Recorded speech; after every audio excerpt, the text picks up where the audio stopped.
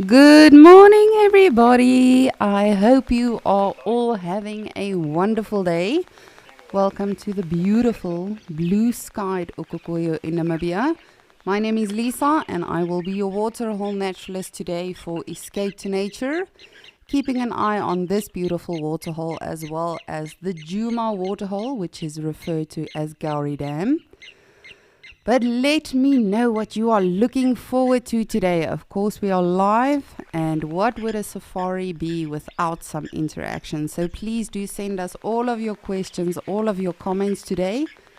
We are super excited to be spending some time with all of you today, just watching the animals, do their thing, observing their behaviors, and everything else that comes along with it. But we really are looking forward to getting in touch with you today, answering your questions, reacting to your comments. As you can see, there's not much happening so far. But I am actually very excited that it's turning out to be such a beautiful day. This morning when I got in and I initially saw the camera, it was very, very ominous and gloomy here in Okokoyo, which is also not a bad thing. We do need the rain. But according to Max, the lovely voice in my ear today, we are expecting some rain from today. So you never know. The animals definitely need it. The park definitely needs it. So we'll see. Hopefully we get a rhino today or some elephants. I'm really surprised we don't have any zebras yet. But let me know what you are looking forward to today.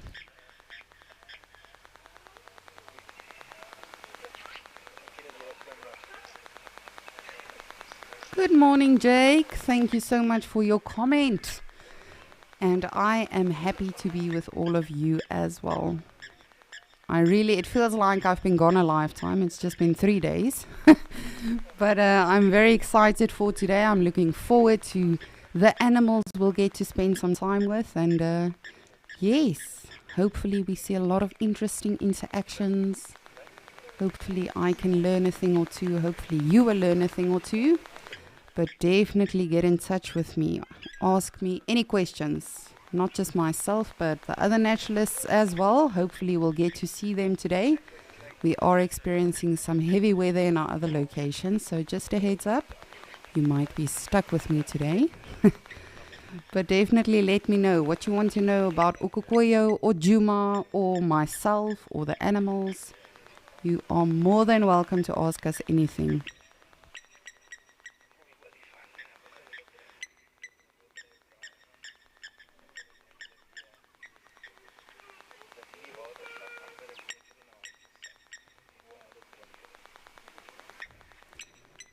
And as always, if you do hear some additional voices every now and again, especially in Okokoyo, those are just the visitors at the actual camp that is just behind us.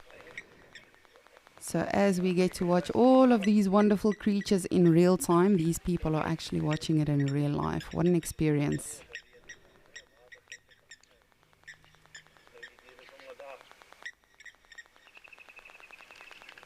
Ooh, we've got some movement on the horizon.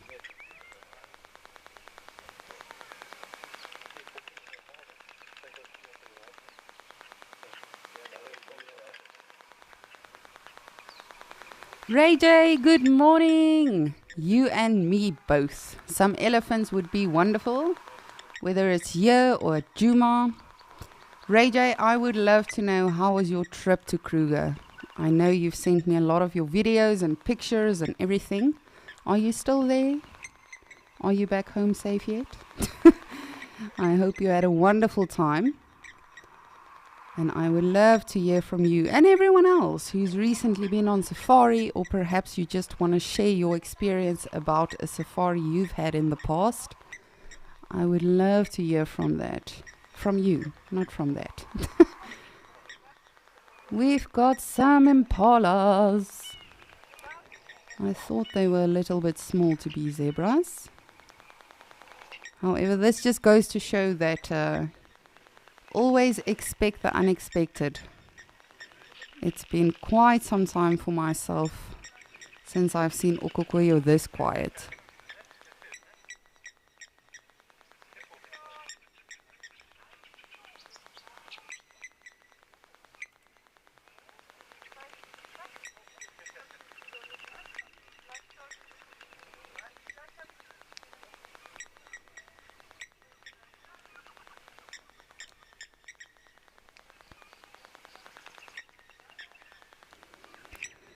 But as I say, I don't really know what to expect with regard to the weather here today, but let us ask the weatherman so we can be a little bit more informed.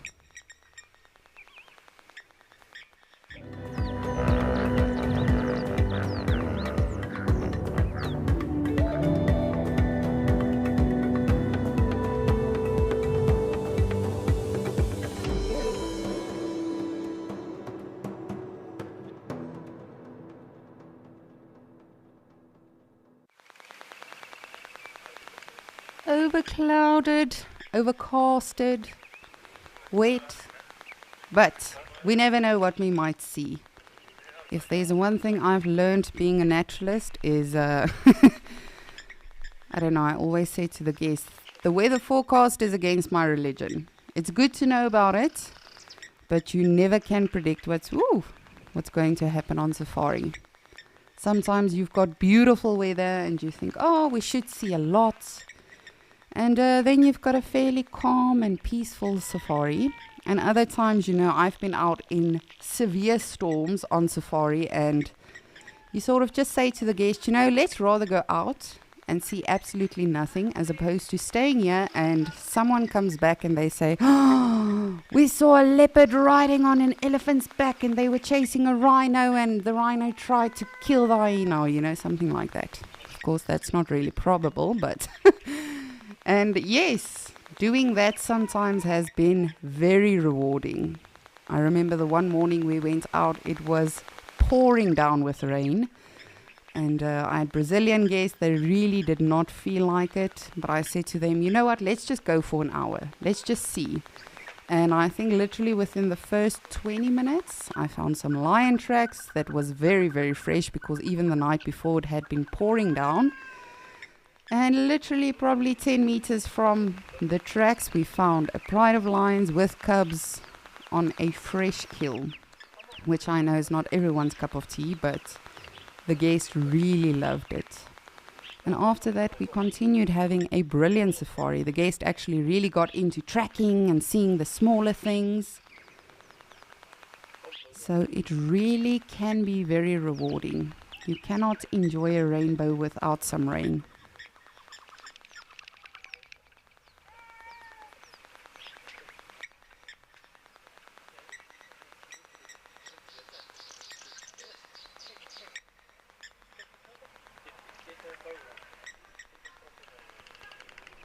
And as you can see, as I'm sure all of you know by now, impalas are fairly easy to distinguish between male and female, the males of course having horns.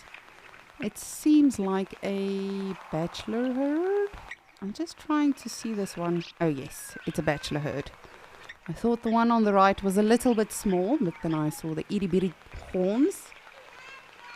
So these are in fact males. They are having a bit of a bachelor party, getting ready for the weekend. It's not Friday yet, boys, but you do you. Live your best life. But I know Trishala, that was on the dam cams the day before yesterday and the day before that. She did manage to see a rhino here, and it was actually amazing to hear how excited she was. So I'm hoping that we too will get to see a unicorn today in Okokoyo. I have not seen one for quite some time now. I know they come around later in the afternoon and then... Oh, hello! Just popping in, are you? Oh, wow, okay. You see, that just goes to show.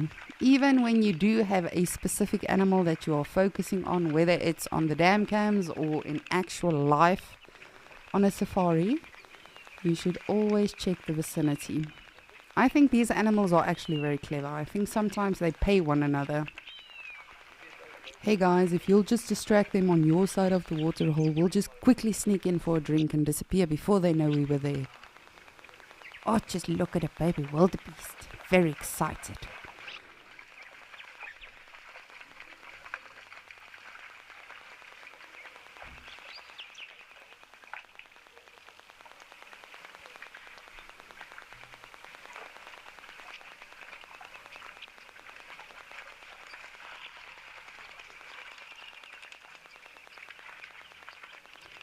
Harold, good morning. I hope you are doing very well. The barn swallows, to be honest with you, I'm not too sure. I haven't seen as much activity recently. So perhaps they are making their way over to you. But it's difficult with Okokoyo specifically. I'm learning a lot as well because we are only, of course, animals and birds migrate according to rain and food availability. So in Okokoyo, our rain literally only comes like 2 or 3 months later than all of our other locations. So over here, the birds are a little bit delayed with their movements, like we've been seeing with the Abdom storks and the European bee-eaters. The bee-eaters, I think, have left. But the barn swallows, I think some of them are still sticking around. We are seeing a little bit of activity still. But let me know when they arrive, Harold. I would love to hear from you. Oh, just look at these babies.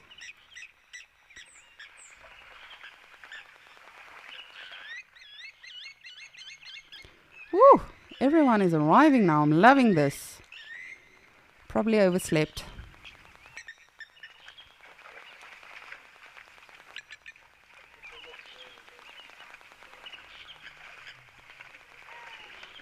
And again, we see this so often in all of our locations, really. All of these animals have no problem hanging out with each other. Specifically, zebras and wildebeest. Those are two species that you'll often find together. And a lot of people have a lot of hypotheses behind it, saying that a zebra has better hearing and a wildebeest has better eyesight. The one that makes the most sense is actually with regard to their diet, because zebras are bulk grazers and wildebeests are selective grazers.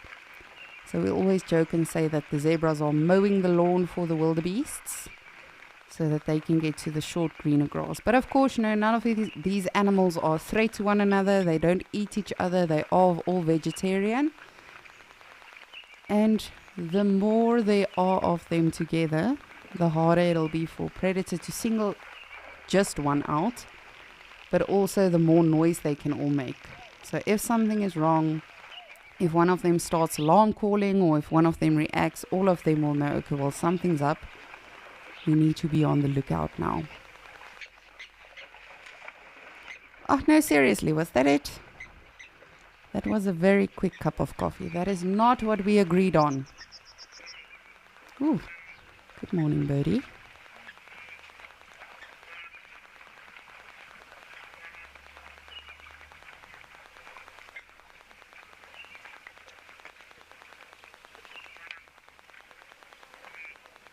And that noise you are hearing, that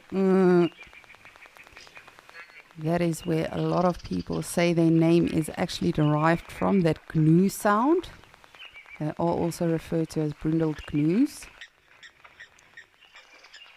And just like all of these other animals, we have no idea what they are saying. Are they asking each other, how did you sleep? Are they saying, hurry up, I want to get to the grass? Because you really are not going to get grass here, wildebeests. I'm sorry to say, but it's not looking very nice over here.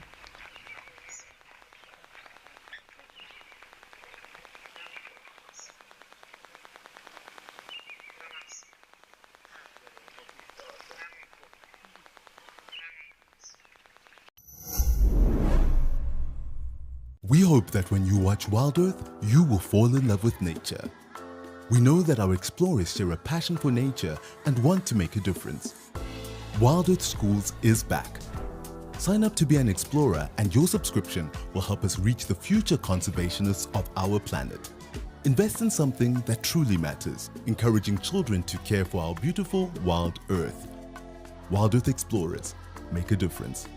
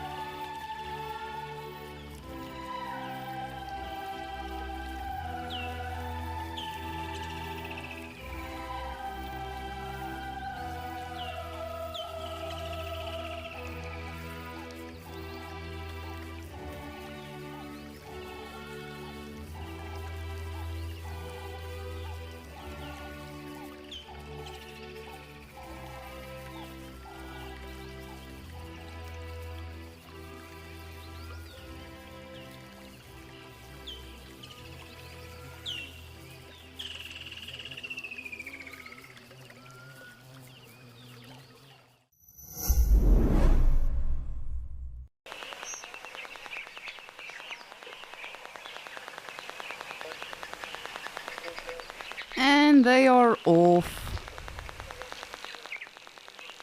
That really was a brief drink. But hopefully they come again today. Just wanted to get recharged, get their energy, get hydrated for the day.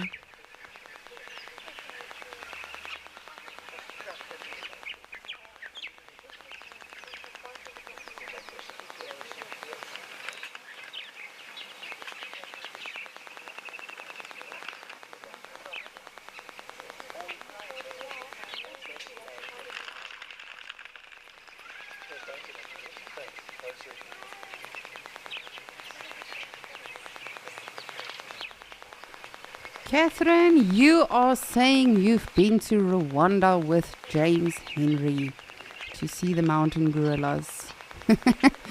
Yes, well, I think any safari with James is a very different safari. He, of course, is very, very knowledgeable, but also very entertaining. But thank you for sharing that. I think that must have been absolutely amazing. I know my aunt also went, I think it was last year or the year before. And to this day, she cannot stop talking about her experience and everything.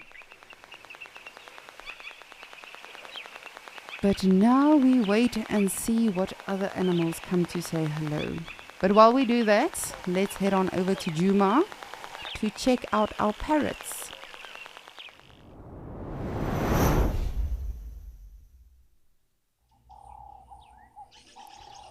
Good morning! If you don't see it, if you look in the hole at the bottom, you'll see a head reappearing every now and again. That is one of the brown-headed parrots that we have here in Djuma. There is a couple here nesting. And from what I've been seeing, they are very affectionate, very lovable, and there's constantly one, for the most part, from what I've been seeing, there's one always inside the nest. So I do believe they have chicks in there. I'm not sure if the eggs have actually hatched already, if they are still busy with the incubation, because both male and female are responsible for incubation. Hello. Oh, they really are beautiful, and they camouflage so well. It's really incredible. And again, you know, that's got a purpose, because when you see their full plumage, I'm sure many of you have seen this on safari or on Escape to Nature, but they've got this beautiful neon green coloration on their feathers. But when they are actually in the nesting site, you can see they camouflage very well. And it's interesting when you actually analyze animals versus birds, because a lot of the birds, you know, have these weird markings or beautiful patterns. And that is because birds can see that perfect color and detail. So that is for traction purposes, that is sometimes used as defense mechanisms, whereas animals are more focused on shades, shapes, size, which is why a lot of animals have horns. It makes them seem more intimidating to other animals within that same species, but also to attract the ladies, show them, hi there, I'm beautiful, look at me, look at my beautiful mane, or look at my very curly long horns. But with the birds, this is perfect camouflage for the parrots. Should a raptor or anything like that spot them, however, a raptor will have a bit of a hard time actually getting to the eggs. Luckily, they are inside the actual tree trunk. And on average, generally, they'll lay 2 to 4 eggs. So hopefully we can track and monitor their situation and the whole process, and hopefully get to see the actual chicks one day.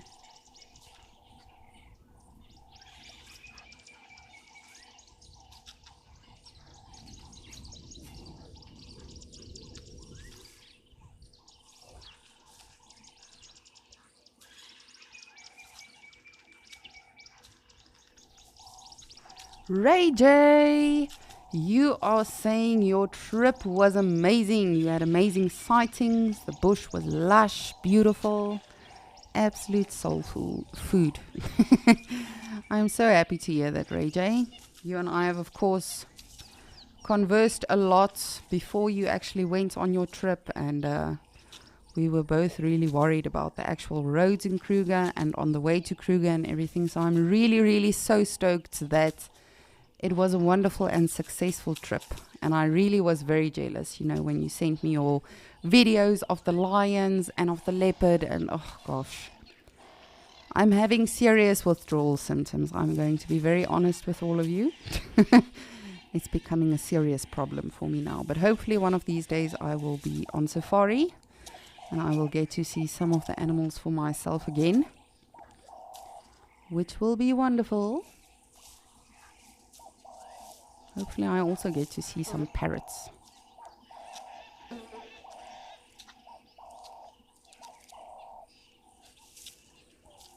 But as I always say, wildlife is all around us. We just have to be open to it. I'm very fortunate where I live. When I sit on my porch, there's literally like a little pond in front of my house, and often I see some green wood hoopoes, especially in the mornings, you know, when they start to get active.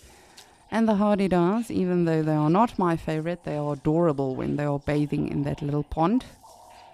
So nature really is all around us. We just have to be open to it, keep our eyes peeled.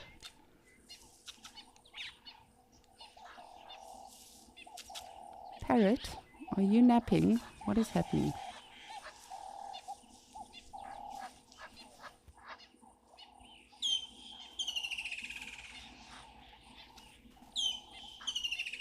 Oh, alrighty. Are you shy now? And of course, this would have been either a natural crevice in the tree, or it might have been created initially by either a woodpecker or a barbet. However, I did see one of the parrots the other day, you know, sort of taking off some more chips of wood as well. And it's incredible when you think about it, how all of these animals just always recycle and reuse. Nothing ever goes to waste. Even if an elephant deroots a tree completely, and people tend to think, oh, they are so destructive. Elephants are also crucial to the ecosystem. You know, they create a lot of habitats and homes for other animals. They are very responsible for seed dispersal.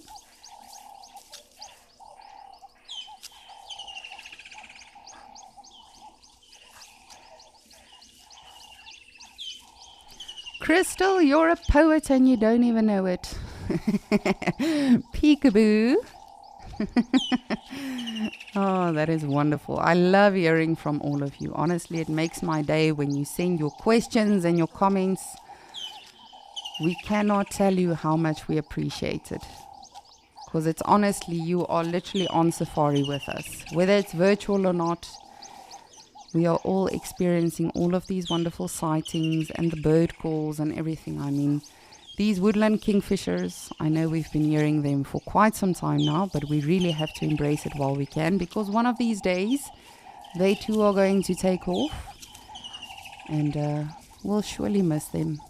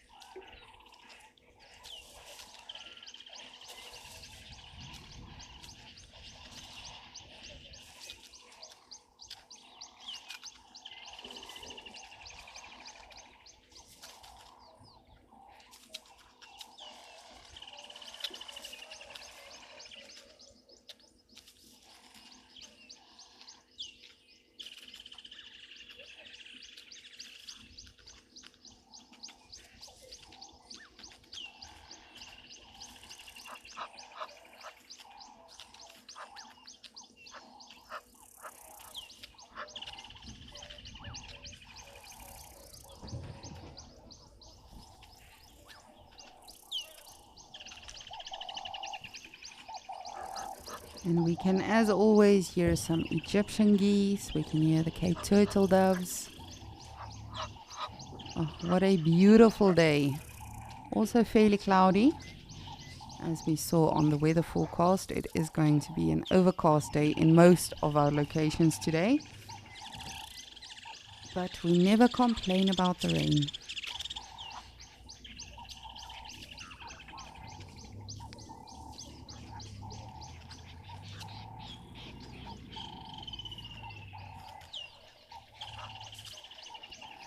Adam, you would like to know what do I love about the change of season?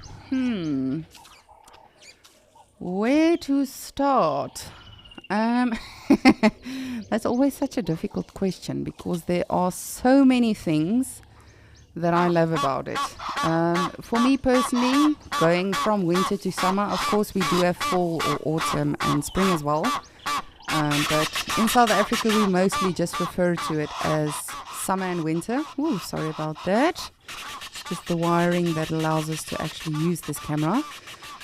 But Adam, with regard to going from winter to summer, it's amazing to see how quickly the bush can transform from absolutely dull to green and lush literally within a few days and with a little bit of rain. And vice versa, with both seasons come a lot of things. For me personally, I love the summer. I'm a very colorful person. So I love seeing all of the flowers and the insects and all of the baby animals, of course. That really is spectacular to see. However, that being said, in the summertime, for me personally, guiding, I find it a little bit more challenging to actually spot the animals because the bush is, of course, much more dense and lush. But yes, as I say, both are really absolutely incredible. And one of these days, this bush will become dull and grey and just pale again. But then it'll be much easier for actually spotting the animals deep into the bush.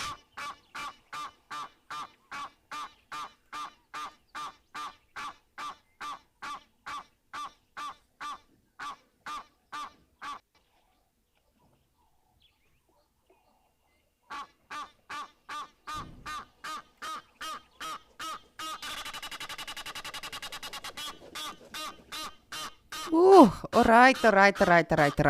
Good morning. We can hear you. We know you are here. Good morning, Egyptian Goose. Thank you for announcing yourself because we had no idea that there are actually Egyptian geese here at Gowrie Dam. What a surprise.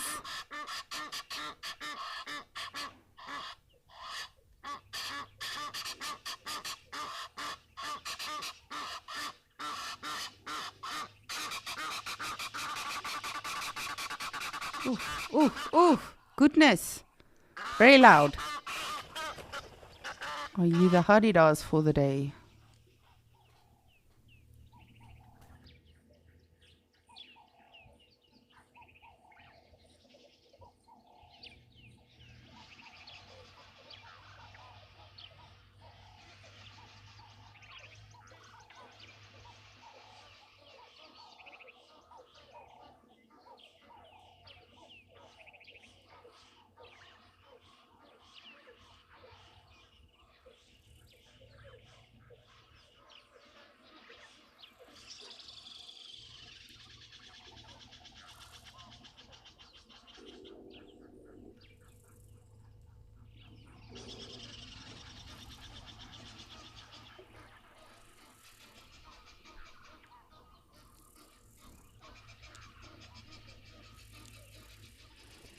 And we've also got some water thickneys. As their name suggests, yes, they are generally close to water.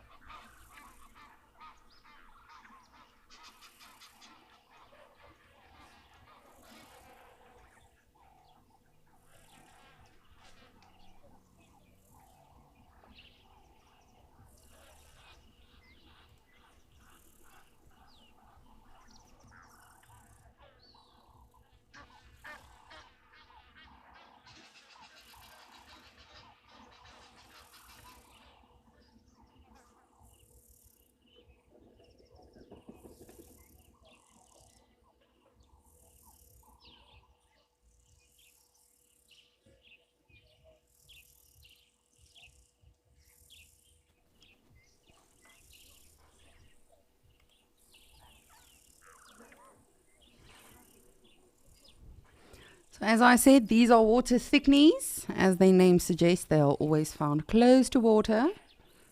Very interesting birds. They can be very loud. I love photographing them actually, because they always stand still like this for the most part. For the most part. But they eat a wide range of aquatic creatures like crabs and beetles and frogs and insects, even small fish, which is kind of scary if you think about it. It doesn't look like a very big bird. But I like observing them. Well, that being said, I like watching any birds. Even the hardy-does.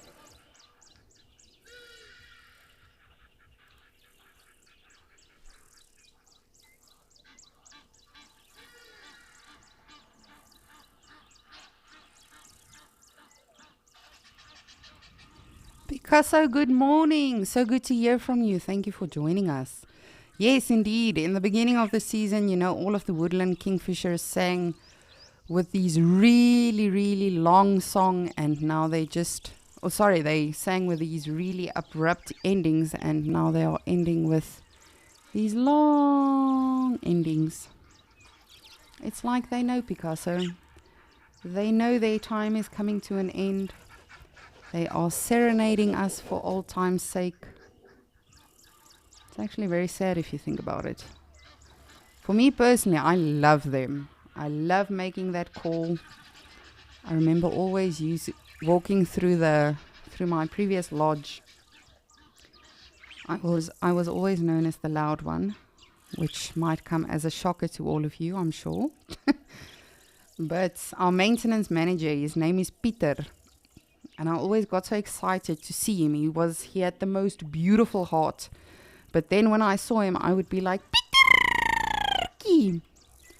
And that too soon became his favorite bird for that reason. So he also fell in love with the actual call of the woodland kingfishers.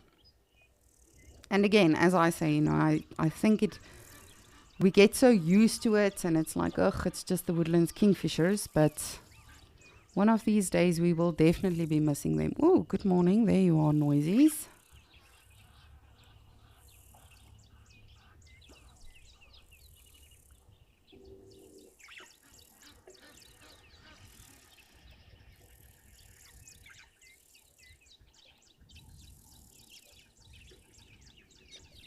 Just want to have a look-see.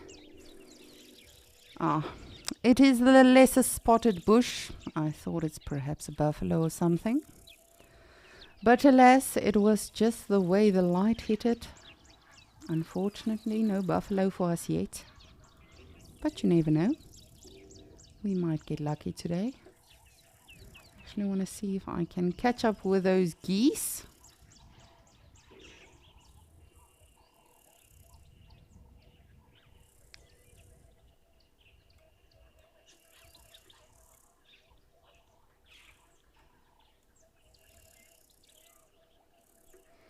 Ooh, tiny bubbles. Leopard lover, you are saying you clean out your hairbrush outside and then the weavers use that or the magpies. Oh, wow.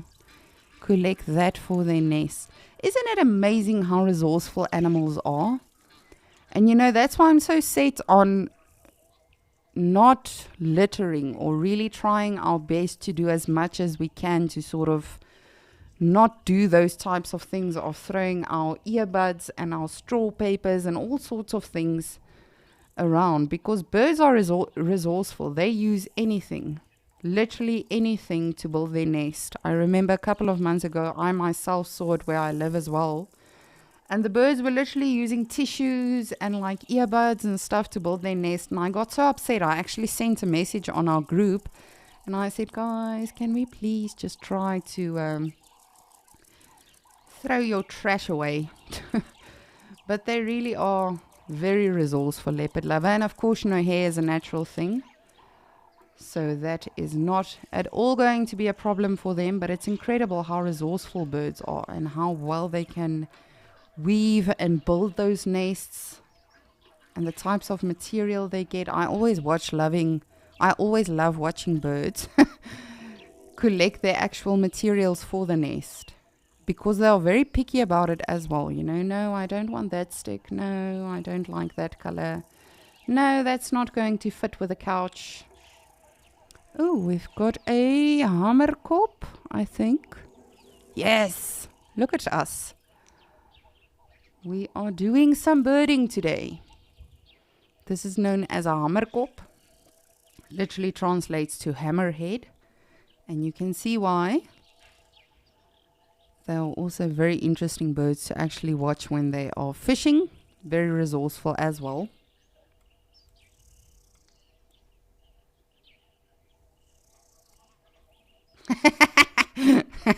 Max, I wish you could sing that for everyone. Max just actually said in my ear, the MC Hammer of all time of the bush. And he started singing for us. It was beautiful.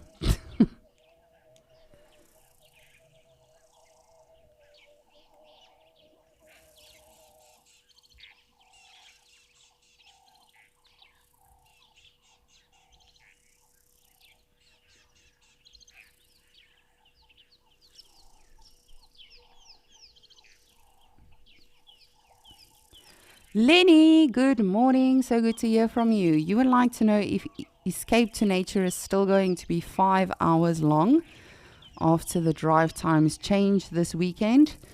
Lenny, unfortunately not. It's going down to 3 hours, so it'll be from 9:30 a.m. Central African time to 12:30 p.m. Central African time. So it will go down to 3 hours. But not to worry, we will of course be spending that time with you. Still do the same, have the same questions and interactions and comments from all of you. It's just going to become a little bit shorter. That is always the interesting thing as well, to get back to Adam's question, you know, with regard to the change in seasons.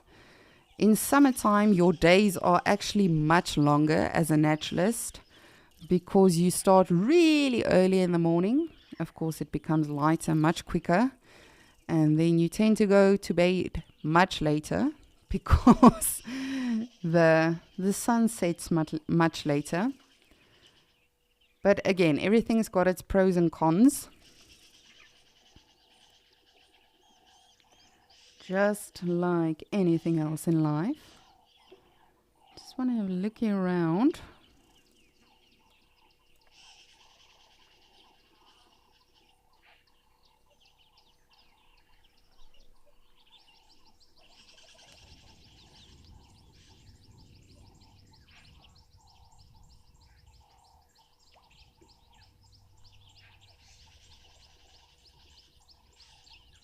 Leopard lover, you are saying we have to check out the bowerbird nest.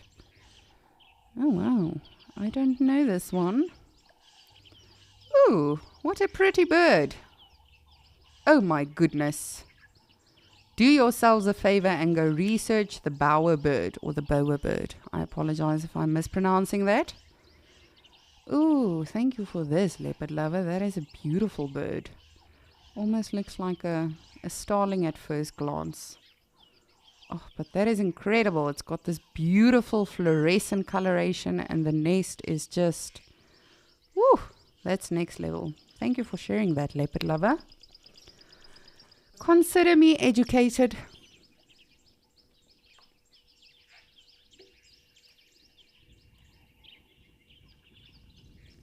Speaking of birds, let's see if we have any additional birds that are hanging out apart from our parrots.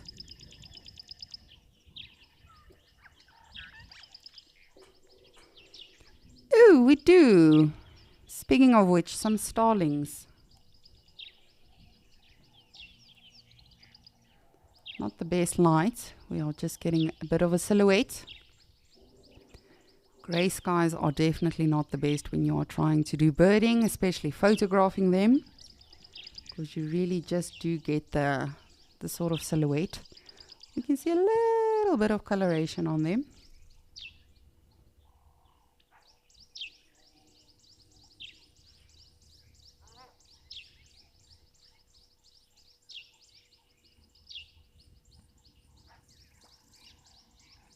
Lenny, you are saying you wonder if a bird will use cat hair. Well, I mean, hopefully the cat doesn't get to the bird before the bird gets to the cat to get the hair. But definitely, I mean, obviously cats groom themselves and then they get hairballs. So I would assume so. As I say, birds are very resourceful. When it comes to constructing their nest and finding the materials to do so, they definitely are super resourceful. So I definitely think they will, yes.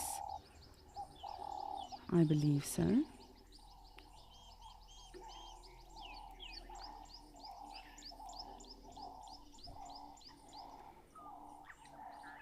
Oh, look at this beauty.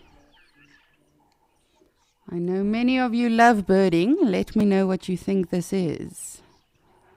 What birdie are we looking at? Initially, when we saw it from afar, when I saw the tail, I thought it's a fork-tailed drongo. But it's not. What bird do you think this is?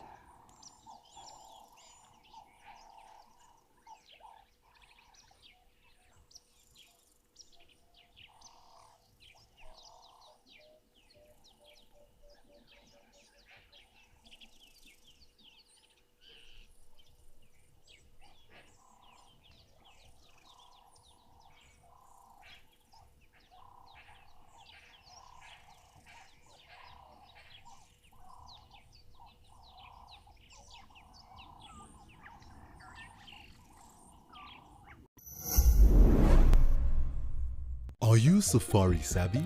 How good is your animal knowledge?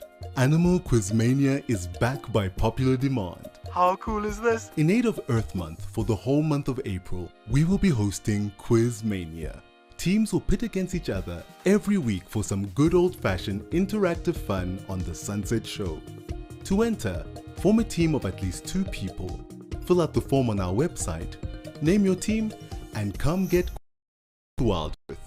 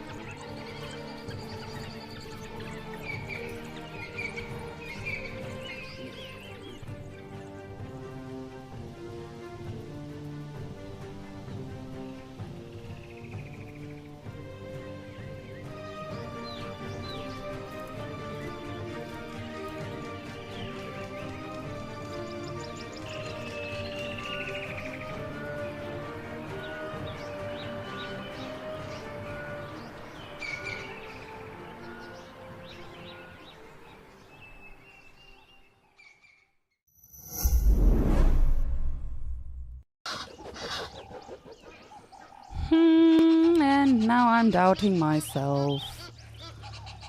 Initially I thought this was a female finch, but now that it's turned around, I'm not too sure on the coloration.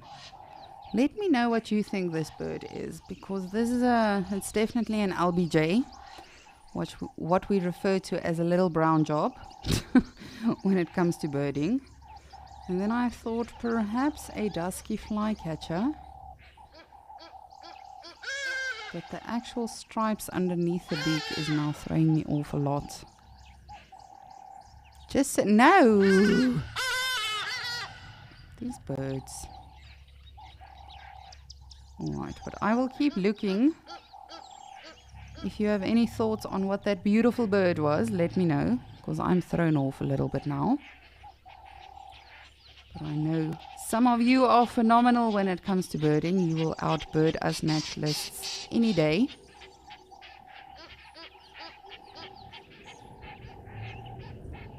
I do just want to have a look around again. See if our parrots are still at it. What they are up to, if they are still around, if they've taken off.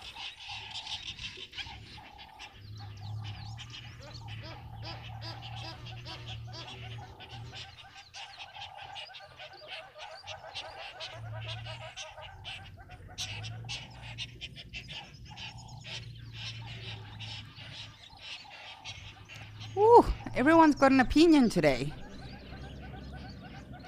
The hornbills. I'm surprised we haven't heard Hadidas yet. But the geese, the buffalo weavers, everyone has got something to say today. Parrot, have you left us? Oh no, there you are. Peekaboo.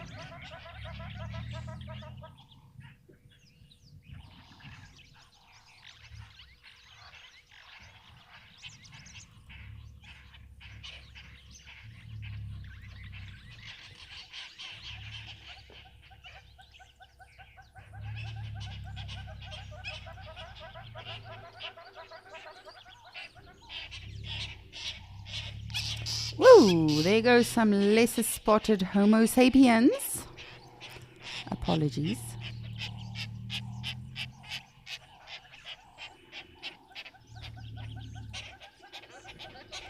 Shelly B, you are saying you found bird nests lined with horsehair. That is incredible. Again, birds, animals in general are so resourceful. You know, they will do whatever it takes to construct that nest, to be able to get the materials. And I think specifically something like hair is definitely very helpful to them. Because of course, you know, a whole bunch of hair will definitely help to actually enhance the strength of the nest.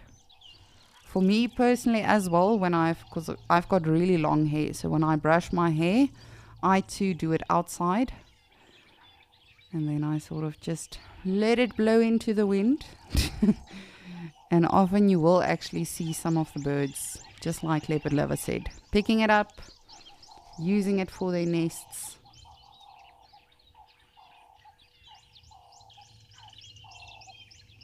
I really do have to do it outside though. Otherwise the whole shower gets clogged and then people are unhappy and it's a big ordeal.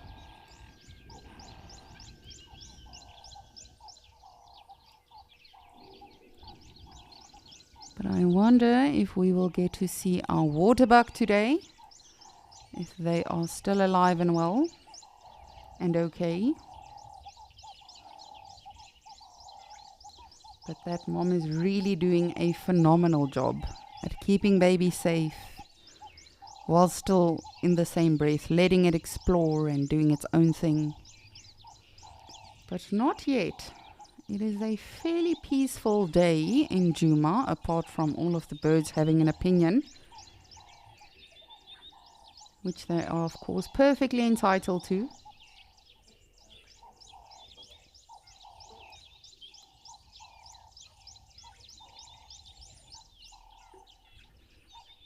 But we've not seen the jacana in quite some time. Though one day we did very briefly see some mating behavior. But I wonder if they were successful and if she's left the male with her eggs, moving on to the next. She's a bit of a loosey-goosey, as we would say.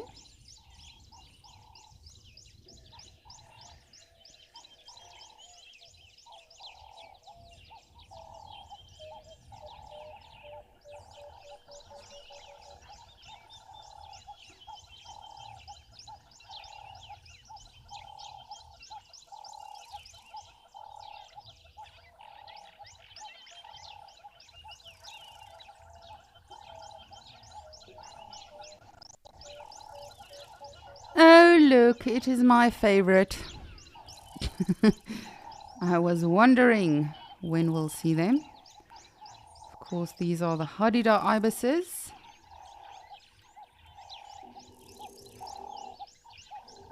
Oof, beautiful. And then a starling on the right. And a goose just below them.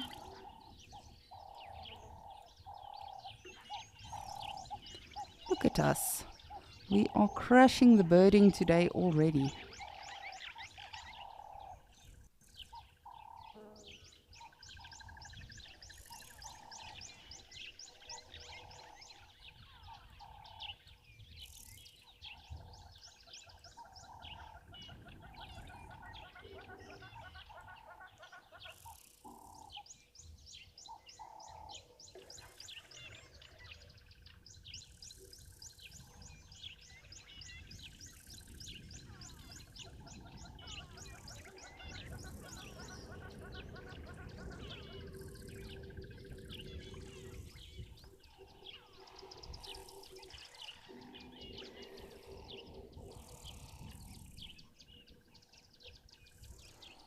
Oh, what a pretty bird.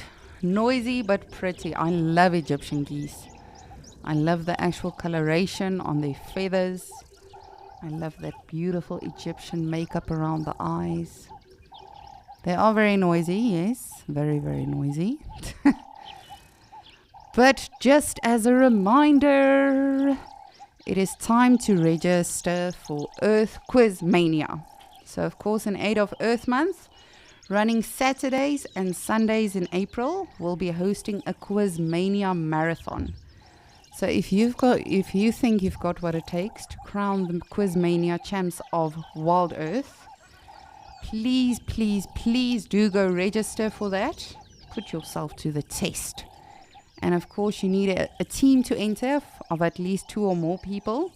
But you can go check that out at wildearth.tv/quizmania. And for those of you that joined us for our previous one, you'll know it's a lot of fun. We really get into a lot of interesting things. I personally am looking forward to it a lot. I think it's good to test our knowledge and to hear and learn things from a different perspective. Because you are never too old or too experienced or too clever to learn anything, especially when it comes to nature.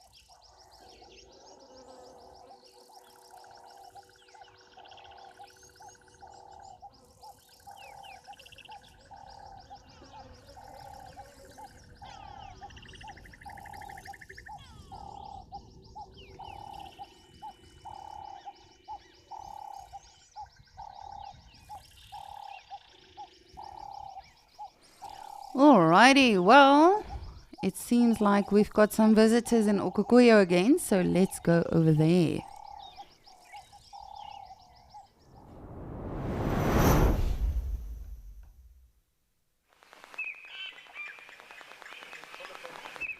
We've got some kudus. Look how lovely. I'm still waiting for the first baby. Very excited for that to come. And then we've also got some zebras, which I'll go over to now. The kudus we see often, but not as often as the zebras. Excuse me, I just need a space. Sorry. I just also want to get a turn.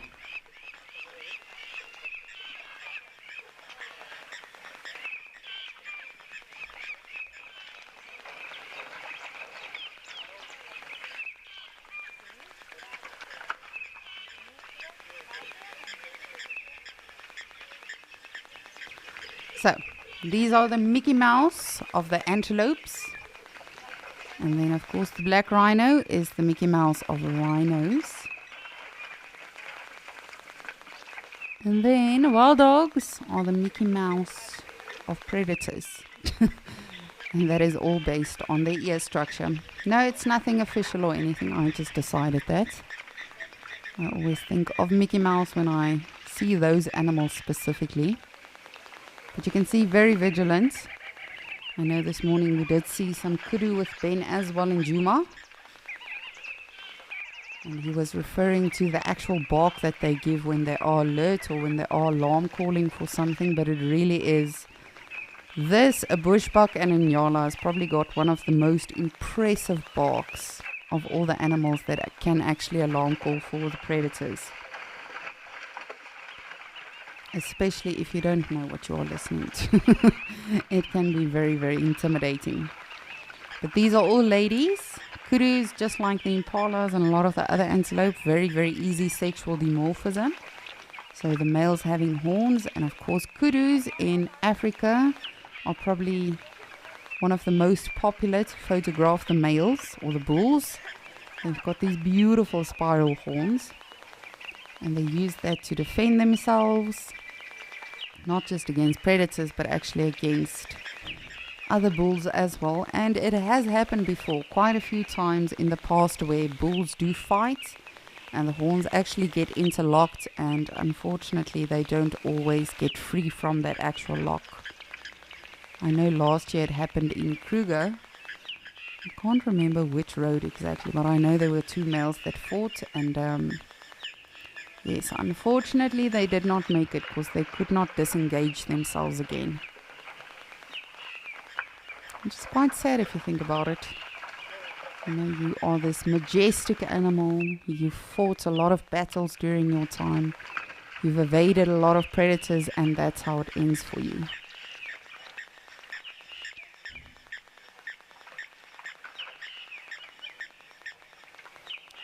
Ooh. We are just seeing a lot of lesser spotted Homo sapiens today. That is just the reserve management, probably doing their rounds, making sure everything is alright. Oh, is that a jackal? It runs like a jackal. Is that a jackal? Yes, we've got a jackal on the left. You'll see that tiny thing moving away. That is a black-backed jackal. I've not seen one in quite some time. And it's just ridiculous how well these animals camouflage. Just look at that. I've already lost it. Oh, there it is.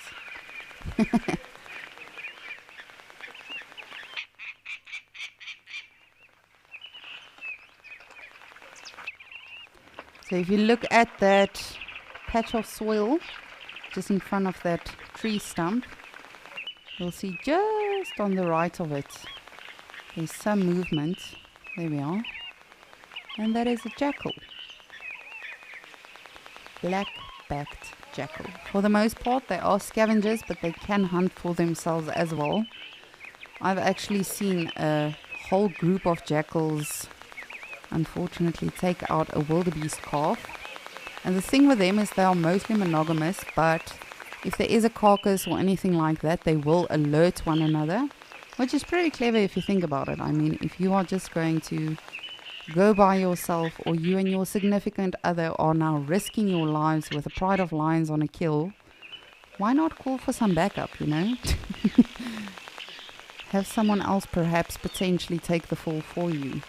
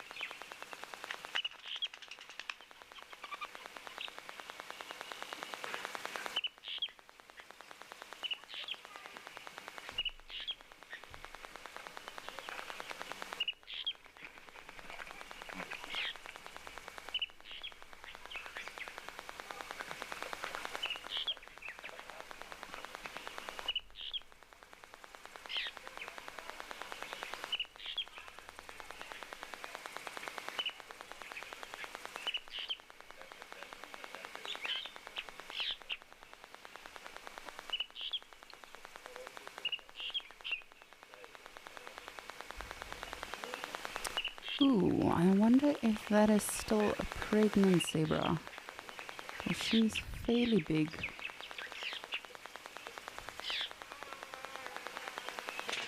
The thing with zebras though is you have to check for the actual genitalia. Oh, just look at the baby. You have to look for the actual genitalia, or of course that stripe between the back legs, because that is also a giveaway. Because a lot of the times, more than I would like to admit, on safari I've said, oh, look how pregnant that mare is. And then all of a sudden, you see a fifth leg and you're like, oh, never mind, that is a stallion. I apologize. Because zebras are very, very bloated animals. So they give off a lot of gas. They are not as successful as the antelope, for instance, that are ruminants that can actually regurgitate their food, but they are also not as unsuccessful as something like a rhino or an elephant. So they, for the most part, they are very bloated. Oh no, I think that is a pregnant female. I don't know. But with regard to actually seeing the condition of a zebra, even if a zebra is malnutritioned, you would not immediately know it because of the bloatedness. And generally, to check their condition, you'll sort of look at the mane and the actual condition of the coat. But you won't be able to say, okay, well, that zebra is looking fantastic because of the stomach. They always look fantastic when you look at their stomach. Looks like they eat a lot. But that is not the case. That is just due to the fact that they have that type of digestion. So I will not be saying if it's pregnant or not. I will just shush.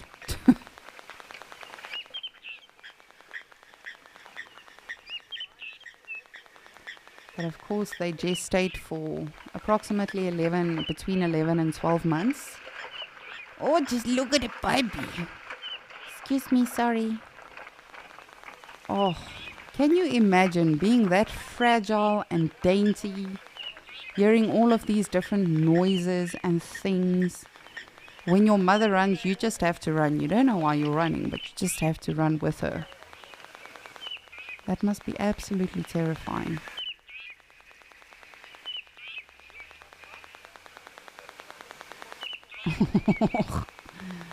Oh, that's a very young foal.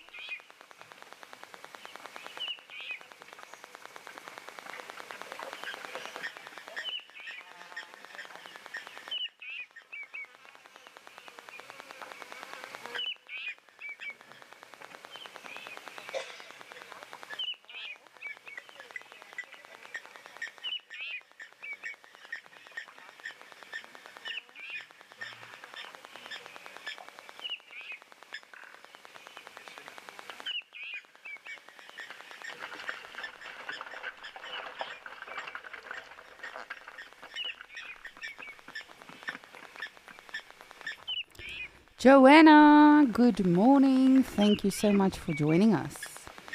What is a hindgut fermenter? So hindgut fermenter is an animal that is, to break it down for you very simply, is not as successful as the ruminants, the animals that has the 4-chambered stomach. So those animals, when they initially eat something, it goes to the first chamber, they can regurgitate it, then after that it gets digested. So hindgut fermenters are actually, again, for the most part, it's herbivores, but they've got a single chambered stomach. So then the cellulose actually gets digested with the aid of symbiotic bacteria, which would be something like the zebras, warthogs, those type of animals. And it's very interesting because you can actually see it in their dung as well. So when you do look at the dung of zebras, of warthogs, it's not as digested as something like an impala or springbok per se.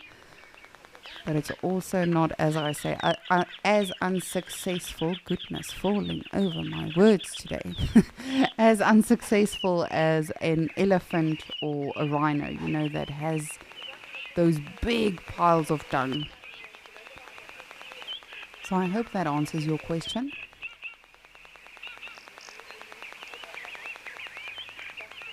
But it's incredible. I mean, when we look at all of these animals, with regard to their diets, with regard to their actual digestion, because when you think about it, for instance, something like an impala, a springbok, those animals are prone to being the meal of a predator much easier as opposed to something like an elephant or rhino.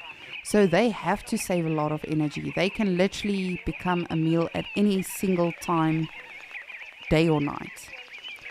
So I don't know if this is why they have that. Again, everything that we see and interpret is just our common logic that tells us that. But it sort of makes sense if you think about it.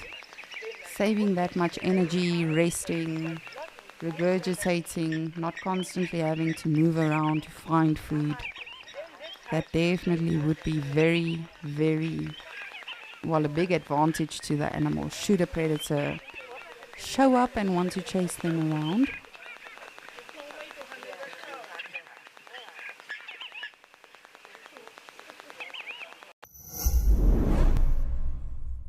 On April 27th, Wild Earth will be celebrating a very special birthday. It's our Sweet 16. We want to celebrate you, our viewers who have been with us every step of the way. I just appreciate you so much. Send in your birthday wishes so we can include you in the celebrations. Happy birthday, Wild Earth! Video yourself saying happy birthday to Wild Earth with a short note and share them with us on birthday at Wild Earth.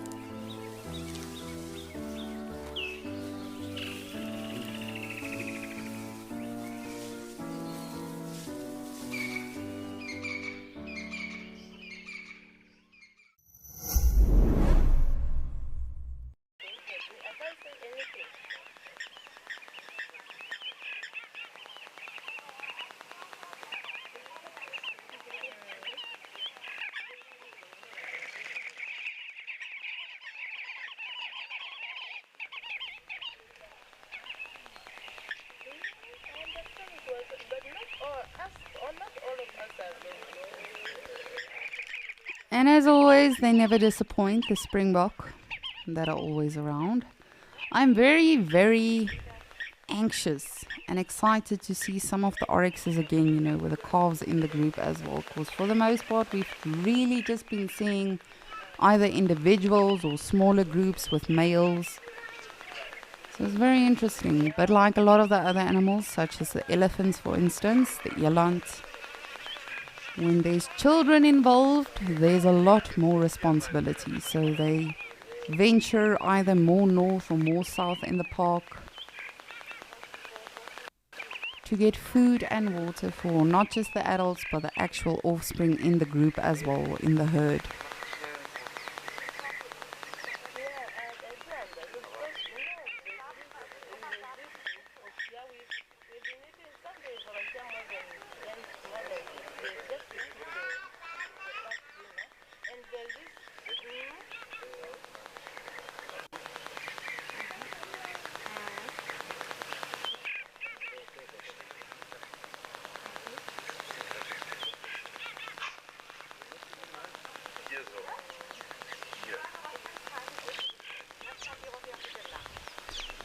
Alrighty, well, while the animals are coming and going in Okokoyo, and while we wait for the weather to calm down in our other locations, I think we'll do a little bit of a live look back and check out some videos.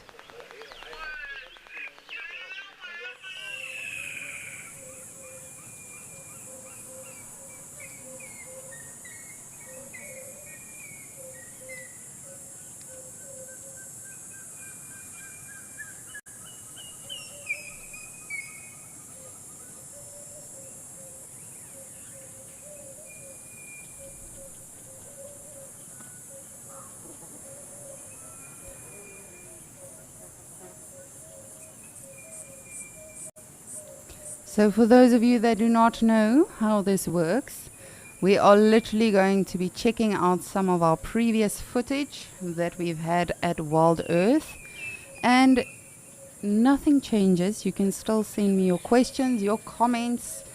It is exactly the same as we generally do. However, this is just something that has already happened. So we can literally just take a live look back. And yes, as I say, definitely keep those questions and comments coming.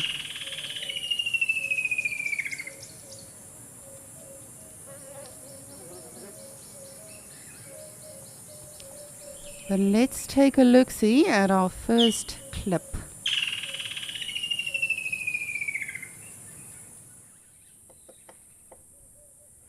Aww.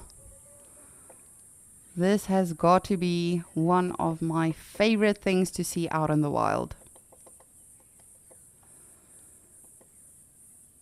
Definitely one of my favorite animals, not just because they are so endangered, but particularly the bond between a mother and a calf.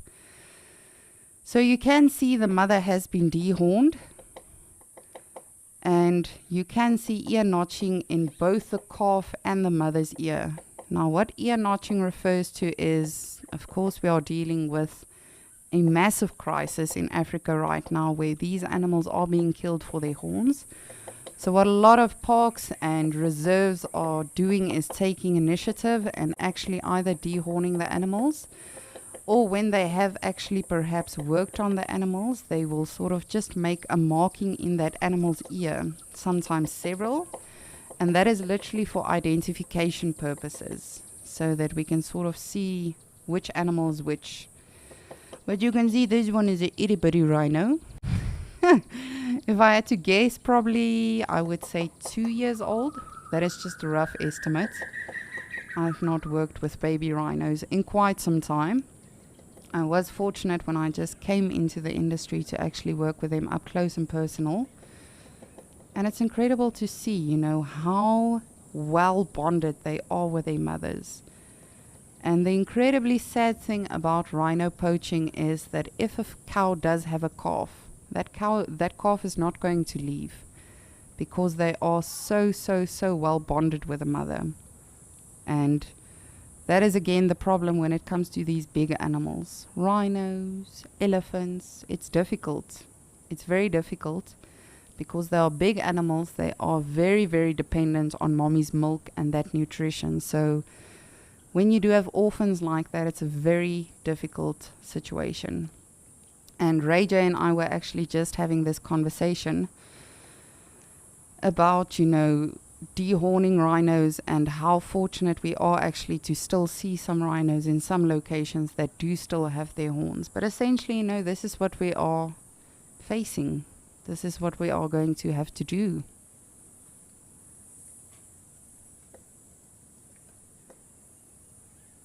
Ray J, I was just speaking about you. This really is the best, is it not? It's amazing. And it's the fact that we get to do this and, still share the footage and have the footage to be able to, still reminisce about it and really just realize how lucky we've been to see all of these incredible animals. I think I actually want to change my guesstimate on this baby. I think it's closer to 4 years old, I would say, comparing it to Mom properly now. Hi, Mom. Oh, what a beautiful specimen.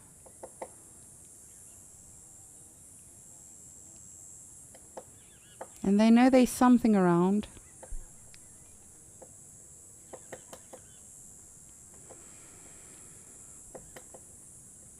Oh, but always so... Ooh, there's another one. Always so incredible to see them and to see how well they camouflage. Oh, I love it. Love it, love it, love it.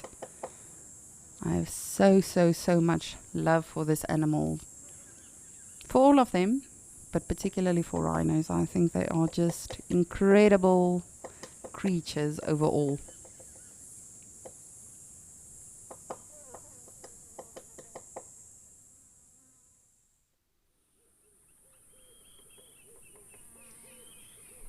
Wow. It does not seem very comfortable, but all right.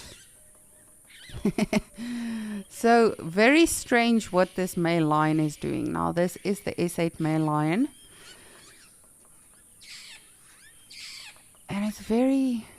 I think I've only for myself in real life seen this once or twice.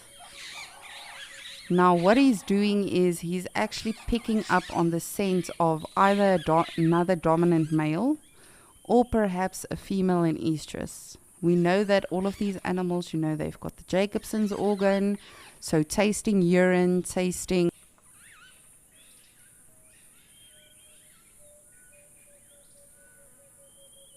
to have a baby or someone has overstepped the line and they are now moving around in your territory. You need to protect it.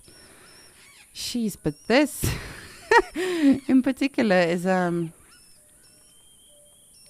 I'm hoping it's a female that you are tracking.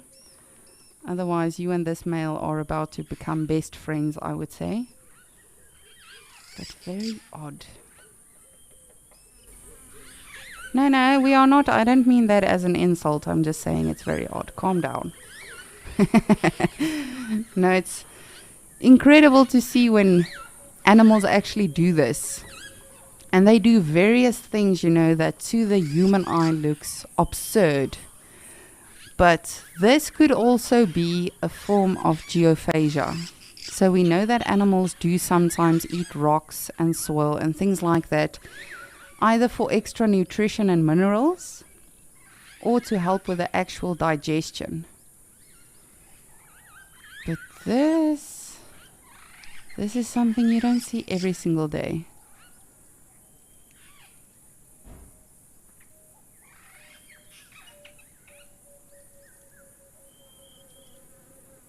Oh, you're just beautiful. Perhaps it's catnip that he that he was eating off of the ground. Look at that, literally just like a house cat. Crystal, you're saying this is like your dog. Lives his life through his tongue and sits like that. Isn't it amazing to think that a wild animal reacts like that and behaves like that? Alrighty, are you done now?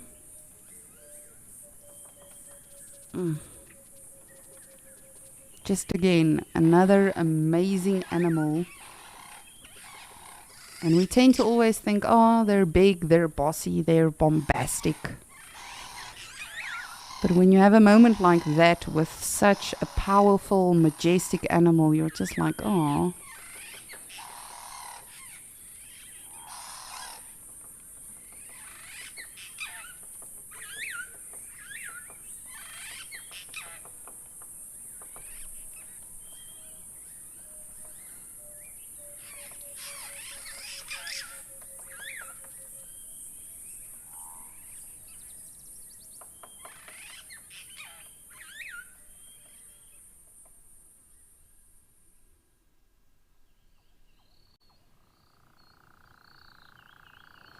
Oh, it's a honey badger.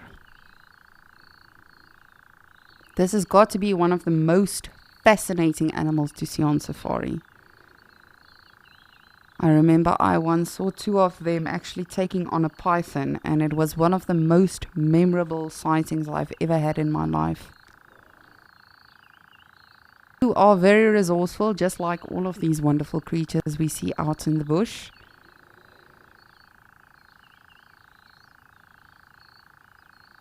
Oh, yes, yes. What are we looking for? Yes. I actually remember doing a blog on one, not yesterday, Lisa, last year. And it was actually digging up a cobra. And this goshawk and a jackal was waiting, so that if the snake got away, you know, they can get to it. But honey badgers in particular are very, very feisty animals. They will take on literally anything, from venomous snakes to even lions, not particularly to kill the lions or to feast off of them, but they are very tenacious. They do not 1 second hesitate to defend themselves, to defend their young.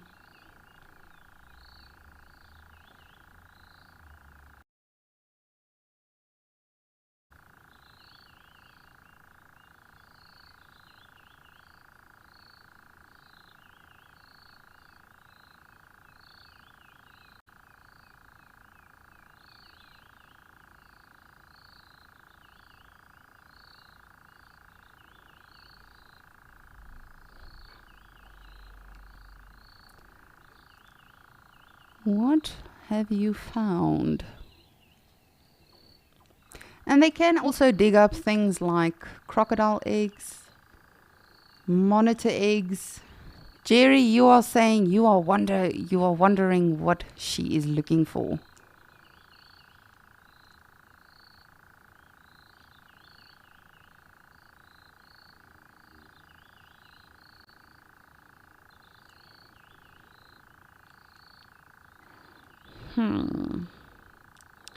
What are you looking for? But as I say, you know, they can dig up various things like monitor eggs, crocodile eggs, snakes, lizards, all sorts of things. They really are very Ooh, what are you doing? Are you twerking? No, they are very resourceful as well. When it comes to digging in particular, they've got very, very sharp claws. So if they smell something, they will definitely get to it. And I don't know who of you have actually seen very small cheetah cubs, whether it's on Wild Earth or on footage. But cheetah cubs are often confused with badgers because they've got that sort of light, furry coating on top of their actual body. And so it is believed that that is a defense mechanism for the youngsters, you know, to sort of try and scare off any potential predators. But in general, a honey badger is not your friend. It's they can be very, very, very feisty animals.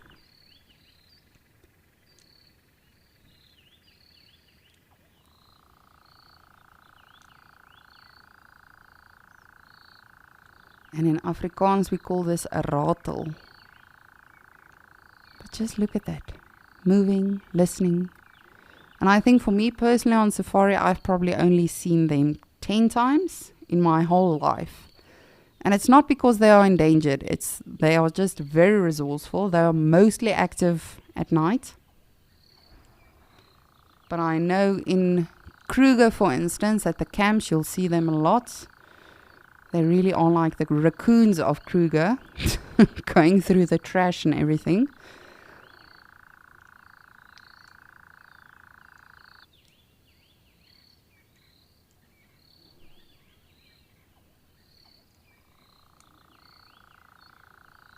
And just like that. Look at that camouflage. You know, to us that can see perfectly and detail and everything, they just poof. Just like that. And this is also a brilliant defense mechanism and camouflage against birds of prey as well.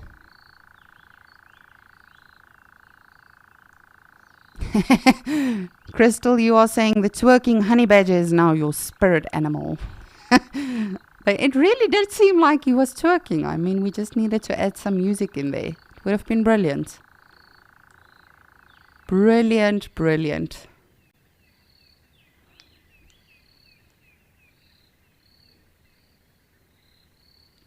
Oh, but what an incredible sighting. I think our next one will be taking place at Buffelshoek Dam with a saddle-billed stork.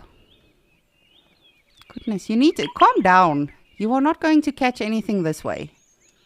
You need to move slower, strategy. You're scaring everything away. Like I understand, it is buy one, get one free sushi day, but just you need to first buy one. Oh my goodness. Oof, goodness. You see, this would probably be me if I was a stork or bird that needed to hunt for fish. I do not have the patience, like herons, for instance. Oh my goodness.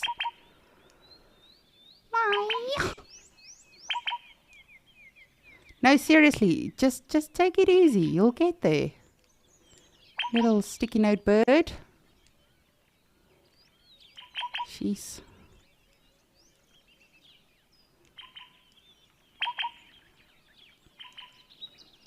They really are comical birds.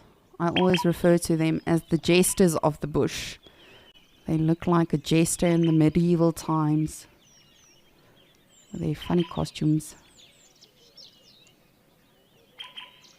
And as you can see, this stork is more on the shallow end, or the actual inlet of the water. That is for the most part where they are successful. Not when you are this impatient though. Goodness. My God, what's happening? Calm down. Jeez. This would literally be me as a bird. This is the epiphany of me as a bird.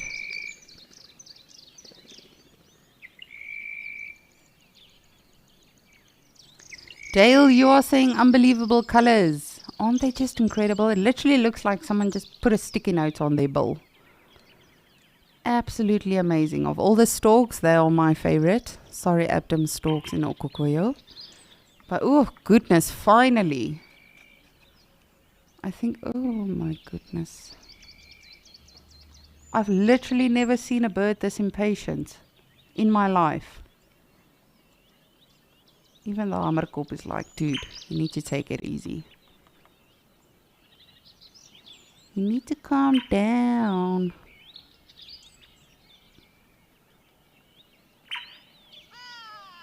It's definitely interesting when you see the different hunting methods of animals. But particularly, just look at his hair. But particularly, not his hair, but his feathers.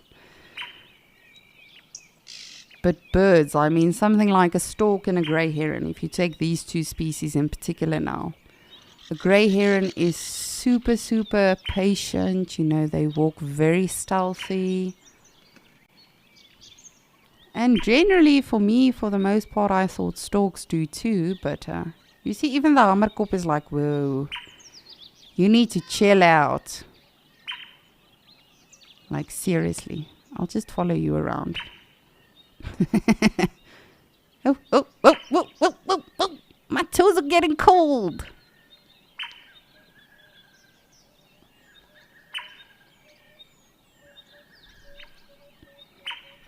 That stork freaks me out, man.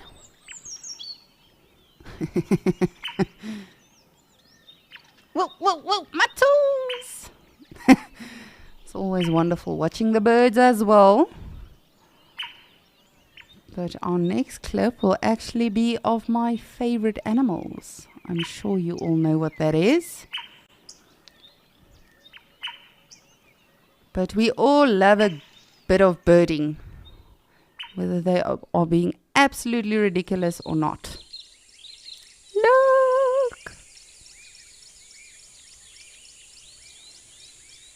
Oh, this makes me miss the elephants that I used to work with so much. There's some guinea fowl behind them as well, if you see some things moving in the shade. But isn't it amazing how they all know to sort of spread out but still be close enough to one another should something happen?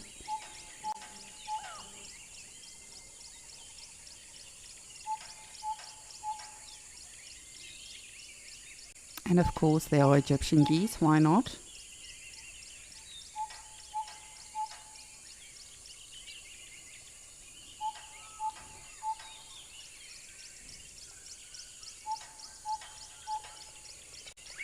Tamsin, you are saying you were hoping for some Ellies in these live lookbacks.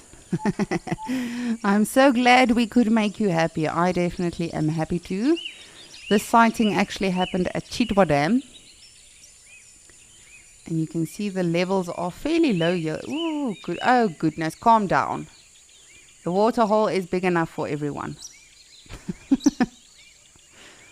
Very dramatic, the Egyptian geese. But this is something we see so often, not just on safari, but sometimes we are very blessed to see it a lot on Escape to Nature as well. But it's definitely something you never get tired of. Yes, for the most part, when it comes to the actual drinking behavior and display and the actual placement of the members, for the most part, you know, there is a lot of comparisons. But it's always different with everything. With how long they stay, with what they do, with what the youngsters get up to. Ooh, please chase some birds around for us. Just trying to see what the other ducks are. It looks like white-faced ducks.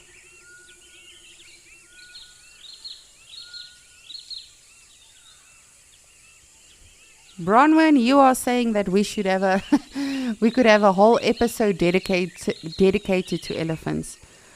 Bronwyn, I could literally spend the whole day with elephants. I am obsessed with them. I've always been. I just think they are utterly fascinating animals. Particularly, you know, when they when there are little ones involved, you know, there's a lot of dynamics that really just influence everything in the group.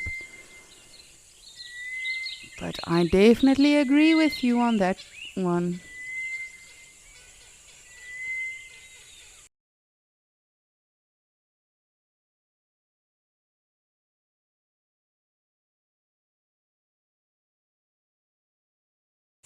Approximately 150 to 200 liters of water a day. But as I spoke about earlier, they do not have very successful digestion. They literally only digest about 30% of what they're eating, which is why they are so crucial to the ecosystem. They are very much responsible for seed dispersal. Even, of course, you know, if you're not going to see the result immediately, for 50 years from now on, for the next generations, they definitely do help a lot. But just look at all of these youngsters.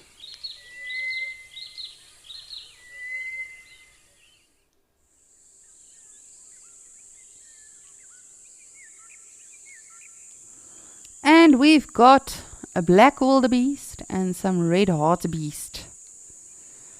Now these are actually two species that I don't have a lot of experience with. Yes, I've read a lot about them, I've studied about them, but in terms of guiding in areas where they naturally occur, I've not really guided on anything. But two very fascinating species. I particularly like the black wildebeests a lot. That beautiful tail. And the red hartebeest, I always say they look like Maleficent. For those of you that has seen that film. Oof. You're a very funny looking animal. Now you can see, with regard to the wildebeest, unlike the one we saw this morning in Okokoyo and that we often see in Djuma and some of our other locations, there's quite a lot of differences between them. The black wildebeest, of course, having the white mane, the white tail, the fluffiness on the actual face, the horns pointing more forward as opposed to pointing more sidewards. But both of these animals could potentially fall prey to a predator. So again, just like the animals we saw this morning, they have no problem hanging out with one another.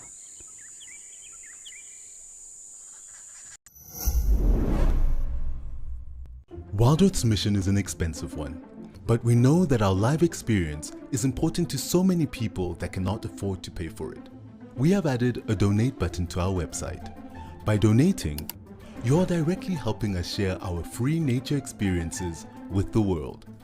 We want Wild Earth to reach children, budding conservationists, and the less fortunate. A little money goes a long way.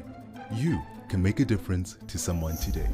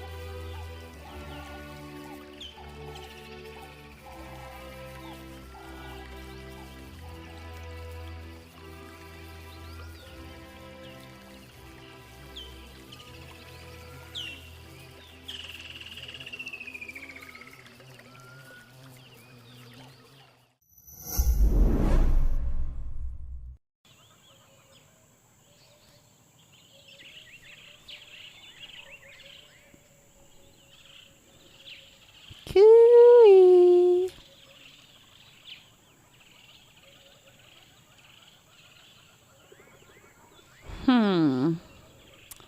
They camouflage brilliantly for such big birds, but I'm sure many of you would be familiar with this.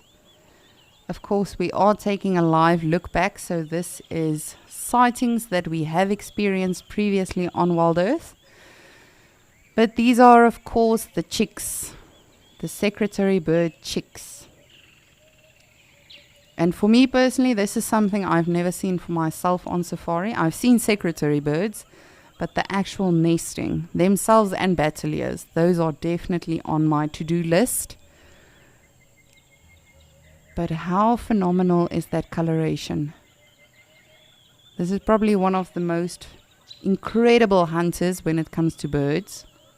I'm sure many of you that follow us on safari and follow Wild Earth in general, you would have seen that they do not mess around when they are hunting. They literally stump something and sort of kick it until it's semi-paralyzed or completely, and then they'll start to eat it. But they feed on various things.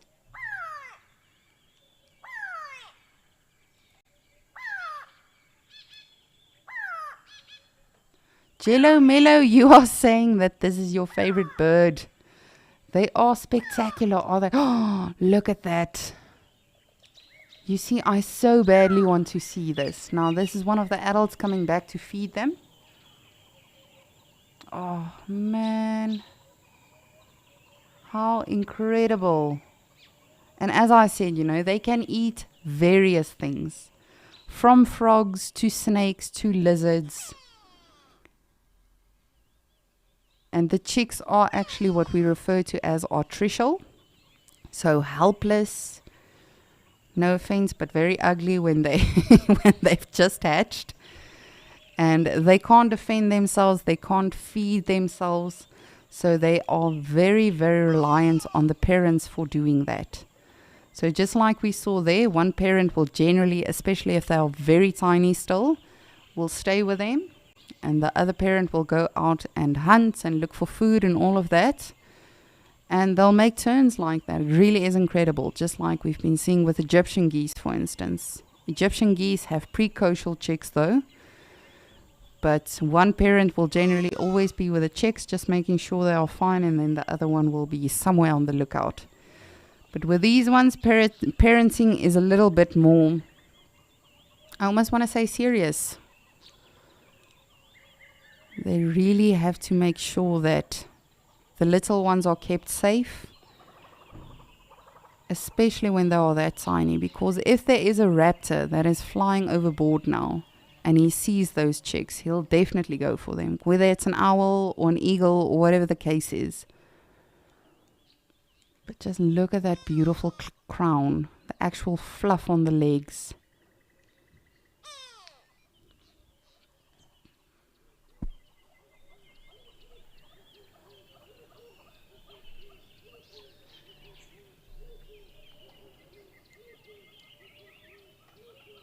Oh man, isn't it incredible just to see how much these animals sacrifice? Amazing.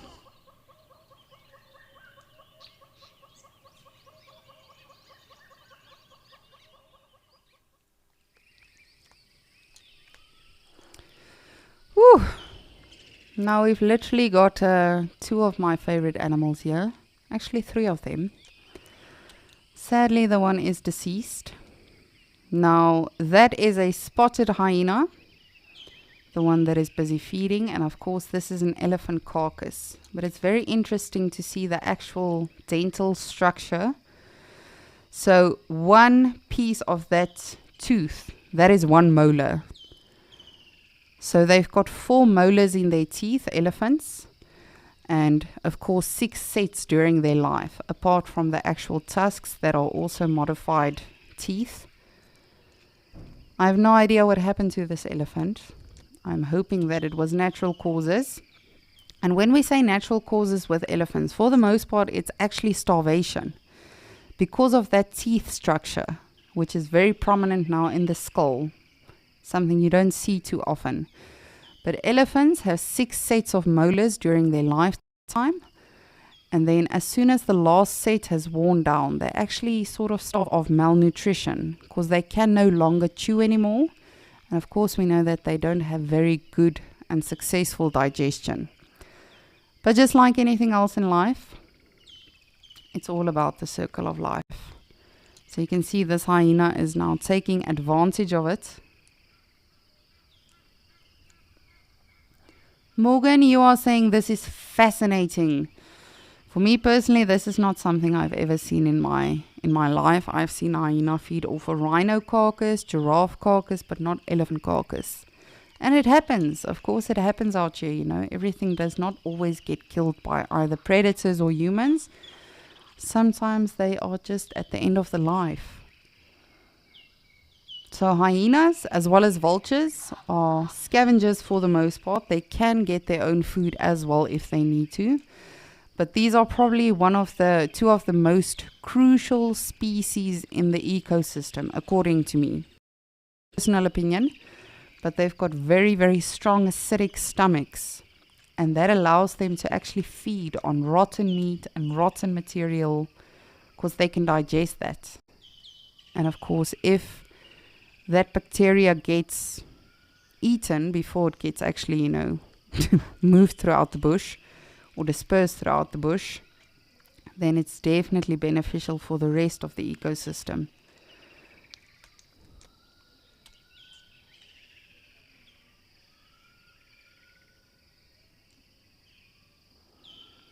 But as I said, 3 of my favorite animals. I love hyenas. Love, love, love them. Of course, I'm addicted to elephants. And vultures I enjoy too. I think they always get this bad name, from animations and movies. But as I say, they are so crucial for cleaning up the environment. But you can see those vultures are just super, super, super patient with hyena. It's fine, you finish. Constantly looking around, just for in case a predator comes to chase it off. When you are by yourself, you are definitely more vigilant as opposed to being in a pride or in a pack or in a clan.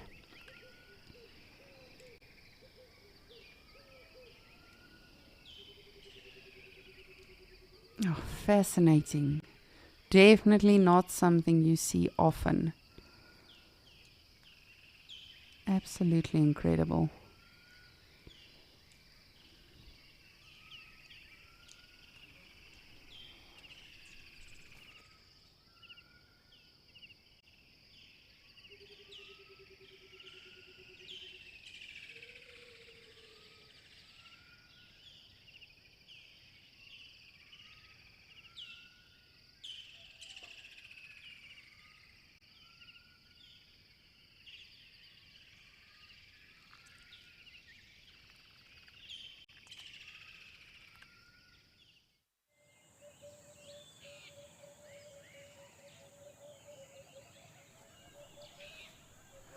Why?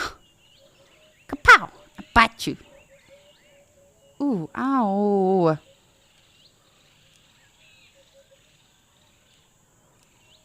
We tend to think of zebras as these beautiful, peaceful animals. They are just the fashionistas. But as we've often seen and spoken about, they can be quite feisty with one another. They do have that extra set of teeth, which is called tushers. And that is what they're using right now. Apart from just kicking each other, that is what they're using to bite each other. Jeez. But it's all about establishing the dominance. Not just between stallions. We tend to always think it's just the males that fight for dominance. Ooh, ow. Can you imagine biting? Ugh, in your throat. Owie. But it can be the mares as well. So when a harem gets established, of course there'll be a stallion that's in charge. But amongst mares in harems, I almost said amongst hares. Amongst mares, there's actually a hierarchy to follow as well. So it's sort of like a hierarchy of, this is the first wife, this is the second wife. And women being women, that's not going to sit well with everyone. But we've got some beautiful elands in the background as well.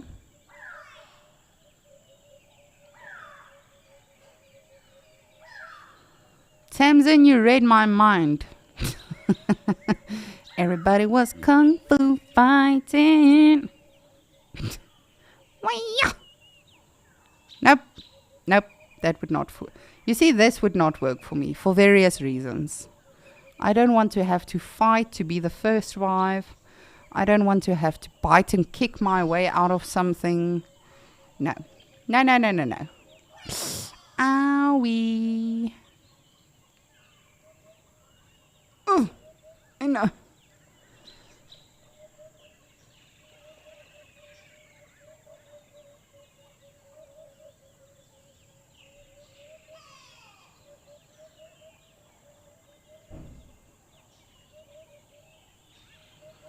Jeez, they are really getting it on.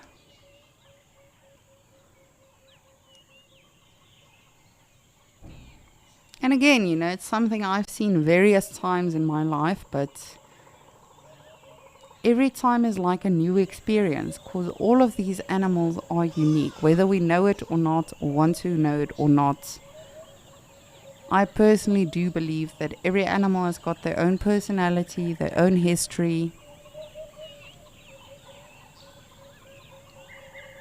It just kind of sucks that kicking and biting has to be a part of your life. Ooh, ow.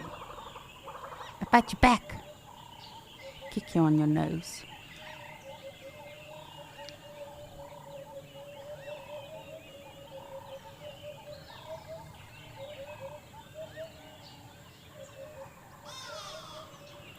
Just beautiful. Always fascinating watching them. But I do believe that our next clip will be taking place at Treehouse Dam. Woo! Ow. Why?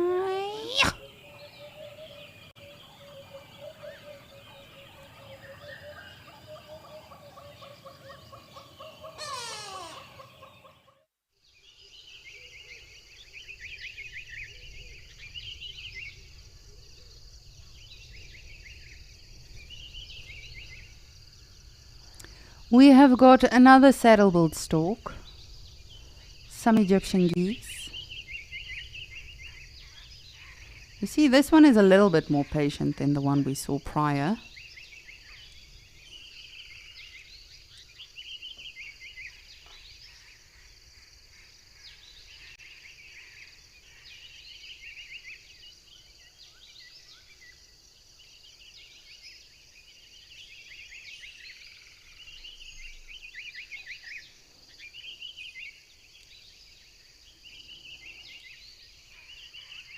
And the yellow-billed stork.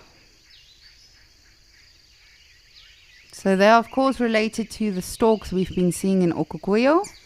Those beautiful black storks that we've been seeing in numbers. But very different in terms of looks, in terms of hunting methods and focus apparently.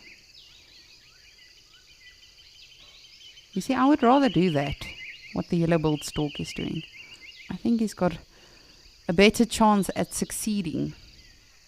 Just keeping your bill open and scooping up some fish, as opposed to jumping around like a mad person or mad birdie and scaring away all of the fish.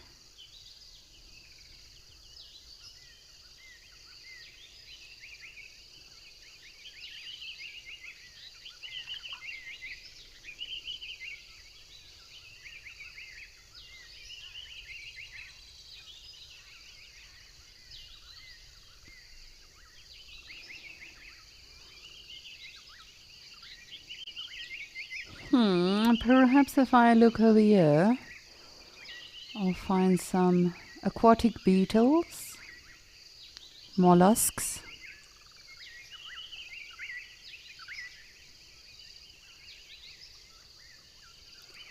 Jello Mello, you are saying they are simply stunning. I find it so fascinating, you know, especially when it comes to birding, like we saw now with the secretary birds, something like the stork.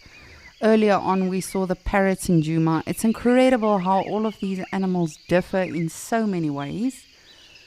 And we've got a lapwing and egrets. This is the birding spot, I tell you.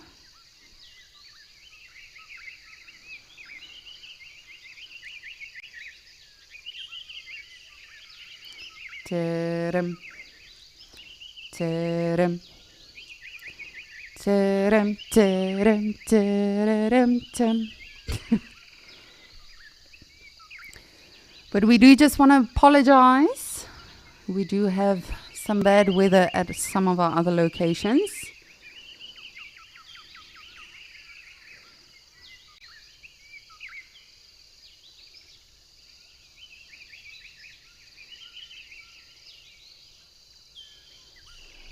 And so we are just checking out some of our beautiful birds and clips that we've seen previously on Wild Earth.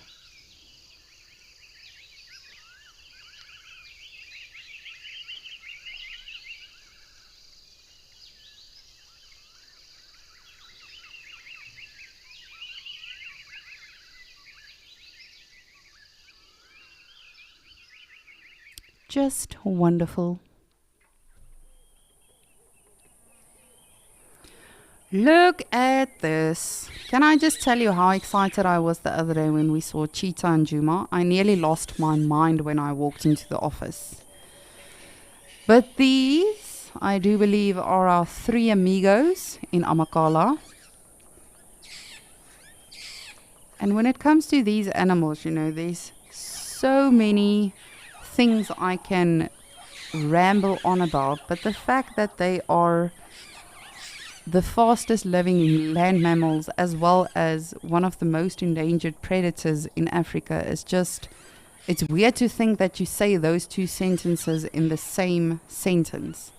Just like wild dogs. The most successful predators, however, one of the most endangered predators. But with cheetahs, for the most part, the males will form coalitions. The females like to sort of do their own thing. They are the feminists. Of course, apart from when they have their cubs or their youngsters with them. But male cheetahs in particular, I've had some of my best sightings with coalitions of cheetahs, and it's really just incredible to see this sort of behavior. And my better half and I were actually discussing this the other day when we had the cheetahs with Rolf as well. Because he said to me, like, why is there always like one that's alert and awake and not resting with others? But they can't take that chance. There always has to be one on lookout. Because if lions, leopards, if they find them, they'll kill them. Not because they want to eat them, but because they want to eliminate the competition. And cheetahs are not built for muscle and strength. They are built for speed. And also sprints, not long distances like wild dogs, for instance. They are very fast, yes, but they are built for sprinting. Now you can see this one that is sitting up does have a collar. That is just for research purposes, seeing that they are one of the most endangered animals. The conservation team just sort of needs to make sure that they are okay. If they haven't been seen for quite some time, they are able to actually track them with its telemetry. And believe me, that sounds very easy. It's not. I remember about 10, 11 years ago, I also got a little bit involved with working with cheetahs and tracking them. That wasn't my actual job, but my friends did it. So every now and again I would sort of just go out with them. And it is not as easy as it sounds. That signal does not travel for kilometers and kilometers. You actually just pick up a very faint signal, and then you still have to sort of go in that area and see where and when the signal becomes stronger, if it does. So it's not like you see, okay, well, that's the exact location, that's where they are. You actually still have to go out and look for them. Which again, people in conservation, great job. I salute all of you. Whether it's naturalists, people that are part of anti-poaching, people that are part of research for endangered animals, or just animals in general.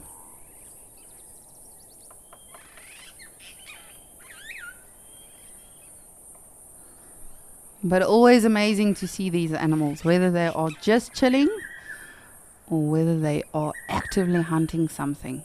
They are definitely always a treat.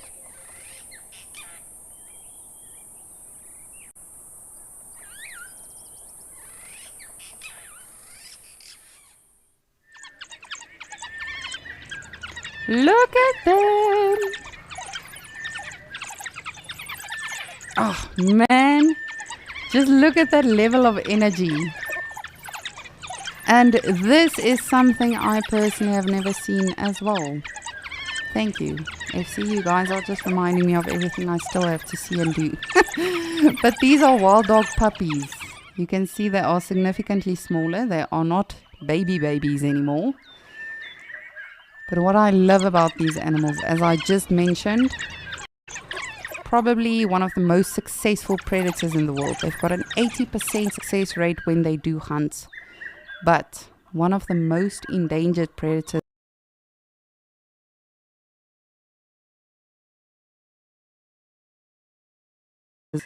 They have no problem with licking each other, putting their tongue in one another's mouth. That is unfortunately how they spread the disease rabies. So, woo! Oh, we got so much left. This is my piece. But what's incredible about these animals that I admire so much, it's not like lions or a lot of the other animals that when there's food, you perhaps get a piece or you don't. The adults all swallow whole pieces of meat. And when they do return back to the alpha female and the nanny and the puppies to the den, the puppies will bite their necks and they regurgitate whole pieces of meat for the puppies. If the puppies are actively hunting with a pack as well, or if they are not far away, they will allow the puppies to feed first. There's no such thing as, well, you are the children, you will get a piece if we decide so. They are the actual priority. Oh goodness, what are you? You're a little young, aren't you? Alrighty. Is this a distraction method? What are you? What is your angle right now?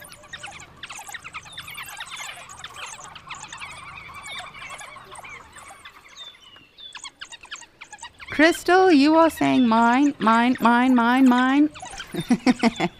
I too adore wild dogs. They really are my favorite animals when it comes to Britain. No, I can't say that. You see, it becomes difficult. I just said I like the hyenas. I love all animals, but these guys are fascinating. And believe it or not, Crystal, I've actually had more pangolin sightings in my life than wild dogs. And I mean, I used to guide predominantly in the Greater Kruger, so that's definitely saying something. But there's some of the adults. Ooh, goodness.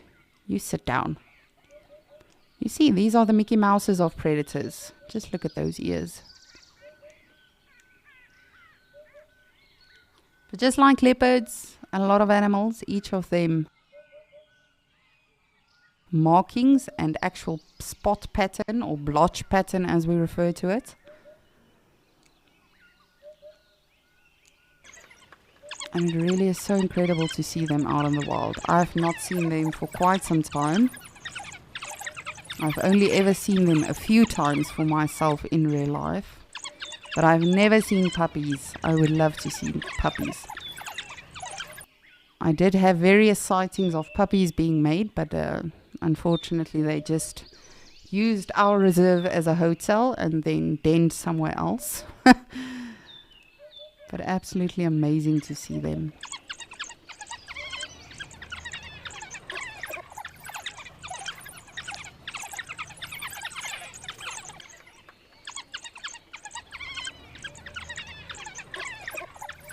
And that vocalization, I love it. But that puts them at risk a lot as well. Like we saw the other day with James, and I can't remember who was the other naturalist. But the wild dogs had a kill, and the lions came, and a leopard came, and it just became chaos. So it's good to communicate, but I mean, sometimes you need to shush. Otherwise, other animals will definitely find you. Meow.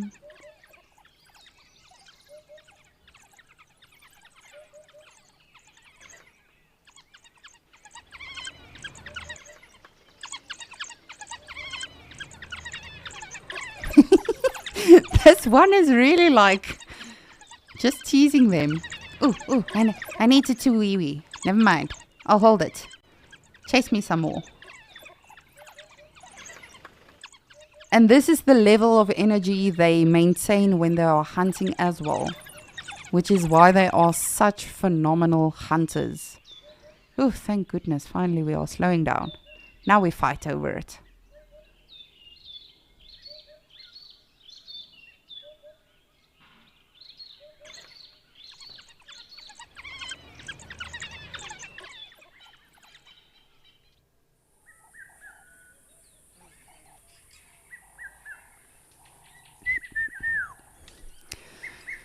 And for here, we've got some elephants. You will see one that is beautifully in frame, and then there's one just further back that, of course, now disappears into the bush as I'm talking about it. But this is winter time, in the greater Kruger. You can definitely see there's a coloration difference with regards to the actual grass, but also a lot of the trees do not have their leaves. However, a lot of trees are evergreen, so in the winter time they are able to maintain their leaves and actually keep up the condition. But you can see this is a fairly young elephant. And as I was referring to now with the molars that we saw on that elephant carcass, you can imagine why they need 6 sets of molars during their lifetime. Eating thorns, eating roots, twigs, branches. It weighs a lot down on their teeth. So about every 10 years or so they get a new set of molars.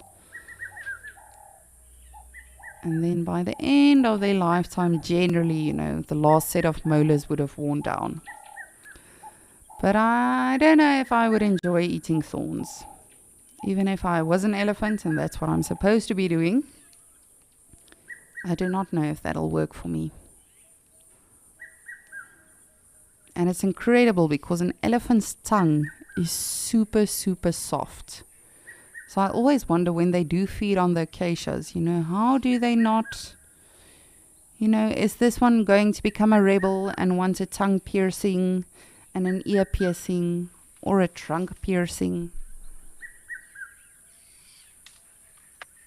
Is that perhaps why he's hiding behind this bush? That's what he's busy with now.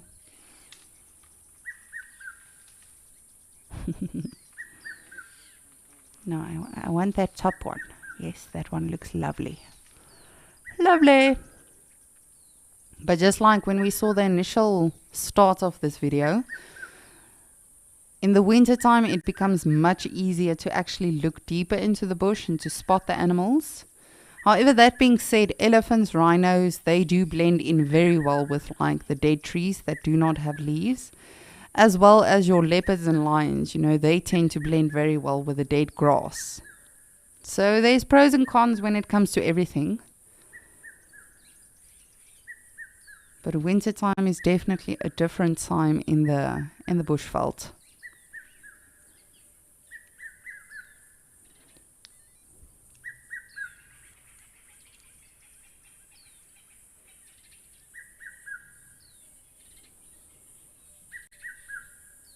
Just look at how dexterous that trunk is.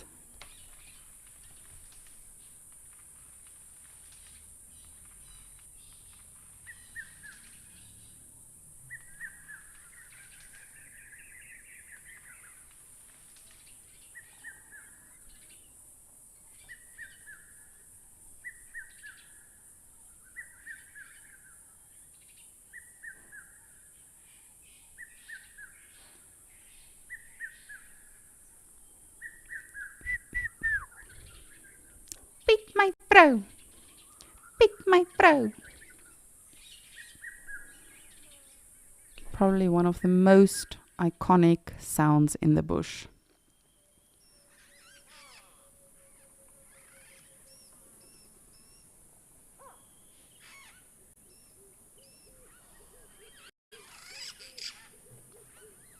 Well, this is something you don't see every day.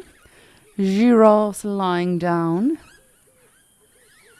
Now, as you can see, this one on the left is chewing some bubble gum. They too are ruminants, and they are able to regurgitate their food. It's really weird if you think about it, such a big animal being able to do that.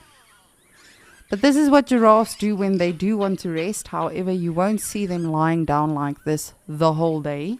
Much like an elephant, it's a very awkward body to get up and down.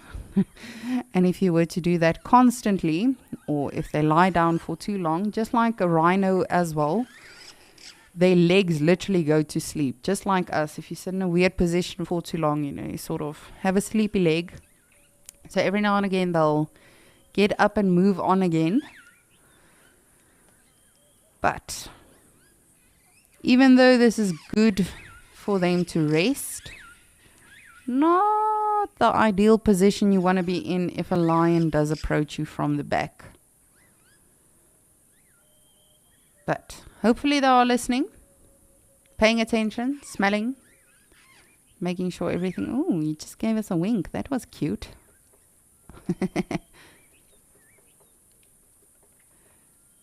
And much like when they are drinking water, you know, it's a very awkward position. So if something was to ambush them from behind, it's not jump up and run. It's really an awkward animal to see getting up. But this is literally what they rest like. And they'll take several rest breaks like this, specifically during the night, as they are mostly active during the day. But again, never put an animal in a box. They sleep and eat whenever they feel like it.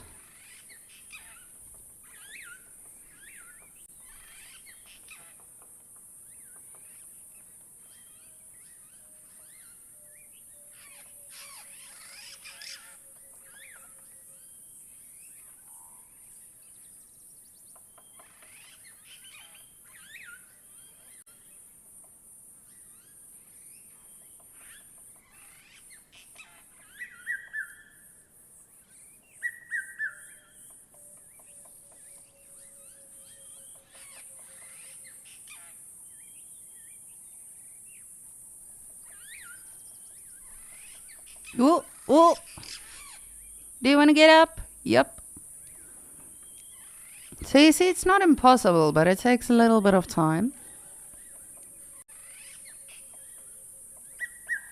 And luckily giraffes do have the fact that, or the mechanism as a defense, you know, to be able to kick a predator. I know in my time, we actually had a giraffe that dislocated a lioness's jaw, and that female eventually died of starvation. But if you are initially in that awkward position, well, I guess it can go either way for you.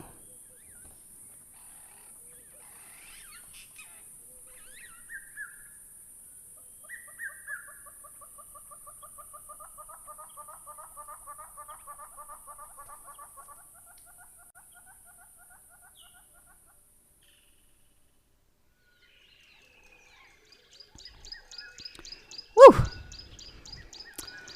Again, not something you see every day. We've got a lioness. We've got a vulture, a hooded vulture. And then, ugh. Look, I can stomach a lot of things, but maggots is... Ooh. That is literally, that is not grass or something you see on this hippo carcass. That is maggots. Sis. No, yes, I can stomach a lot of things, but I've had some personal experience with maggots, you know, being on carcasses and things we actually had to investigate. It's just, let's just say it's not for everyone.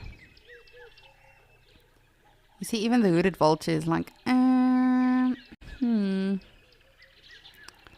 don't know.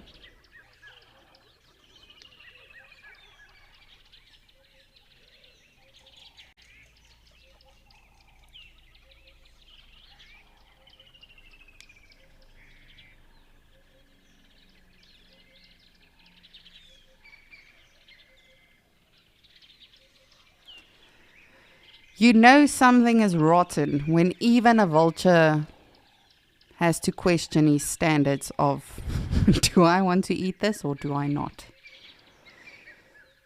Oof. Ooh, so this is not a lioness. When it's standing up, you can see the actual mohawk and the beard coming through.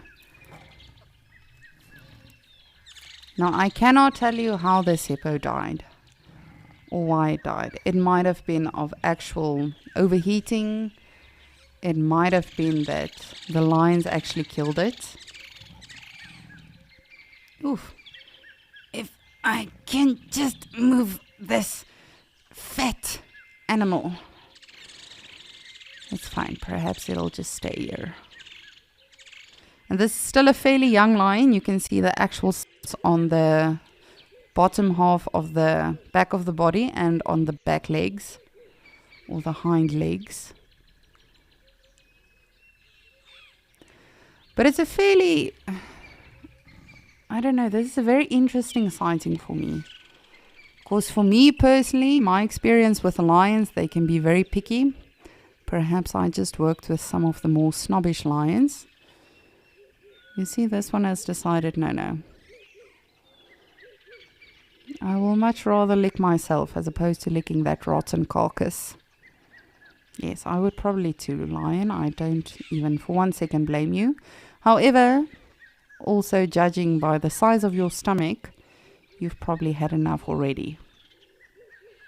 As opposed to your friend who's still trying to get a little bit of expired hippo.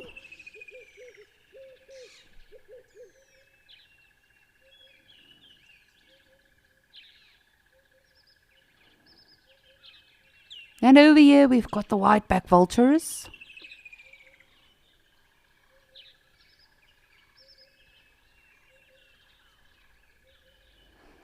Tamsin? I also don't think hippo tastes very good. I don't know. But particularly hippo with maggots, it's... No. As a girly girl, when it comes to, gross things in the wild and all of that, it's just maggots I don't deal very well with. They are pretty nasty.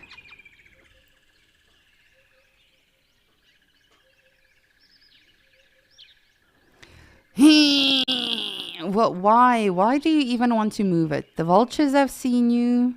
It's not going to be long, then hyena will also see you. Vultures really are the snitches of the bush. Because believe you me, even if it is not a bird, hyenas too pay attention to trees that have a lot of vultures in them. They'll definitely follow that as well. No, really. Really. Can we not go get something fresh? It's... ugh. It's a no from me.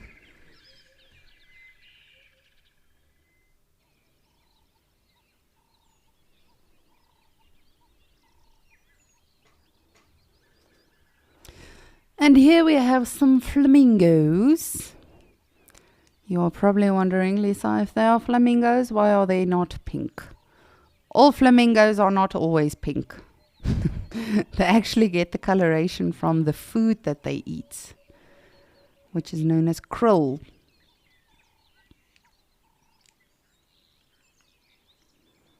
But you can see this one is challenging the other one.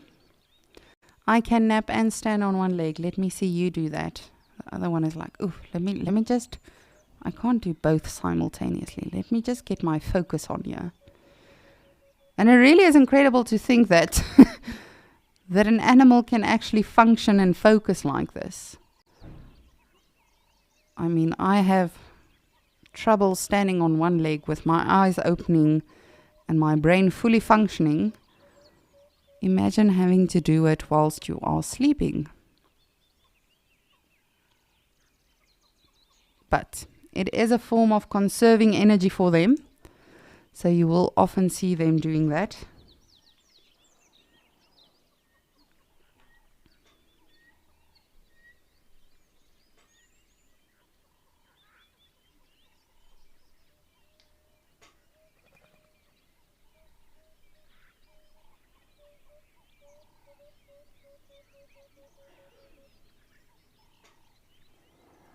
Crystal, you would like to know if all mammals have eyelashes. Ooh. What a tricky question. I want to say yes, but I'm trying to think if there's one that perhaps does not. I'm going to go with yes. However, can I phone a friend on this one, Crystal? Remember, eyelashes for animals is definitely to protect the eyes, whether they are feeding in a thorny branch or dust bathing or mud bathing.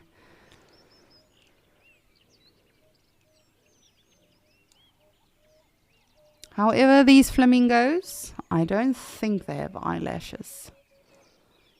I've personally actually never seen a flamingo up close to be able to see if it's got eyelashes or not.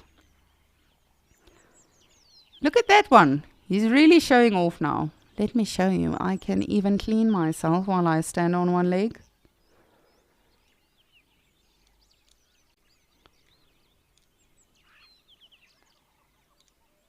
Nom, nom, nom, nom, nom, nom, nom, nom. And I really am looking forward to later this year when we get to hopefully, fingers crossed, hopefully get to see some flamingos in Okokoyo. Wee. Oh, just beautiful. I think this was in Madikwe. I could be wrong. No, now it seems like Sabi. What is that? Oh, tis an impala. Got very excited there. I thought we saw a leopard or something. Lion, anything.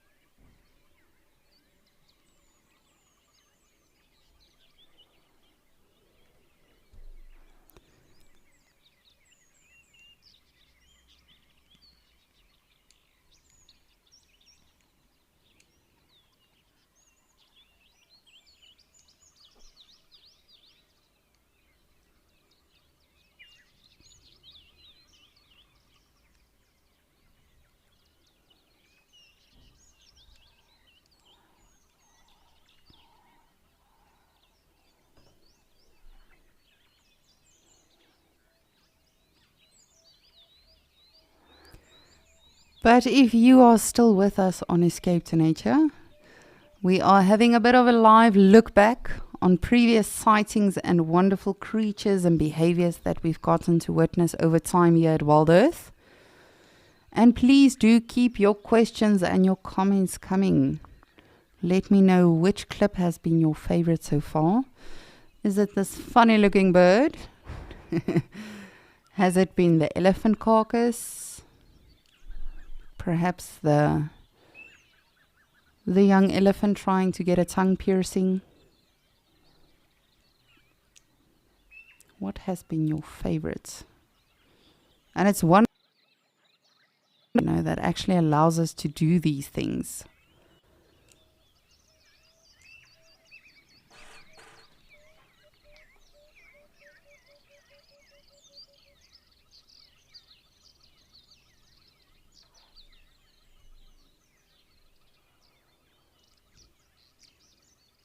Oh, just look at the chickadees.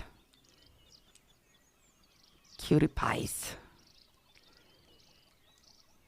Look, they pay no mind to one another, both just existing in their habitats, being tolerant, sharing.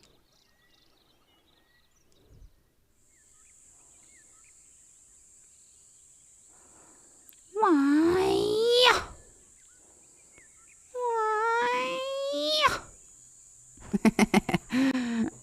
If you have just joined us and you are wondering what we are doing, we are watching a bit of our previous sightings of animals, of behaviors that we've had at Wild Earth. We are experiencing some bad weather in some of our other locations, so we thought, why not reminisce a bit? So these are, of course, 2 giraffe bulls. You would not see this behavior in females or in cows. Now, bulls do this to establish dominance, much like other animals that establish dominance in their various weird ways. So you can see they sort of keep moving and then they keep standing next to each other. And that is to actually size each other up, literally. And for the most part, this can be very calm and sort of, I almost want to say hippie. But it does happen more than we realize that they actually kill each other, whether it's by knocking the feet out from under the body or actually hitting the neck so hard that internal bleeding gets caused. And when you actually see this for yourself in person, it's probably one of the most powerful noises that you'll ever hear in the bush. You can literally, if you are close enough, you can hear that actual bone-on-bone contact.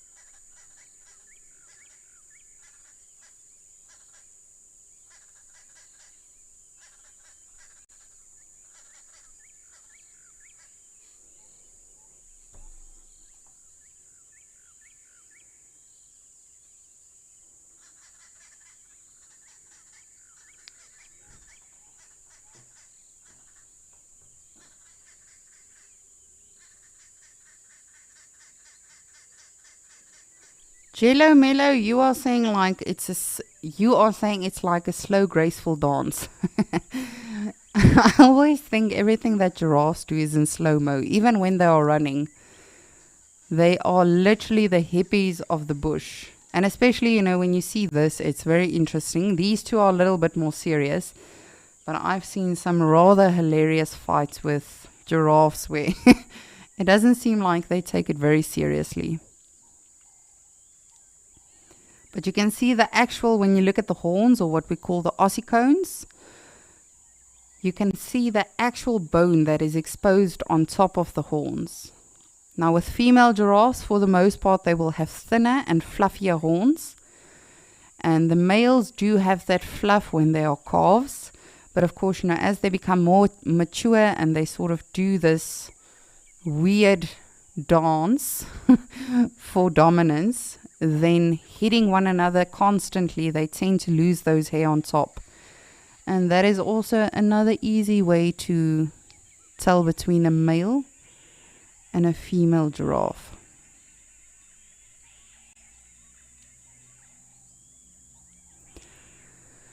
Just incredible. Well, it sounds like we've got Cedric that has just come out on Madikwe, so he's going to be saying good morning.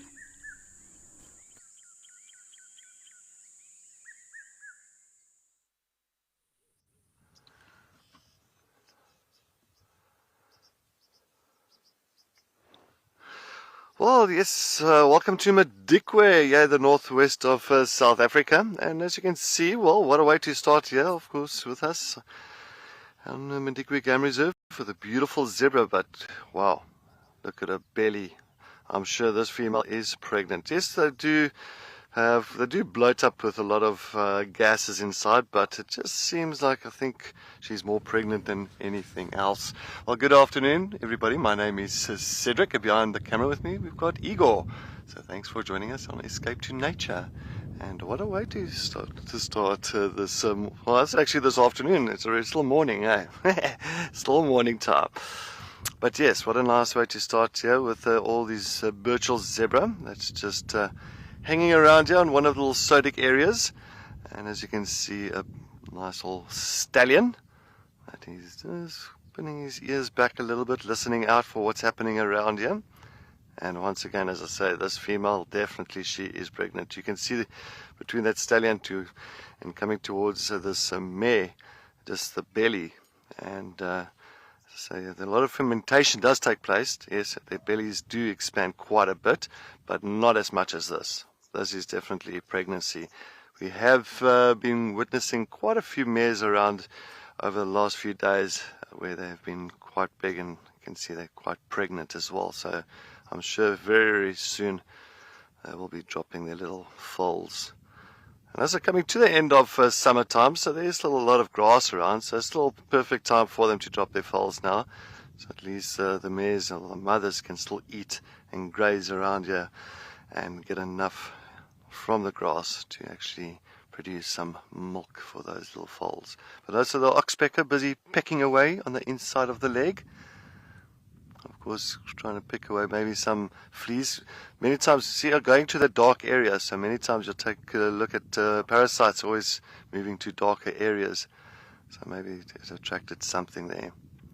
A beautiful red-billed oxpecker. I think Andrew said this morning he was very delighted to find a red-billed oxpecker down there at Amakhala in the Eastern Cape, because they don't really... They are around there now, but not as many as up here in the northwest and, of course, in the Greater Kruger National Park. So it's nice that you get to see the little red-billed oxpeckers heading down south. Definitely a good sign. Of course, just picking all the parasites off, and, of course, symbiotic relationship here. Of course, the zebra is getting cleaned and being groomed by this oxpecker. And on top of that, the oxpecker is getting some food from the zebra. And also recent studies was last year, I think, I got to pick up on a study on oxpeckers, on how many ticks do they feed on per day. And, well, the answer to that is plus minus approximately around about 1,000 ticks that are found in a oxpecker's tummy. So it also depends on which tick. You can get a pepper tick, a bullentooth tick, a tortoise tick, there's different rhino tick, there's different ticks, there's a whole species of ticks. So each one's a different size. So that depends on the species of tick.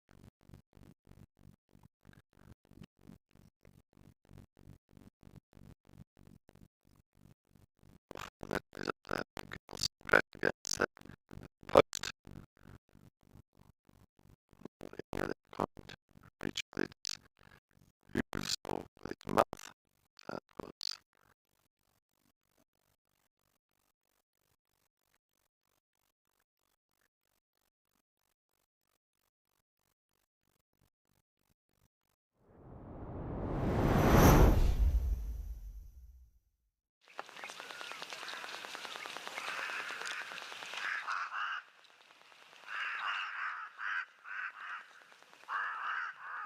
Bringing you all of these wonderful creatures as we are live in the wilderness. But speaking of wilderness, look at Okokoyo. It seems like we are having some more abdomen stalks coming in.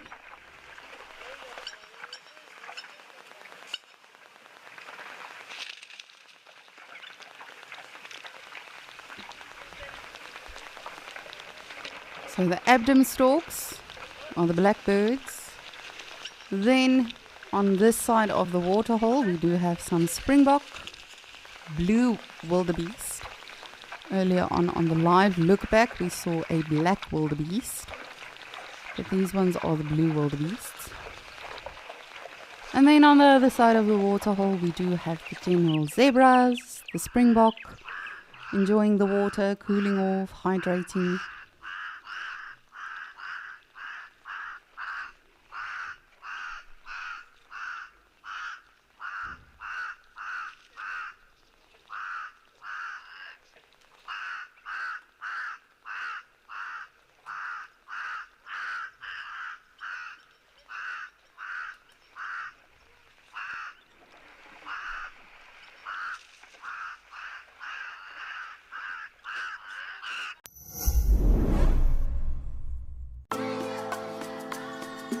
Thanks to our wonderful Wild Earth explorers, Wild Earth Kids is back. Your monthly subscriptions have allowed us to relaunch Wild Earth Schools on a weekly basis.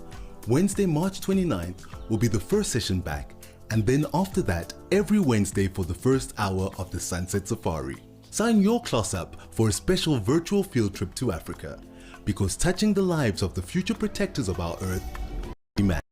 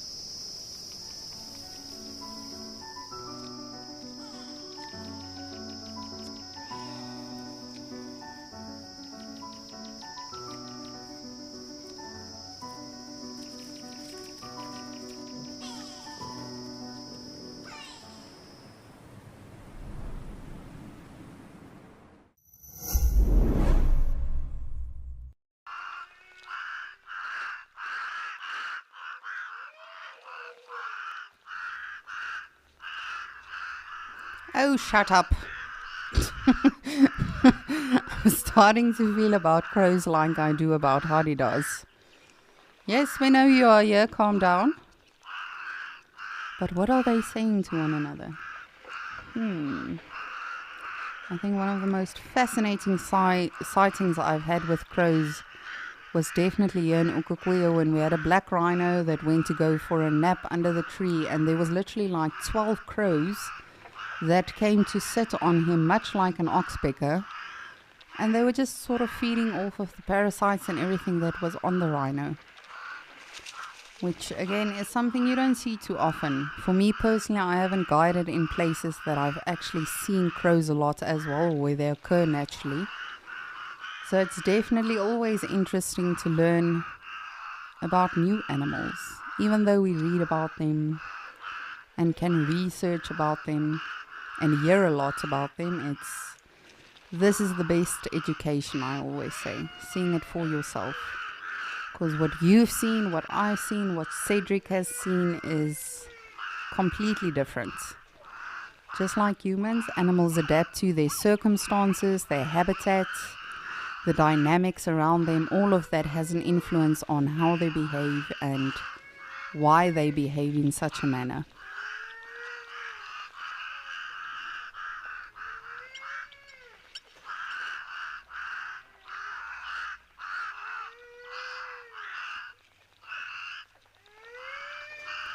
Kaylee, you would like to know, are they calling because they are territorial?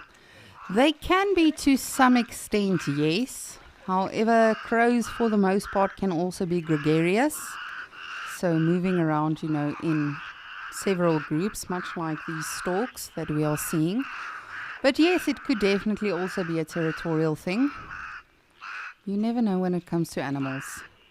We think we know, because we've interpreted it, we've monitored it and observed it for such a long time, but we never will truly know why animals do what they do and how they do what they do.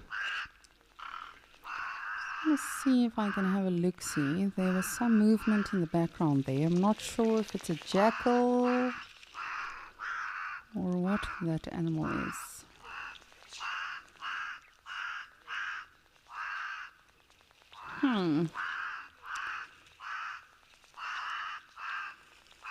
No, just some more zebras.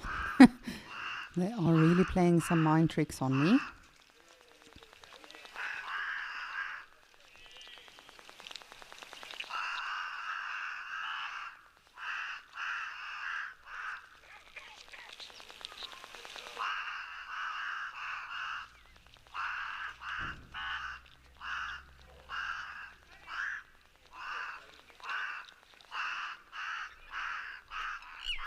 Patoink, patoink, patoink.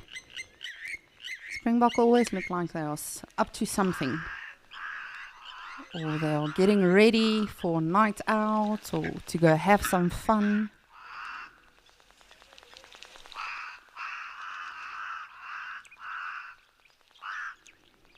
And so far, even whilst we were doing the live look back, I had my eyes on the Djuma Dam cam as well as Ukukuyo. So far, only one oryx has come along and left again, which is very interesting. I wonder where the rest of them are. I do just want to have a look-see around, see if we have any large creatures approaching the waterhole.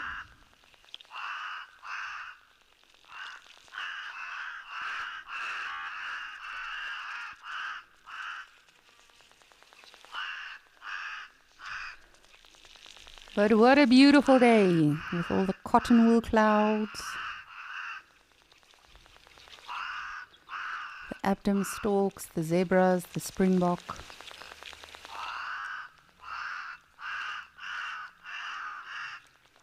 But it is getting drier and drier here in Ukukuyo by the day. Not just with regard to the actual water level, but you can see the little bit of vegetation that is left. The leadwood on our left is slightly losing coloration in terms of the leaves.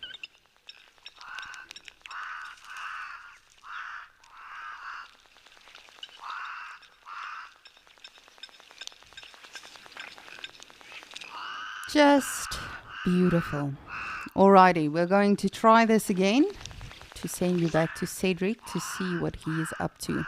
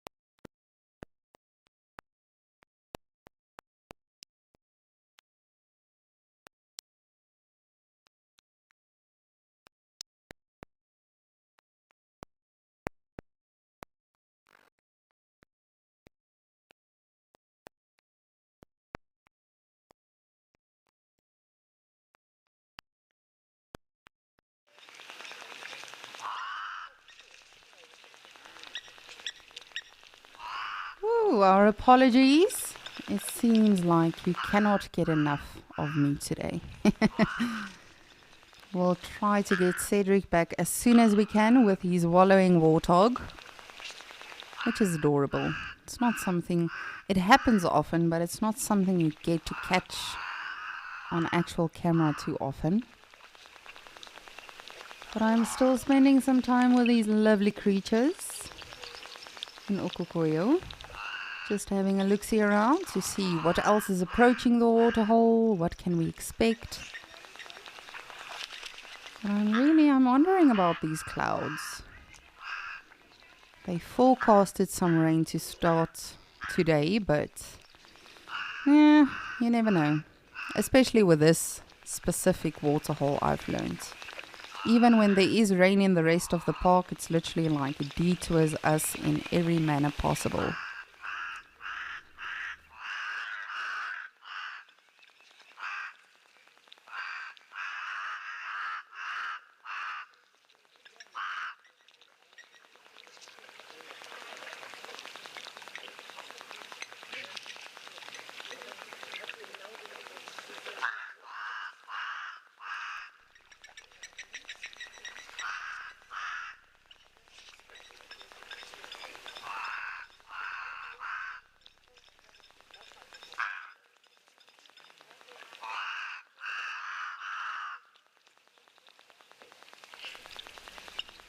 Sayla, you would like to know, are these the same animals every day?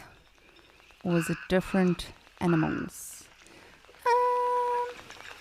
I wouldn't be able to tell you. It's difficult. I mean, specifically when you look at something like the storks and the springboks, even the zebras that have unique stripe patterns, you know, that would really require me to actually be able to identify them individually, which is a little bit more challenging than it sounds, but I think personally a lot of them are the same herds and harems and groups that do have a routine that they follow daily. However, that being said, we'll never know. You know, with the elephants, it's fairly, I don't want to say easy, but it's more doable for me when it comes to the elephants, because I've learned, especially during this time where we've just been seeing the bulls, I've learned to sort of identify them with their size and their tusks and also the dynamic. Two of them are always together, then there's a third one that sometimes travel with them, and then there's a much younger one. And the other day we did see all four of them here together. But it really depends. Sometimes we go days without seeing any elephants again. For me personally, I have not seen a rhino in the daylight in quite some time. And I'm referring specifically now to Escape to Nature. So every day is literally different for, not just for us that view these animals, but for the animals themselves as well. You know, they have a lot of things to take into consideration. Perhaps there are lambs or calves in that group. Perhaps there is not a lot of water where they find themselves and they decide to completely have like a mini migration within the park. It really does depend. So perhaps it's the same animals, perhaps it's completely different animals. That is the one thing I definitely would want to do, you know, even if it's just one animal. Put a GoPro on it and see. Does it follow the exact same pattern? Is it just a routine? Because we tend to do that, you know, we tend to think that animals have just this specific pattern or routine. I know for me personally, on my previous game reserve, we did that a lot with the lions. We'd always say, well, the Guernsey Pride just occurs in the southeast, and the Bosplaas Pride just occurred in the northeast, and the Hoedspruit Madoras were either between the northwest and the southeast, which is two complete opposites. But then every now and again, you know, even though some animals do have territory, every now and again they surprise you. Because of course there's various things that will not force them, but sort of encourage them to change their patterns, such as food availability, water availability. Perhaps it's a male lion that picks up on the estrus scent of another lioness. Perhaps it's a male lion that needs to defend his territory. But everything influences everything out here. If you look at these animals that we are currently seeing, the springbok for instance, the zebras, the wildebeest, there's going to probably come a time within the next few weeks where this will be one of the dominant water holes for the animals, because a lot of the other water holes, whether they are natural or man-made, has dried up already in the rest of the park. And so if we see a lot more herbivores here, we are going to see, hopefully, crossing fingers, a lot more carnivores as well, because food follows food. So these animals are following water and grass and leaves, and then the carnivores are going to have to follow what they eat. So it's very exhilarating if you think about it. In the next few weeks, all of this is going to change again. To be honest with you and very, very open with you, I highly doubt that the actual topography or the actual look of this area will change. We'll need some significant rain to revive it again, and I don't know if we'll be lucky, but you never know. Hopefully, within the next month we will still get a little bit of rainfall. But again, it's literally just a wait and see game.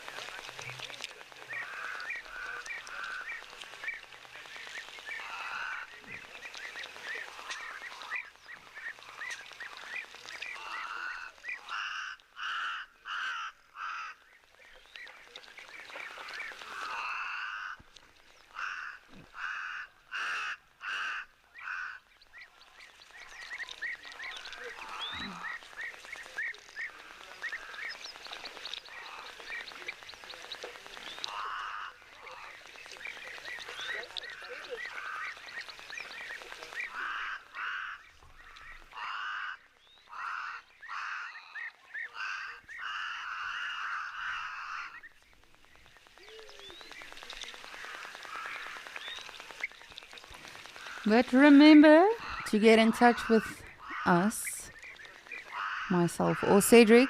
Do send us your questions, your comments. Even when we are doing the live look back, you are more than welcome to still get in touch with us. But for now, if you have any questions about the storks, about the springbok, about Okokoyo or Namibia, or even about myself, you are more than welcome to get in touch with us. It really makes my day when you ask questions, when you want to learn about the animals.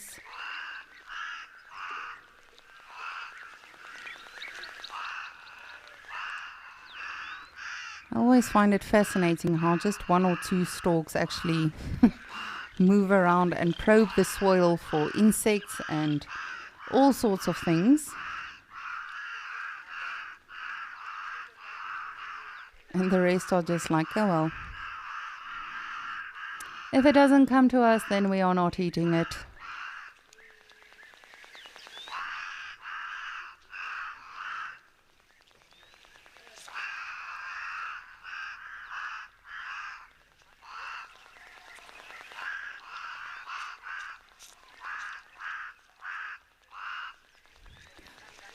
Gail, you are saying it's so weird how they just literally sit and stare at the water's edge.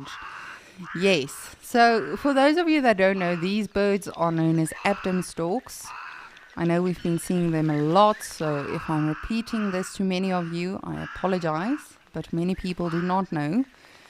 Now these guys follow the rain, they follow water, they follow insect outbreaks. Well, right now I don't know what they are following, but hopefully they know something that we don't. Hopefully they are still holding out for some rain.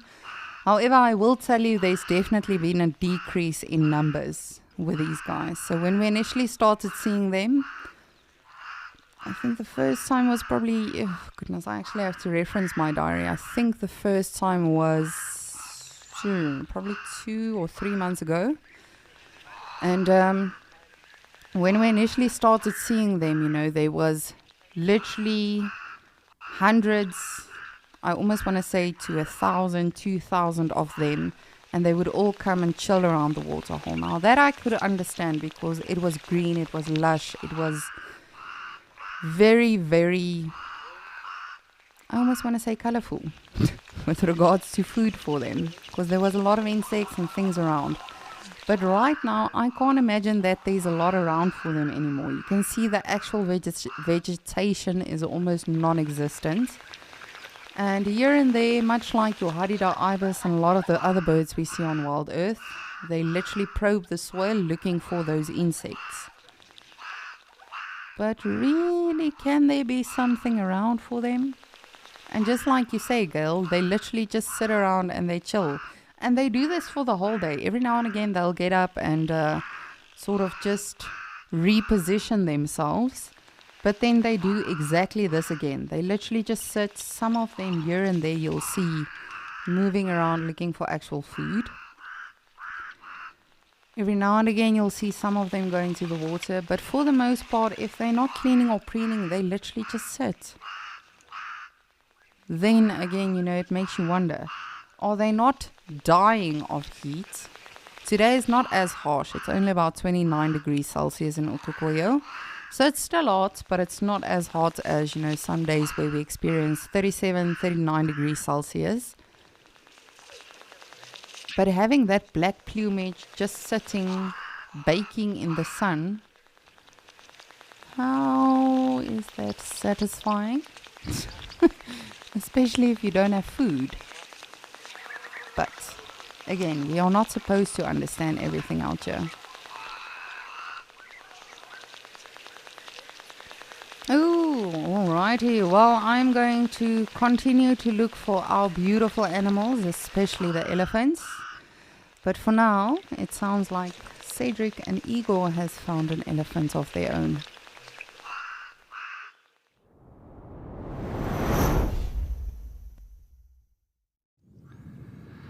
Yes, thanks, Lisa. Well, Lisa, if this is your favorite animal, then I think you should make your way down to Madikwe because you will be spoiled rotten. here at Madikwe, with all these elephants that come back and forth to the dam, and there's so much interaction. I mean, you've got this young male elephant that's busy drinking water, and I'm sure very shortly you'll be joined by a herd of elephants, because that's the way it goes here at Madikwe. These dams are absolutely so active during the daytime. So yes, it looks like there's the lonely bull there, and there's another lonely male that's coming as well to join the other one a little bit further on. It's a beautiful dam, this Chukudu Dam, absolutely stunning, and definitely it is delivering here this morning. As you can see, he's very excited getting to the water. Little temporal glands is leaking slightly just behind his eyes.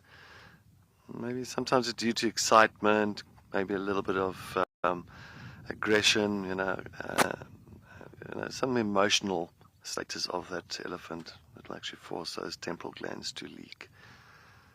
Oh my word! As I was saying, we have got a entire family that is making, so I do apologize about the poll, an entire family coming down to a drink. Look at this. As I was talking about that young male, I thought it's going to hopefully be joined by others, and well, Lisa told you this is the place you need to come to take a look at some elephant action, because you will definitely not be disappointed. This is brilliant. This big female leading, not the one that's just moving out the way, but there's a big female leading the herd, most probably the matriarch. You can see she's pushing him away. Why, she's like, you don't kind of smoke, so your little ones are following. Yeah. Don't want that young male, yeah. Ooh. Little one giving a bit of a trumpet there. No, she decides to walk along the dam wall. Okay, maybe she'll decide to veer off, I'm sure. Look at the little one running down, that momentum when they go down the hill. Hey, my girl. Good morning. Good morning. I do apologize. There's a pole. There is a young male that's to the right, of course, of the screen. He just got pushed away by the female. She doesn't want him around.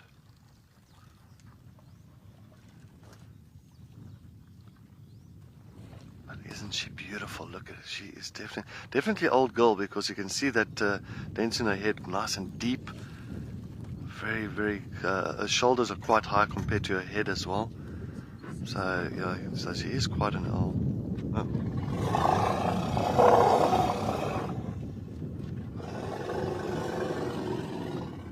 The two females are a little bit of communication here. Don't worry, we're all good. It's not us. We're not doing anything.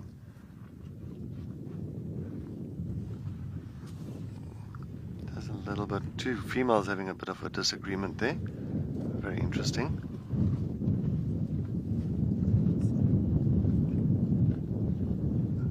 There's a female here as well, just going down. So both females, there's two females have a disagreement there.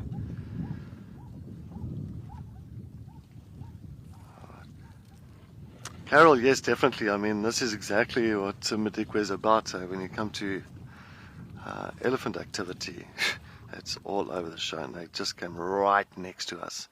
Sorry, this pole's just in the wrong position.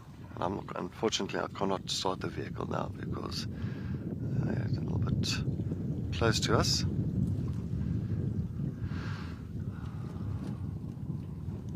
She's going back to the water there with the little one. So that youngster, her calf, is just following it all over.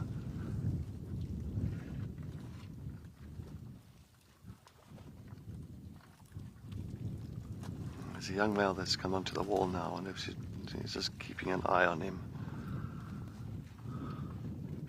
There's two big girls there. Beautiful, yeah. A lot of experience between the two of them when it comes to knowing this area, knowing how to raise a family. Fantastic.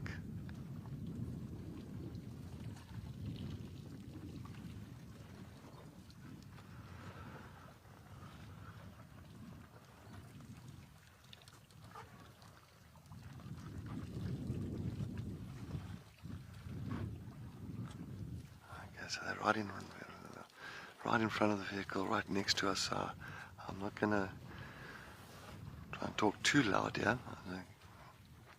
Let these elephants do what they have to do, and let's enjoy the noises of these elephants drinking here.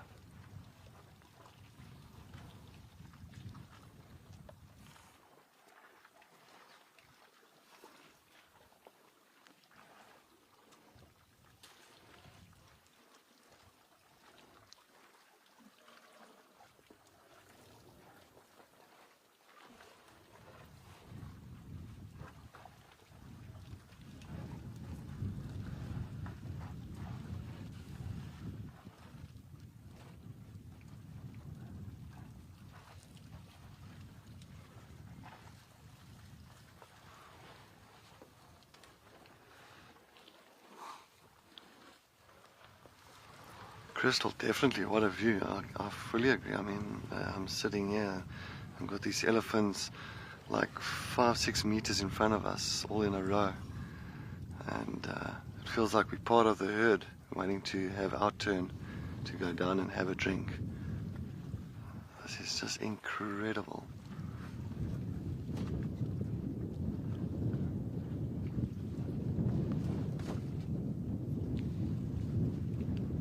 I was just watching, and this one's throwing water, trying to chase this young male.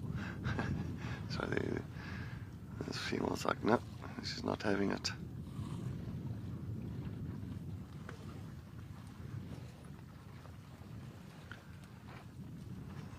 Looks like this girl has decided to start moving. I'm sure the rest of the herd is just going to follow suit.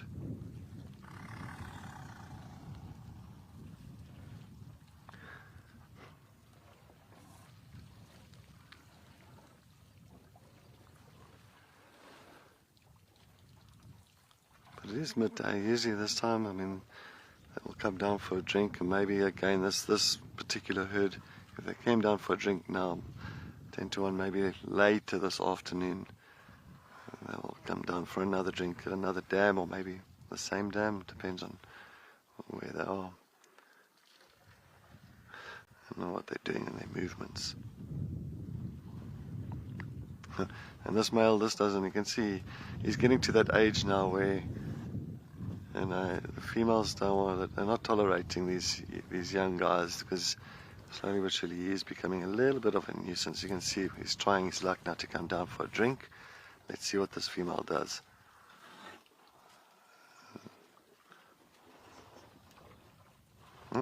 Lying there, so it looks like he's all right to get in there.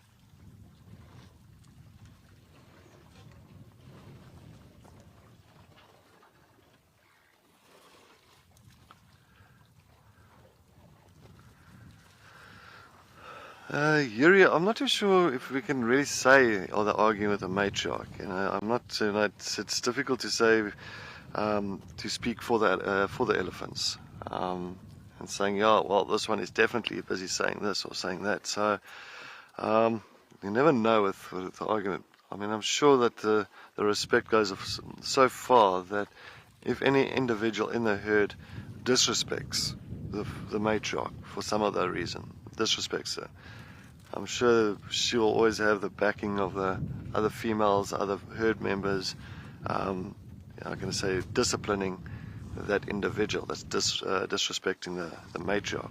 So that could be the case. That could happen, I'm sure. But it goes so far that most of the herd members, almost 100% of them, all the time, just respect her all the time. Fully respect her, because at the end of the day, she's got a very tough job on her shoulders. I mean, she's got to make sure that this herd is taken to water holes that's got water. She has to make sure that this herd goes to areas that's got good feeding grounds. So there's a lot of responsibility to the matriarch.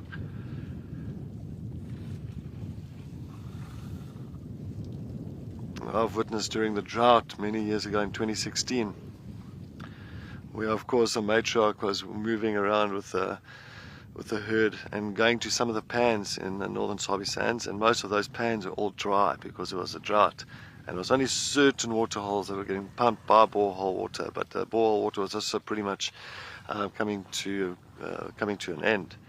And so you also saw those matriarchs that come to the waterhole and they realize there's no water. And they can see the herd is all getting now stressed out and upset, and then she'll take them and lead them to another one. So until she's successful taking them to a waterhole that's got some water. So it's not an easy job.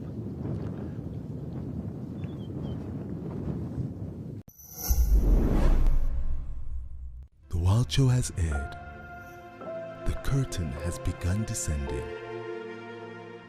But wait, you didn't catch all the episodes live. We are proud to announce that all 24 episodes of The Wild Show are available on the app. Can we stop there, please? Because Watch out for The Wild Show Carousel, only on the app. let's push play on this episode of The Wild Show.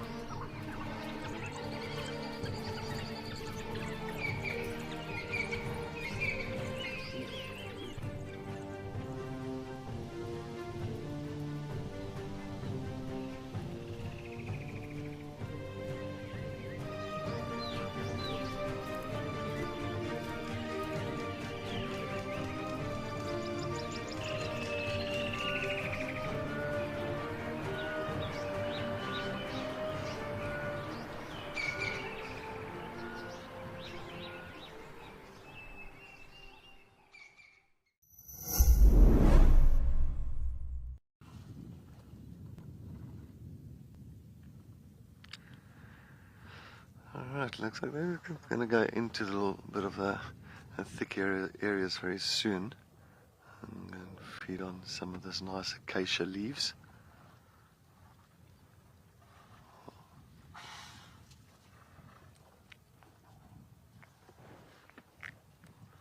Of course, and there's still one or two that's still remaining in front of us. Two youngsters to the right, and then of course it looks like two females and another young one further to the left. It's time to go.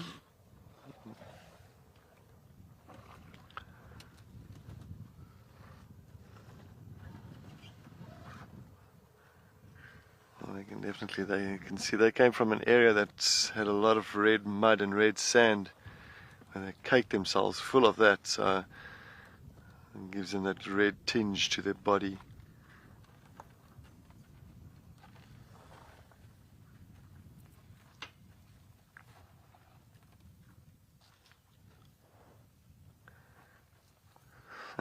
Hello, youngster. You got all wet on the side. I wonder how you got that water there. How did you get that water on the side of you?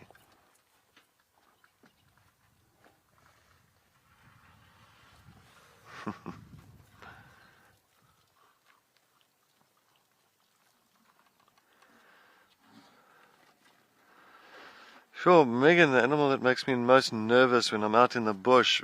Megan, that's well, it depends. If it is with, on a vehicle itself, if it's on a vehicle, I'll say, I think elephants will be one of them. Definitely I think elephants will be the main one because they're so big, they're intimidating. Just the size. If an elephant comes charged, I've been charged by an elephant a few times while being on a vehicle. And so, that's the thing. I've been mock charged by a lion, I've been mock charged by a leopard, buffalo never. Buffaloes just move away from the vehicle, they don't really mind. But other than that, elephant I think will be the one that's going to be for me the tricky one when I'm on the vehicle.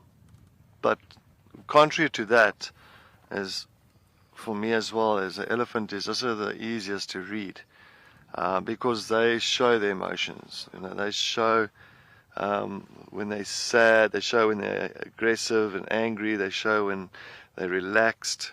So you got that as well to play with. But, if you don't know how to read an elephant, yes, for sure. But I think at the end of the day, still for me, elephant will be the one that I have to still keep my eyes open and peeled for any strange behavior. And this, when I talk about strange behavior, that's when I'm talking about an elephant charging my vehicle before, is when a female, of course, went down on her knees. And when she went on her knees, her front knees, and she started tusking the ground, and I could see this, and I'm like, this is not good. That's very strange behavior. And once she did that, she started raising herself, and she started storming towards me with her ears pinned back. Her trunk was curled underneath, like behind.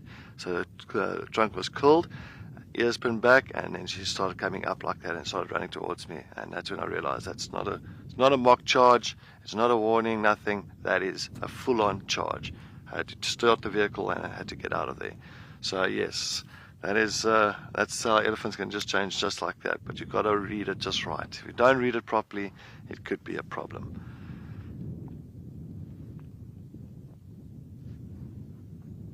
They're so heavy. You can see them. They can snap a knobthorn tree, a marula tree, just like that, like hardly any effort. So you can imagine what they can do to a vehicle. Oh, and there's more elephants coming down. So Chukudu Dam is definitely the Klo Dam of today. Never thought I would say that, because Chukudu Dam has been quite quiet for us over the last several weeks. But sheesh, I think everything has been packed into 1 year in an hour. It's like, done. Take it and go.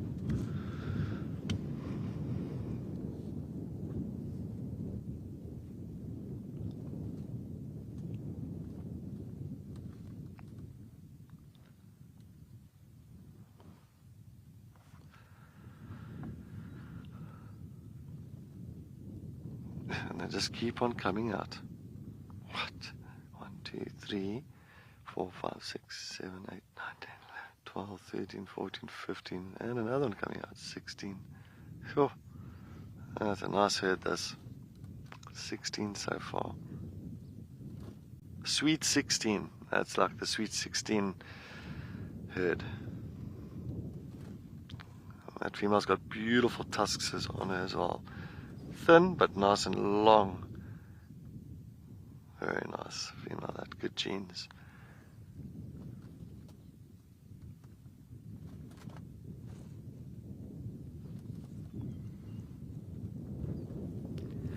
Bailey, no.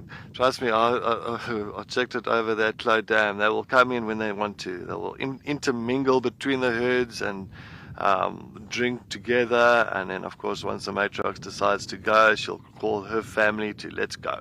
So, yeah, they'll intermingle between each other. But they won't really just wait for the next one and then wait. It's just by chance. The one left and this one came in now, so that's all. It's just by chance.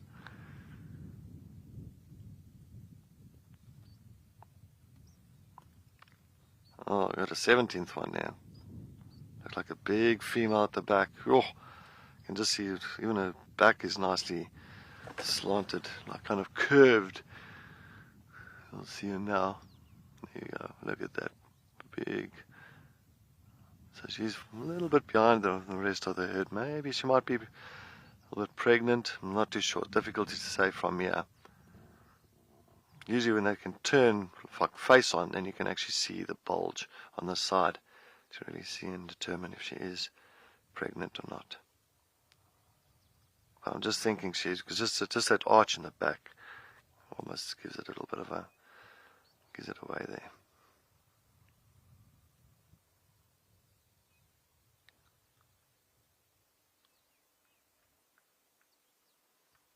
She's also quite pretty. Has a beautiful tusks on there. So yeah, I've seen a lot of females with nice tusks on them, so good genes around here, which is fantastic. So of course that'll just kind of be how can I say, moved on to the younger generation, to the younger elephants. Of course the calves of these females, and that's always a good thing. Have some nice tuskers around again.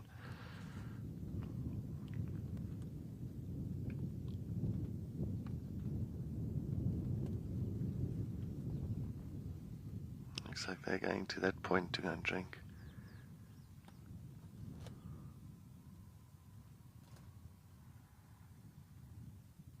Of course, always find a nice little spot. I think they'll try and make it the easiest where a little bit of mud is, easiest accessibility to the water, and easy for the little calves to get down to the water and have their little playtime as well. I mean, they could have chosen any other spot, but they chose that one on the corner now.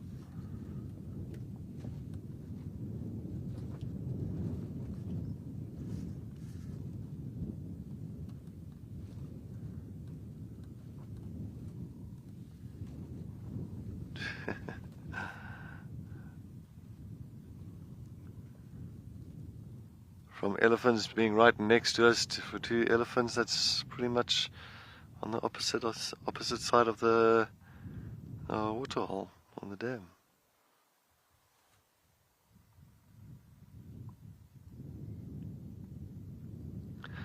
I don't think she's really chosen the greatest spot with all those rocks. I would have chosen a little bit to the left.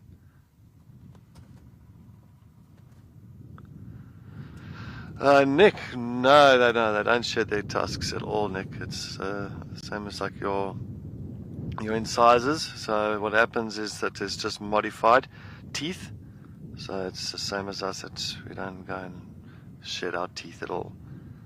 The only way that you'll find that the elephant loses those tusks of theirs is maybe it'll be like it breaks off due to some other reason, maybe like digging out some roots or breaking a branch, and by that time the tusk also comes to a point of breaking. Oh, there's more elephant. What?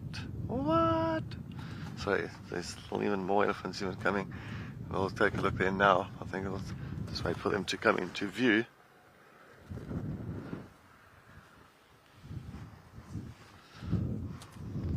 But yes, and even sometimes you'll find elephants that do not have tusks at all. So they're sometimes born without those teeth. And it's like some people, I know for a fact, some people are born without the eye teeth, and that's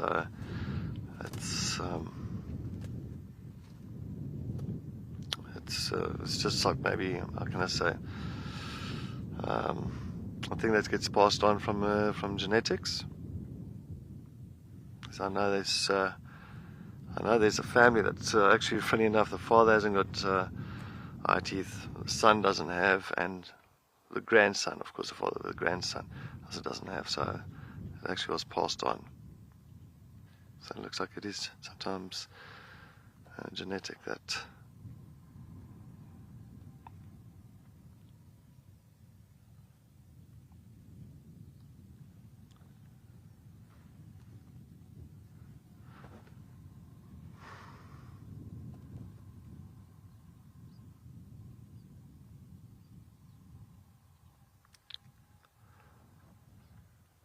Alright, well, we're just going to sit and enjoy the sounds of nature around Chukuru Dam.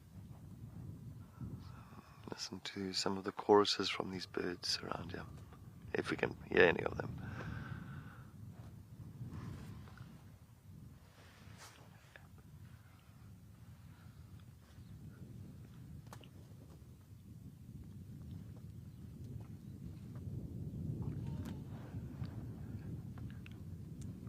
some elephants making a noise in the background there.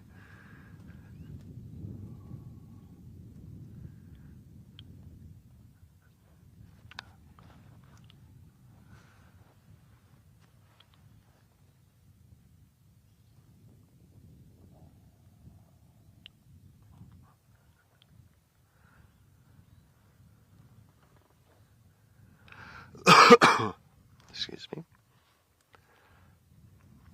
Oh, looks like another little herd, not as big as the last two family herds that came down to Chikudu Dam. We've got another little herd that just decided to make their way down for a morning drink. A midday drink, actually, not even, more like midday drink. A tea, a cup of tea. Oh, my word, it had to be the pole. Alright, let me just quickly try and position here, because I think this pole, I get an hacksaw for that pole. Oh, almost went into the dam. I think that would have been that. Can I go a little bit forward there? Just a little bit forward so it leans over. There we go. Let's see if we can get something in here. Alrighty then.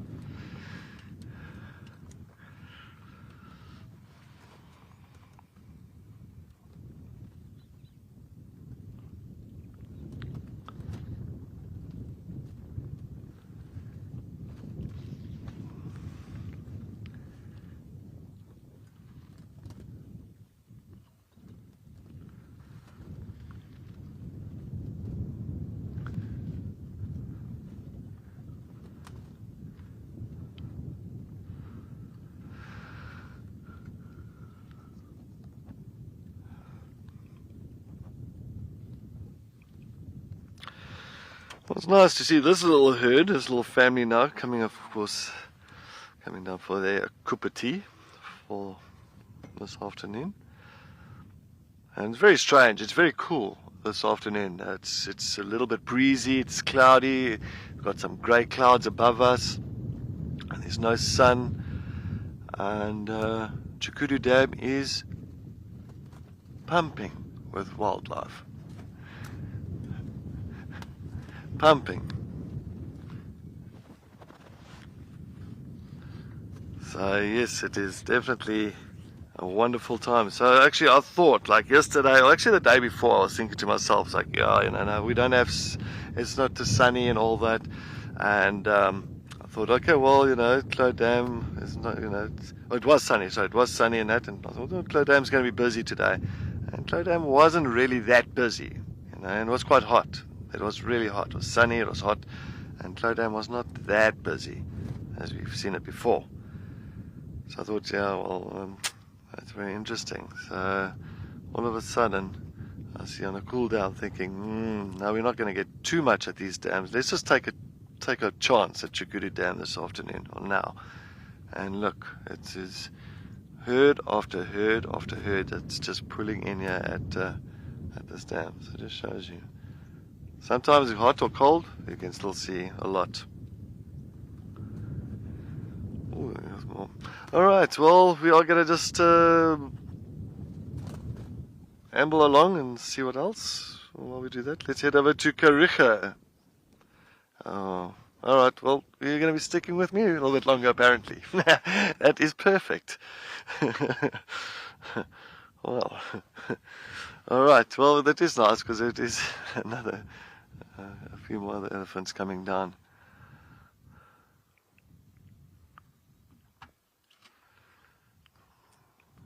Nice to see a couple of the youngsters here. Maybe have a bit of playtime and let's see what he does. You can see sometimes they whip their trunk into the water and like sloshing the water all over the show. Looks like he's behaving himself. Mom's just like, that's my child. Very good.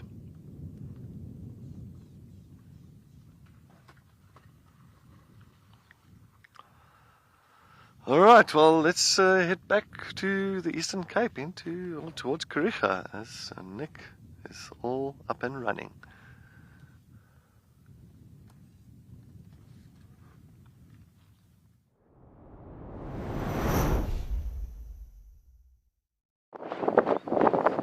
Hello from Kariga Game Reserve. A little bit of a later start than usual, but rather late than never. My name is Nick and I'll be your photo naturalist for today, for what's left of our escape to nature. And we have finally managed to get a little bit of a break in the rain here. Kind of seems to be a little bit of a wall around us. But a little bit of gloomy weather. The wind is pumping a bit. You can see our animals have settled down. It is lovely to be out and about today. And I'm so glad that we could finally bring some scenes from Kariga to you live in your home. Just remember, this is a live and interactive safari. So if you've got any questions, any types of comments or anything like that, please let us know. The more the merrier. Just remember, Wild Earth is on a bit of a mission at the moment to try and connect as many people as possible to natural scenes like this here, regardless of the weather conditions. So any donations are much appreciated.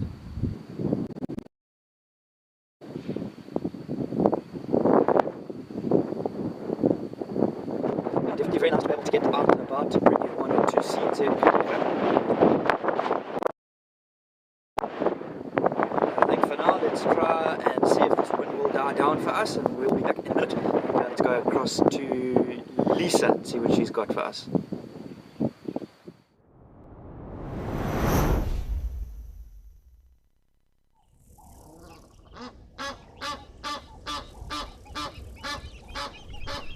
Thank you, Nick.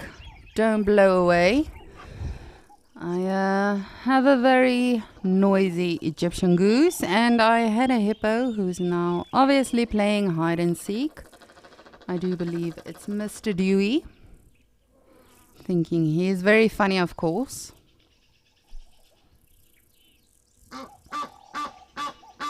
But hopefully we'll get to spend some more time with Nick and his buffaloes. We do apologize for the wind. We can control a lot of things, but unfortunately weather is not one of them. As you can see, it's fairly windy here in Djuma as well. So I do apologize if the hippo is shaking his booty a little bit. That is the wind. That is not Dewey twerking for us like that honey badger we saw earlier on. Dewey, you are being very rude. Yes, you.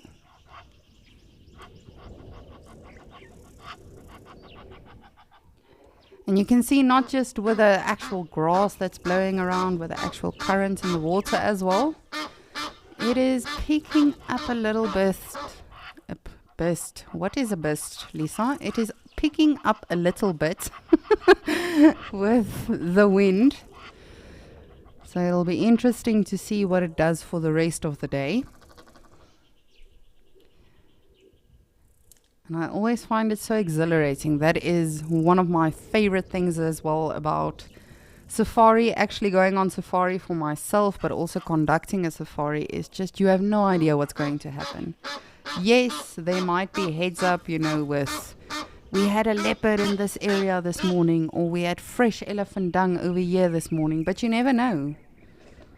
I've planned so many safaris because I always like telling the guest, all right, this is my plan. I would like for us to go look for this and this and this and this. But it does not always go according to plan, which is perfectly fine. It keeps us on our toes, keeps us alert and vigilant and humble. Sometimes we do not see all that many animals, and yes, once again, you are just reminded that none of these animals are controlled or, tracked in such a manner that we can just look at the GPS location and go find them. We really have to work for it, and we have to embrace and appreciate absolutely every sighting that we get to have. So it's definitely always a pleasure spending some time with them. Sadly, we do not have any elephants yet. We are not as fortunate as Cedric and Igor in Madikwe.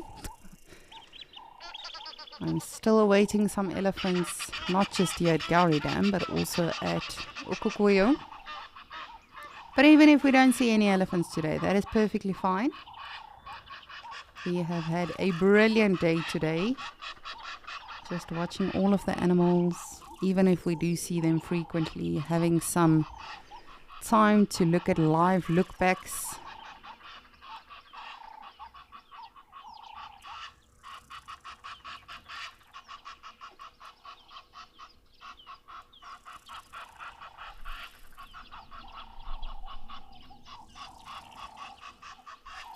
Haley, you would like to know if there's only 2 types of oxpeckers that we get to see.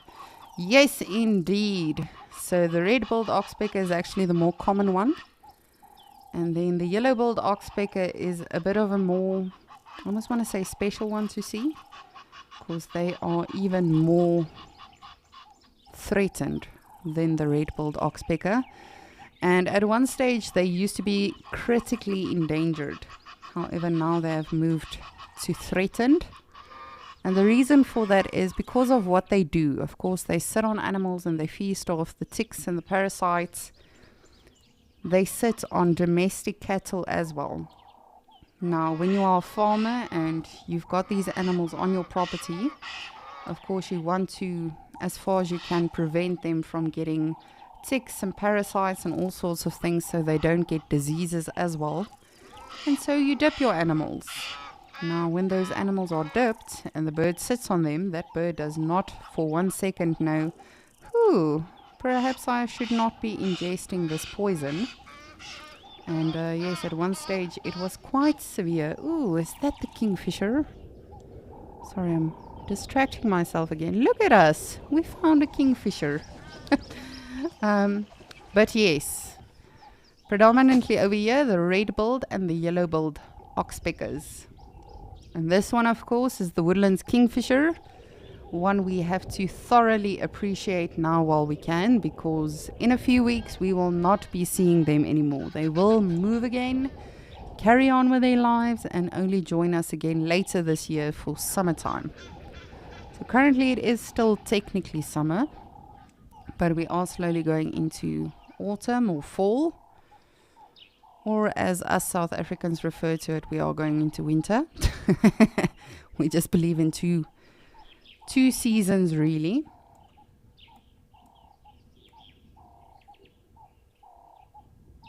But it's not too often. I mean, we see them, but it's not too often that we actually get to see them out in the open. Not that this is really out in the open, but believe me, this is a massive thing for me, because I always struggle finding them on the dam cam for some reason. I can find the tiniest flower on the dam cam, and then I struggle with finding a simple bird that you would think is so easy to spot. But I know a lot of people are confused when it comes to kingfishers. Not all of them are fish eaters. They do not all like sushi. Some of them prefer insects, like this one in particular. Yes, you will see them dipping in the water every now and again. That is actually bathing or cooling off. One of my best photographs I've gotten to take as a guide was of a kingfisher that went for a splash, and somehow I was fortunate just to get it in that moment. And you could see the actual splashing, the colorations of the bird. It was just phenomenal.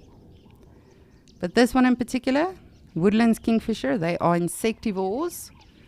Some of your fish eaters are the pied kingfisher, malachite, giant kingfisher. Ooh, just look at that colors. And now he's gone. Of course you have forsaken me, you rude bird.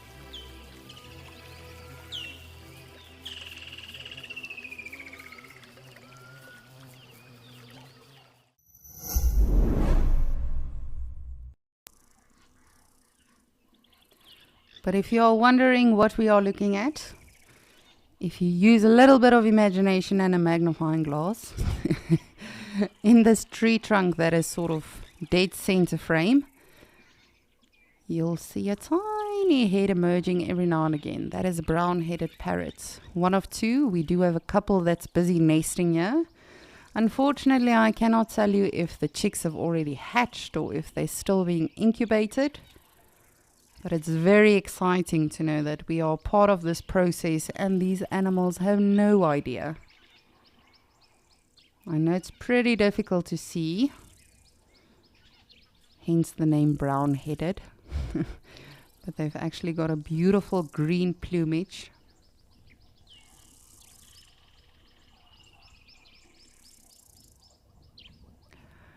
Ryden, you are saying you are so happy that they survived after everything.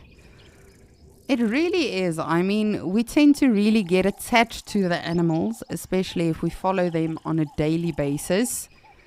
And it definitely is. You know, of course, yes, natural selection is a real thing and survival of the fittest, yada, yada, yada. But we really get super attached to these animals. And when something does happen to them, whether it's the hyena clan or, you know, any of the birds that are busy nesting, we get very invested in them and their future and their offspring.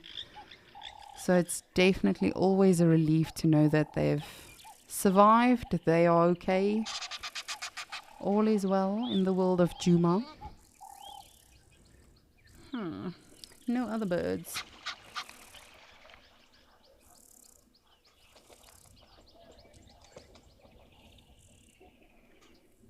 That's all right. We'll go back to the water. Oof, but just look at all of these clouds. I can't tell if it's actually clearing or if it's building up. It's been very strange weather in both Djuma and Okokoyo today. The clouds are just sort of hanging around.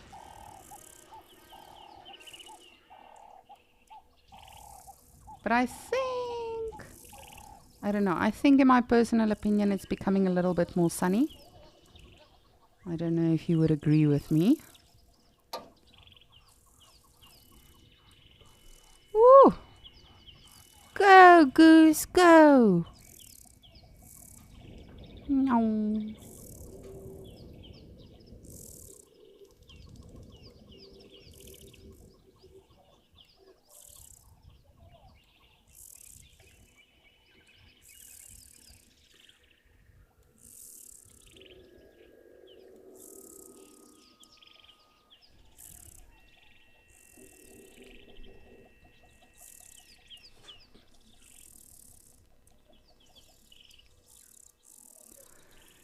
Jason, absolutely. I have to say birding in Djuma is always fairly simple and straightforward and available.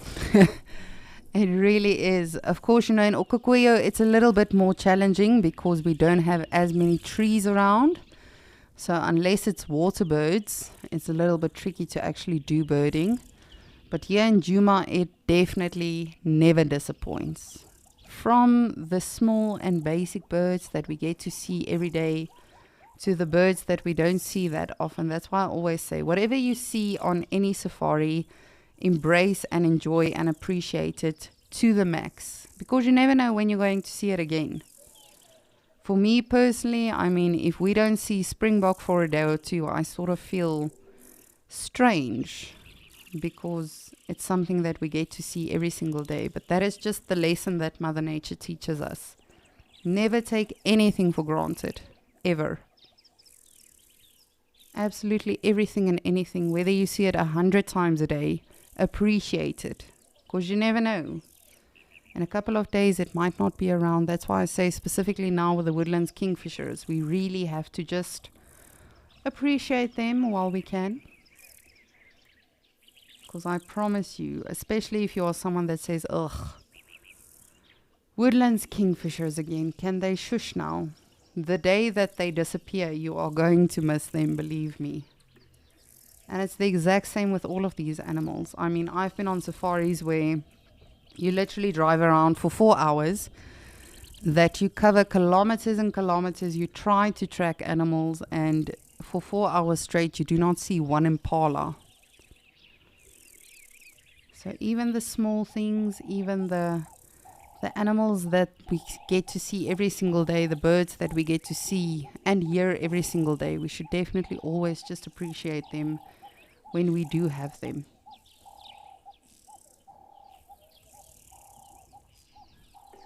Like this Egyptian goose. Yes, they are fairly common in all of our locations, but specifically in Djuma. And they were very noisy this morning. But appreciate it while you can. You never know when they decide to move off and go to another waterhole.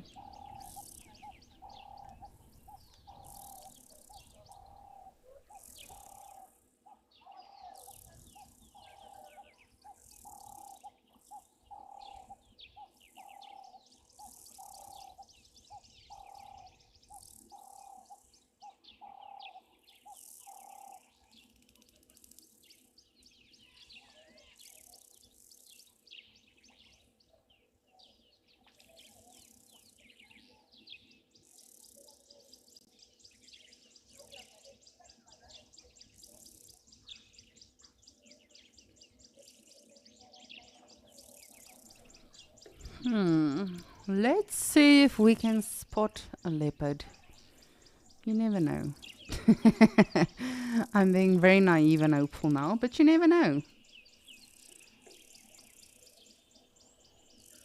I've been on safari with guests literally in the middle of the day, in the heat of the day, in summer in the Greater Kruger, where they said, let's just go for a bumble. You know, we don't want to sit in our rooms and enjoy nature from here. We want to go out and experience it. Even if we see nothing, we can literally sit in our rooms when we get back home as well.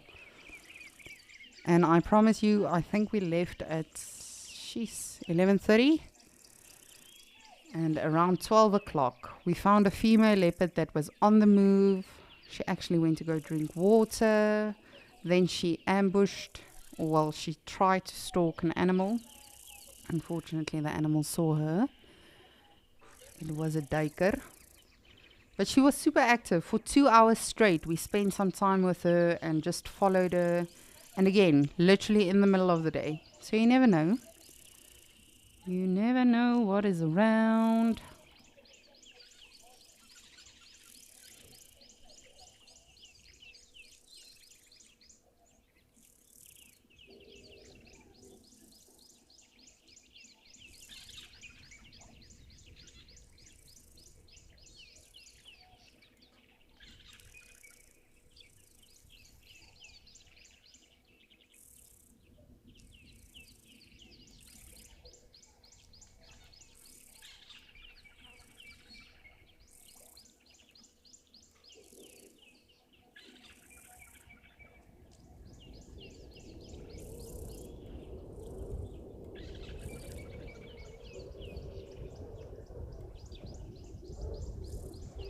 Well, hello, beautiful. Aren't they just glorious, especially when the sunlight hits them? And really all of the starlings, I have to say, I haven't seen an ugly starling. But personal favorite, definitely the violet back starling. I know we had them the other day with Ben on safari. It's not an uncommon bird to see, however, you wouldn't see them as much as the Burchell starlings, the Cape Glossy starling.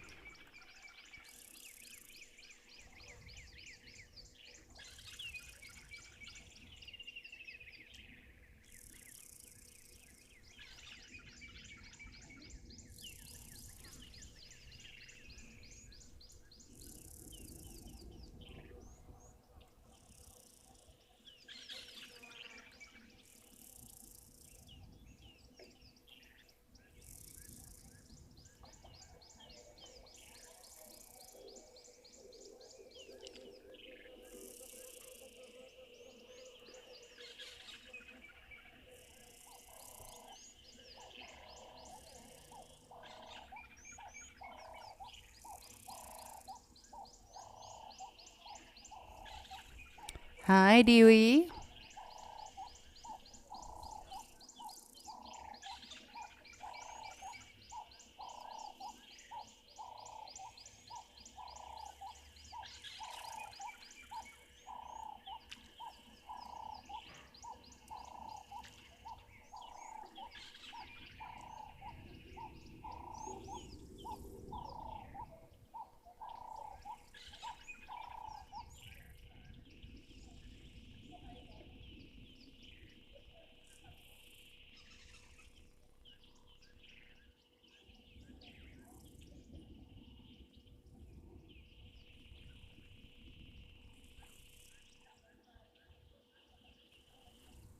I mean, look at this. Perfect spot. If I was a leopard, a lion, I would literally be lying here. You're obscured by the bush, you've got shade, you are close to the water, and you can hide from anything potentially that you would want to feast on. But what do I know? I'm not a cat, am I?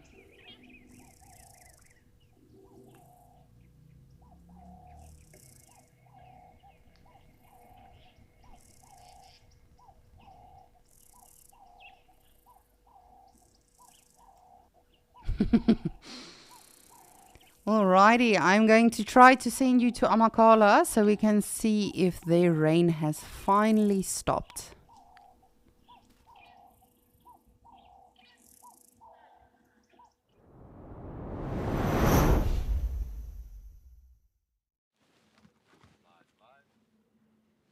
Good afternoon, everybody, and welcome to Amakala Game Reserve on this afternoon. We've had some real rains here this afternoon and a bit of the morning, so we have been washed out. But now we've seen that there is a gap. We've decided to take the gap, but I see the wind has picked up quite a bit, so I hope it doesn't blow things apart here. I am protecting the mic, so yeah. Hello again, my name's Andrew and I have Mpho behind the camera. Yeah, and we've been battling with some weather over here. It's obviously not good for what we do, but it's good for the bush. So rain is welcome here. And also the Bushman's River still needs to fill up at some point. So we're going to need a lot more rain than what we've had today. So yeah, what we're doing right now is we're just having a good look at the landscape over here. A lot of the animals are now hiding, and it's understandable because when they start getting cold, the animals, you find that they start to shiver, and that in itself uses a lot of their energy. And as we know, animals are big on saving their energy. They're conservers of energy. So as soon as they start to feel cold, they're going to go into the bush. They're going to find themselves a nice little warm spot, and they're going to hunker down until temperatures get a bit better. So I think that's the main reason why most of the animals have disappeared for now. Oh, there is some zebra down there. Look at that. Yeah, they're camouflaged well. Oh, thank goodness. There's looks like some mountain zebras over there. That's quite nice to watch them.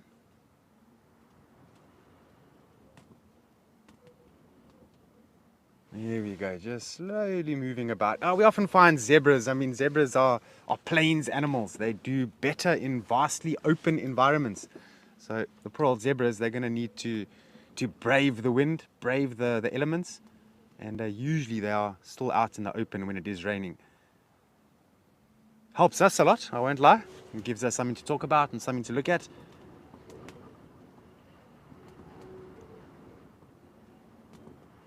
So I mentioned this morning, I had a question, and it sort of boggled my mind a little bit, and it got me thinking. I had a question from 3 young kids. I'm not sure what their names are, and I'm so sorry about that.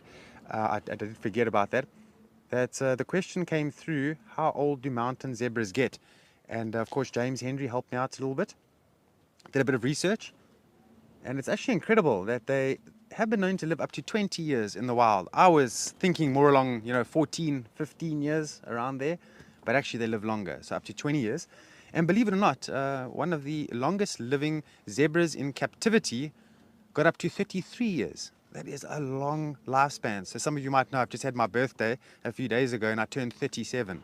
So 4 years, I'm 4 years more than what the oldest zebra recorded is in captivity. So that is incredible.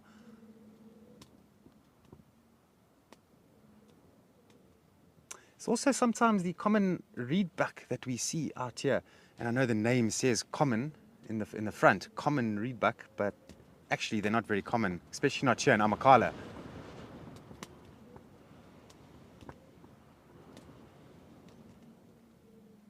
This is also a good environment if you take a spotlight and you... Girls' names were Nikki, Gemma, and Emmy. Ah, thank you. Thank you very much. Nikki, what is it? Nikki, Gemma. Oh, and if you can just give me the last one there, please, Max. These are the youngsters that asked me the question yesterday. Emmy. Emmy, that's it, 100%. Hey, we've got our directors have got very good memories, I must say. Thanks, Max. I appreciate that. But I was just mentioning earlier that if you do a drive over here in this northern section, invariably, and you come out with a spotlight and you look for some nighttime animals, this is a great place to see aardwolf. Now, I'm not sure if you've seen aardwolf before on Wild Earth. Maybe at Tswalu, they managed to broadcast some aardwolf that way, I'm not sure. But then also every now and then aardvark. Now, aardvark, this is a great environment for aardvark. Find that it's nice and open. There's lots and lots of termite mounds around here.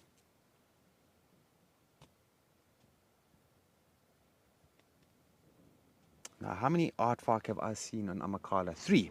In 4 years, I saw 3 aardvark. So just to show you, it's not a very common animal out here.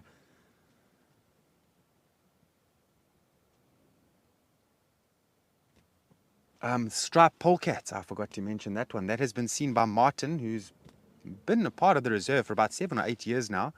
Very knowledgeable man. He's seen 2 or 3 stripes polecats in this area.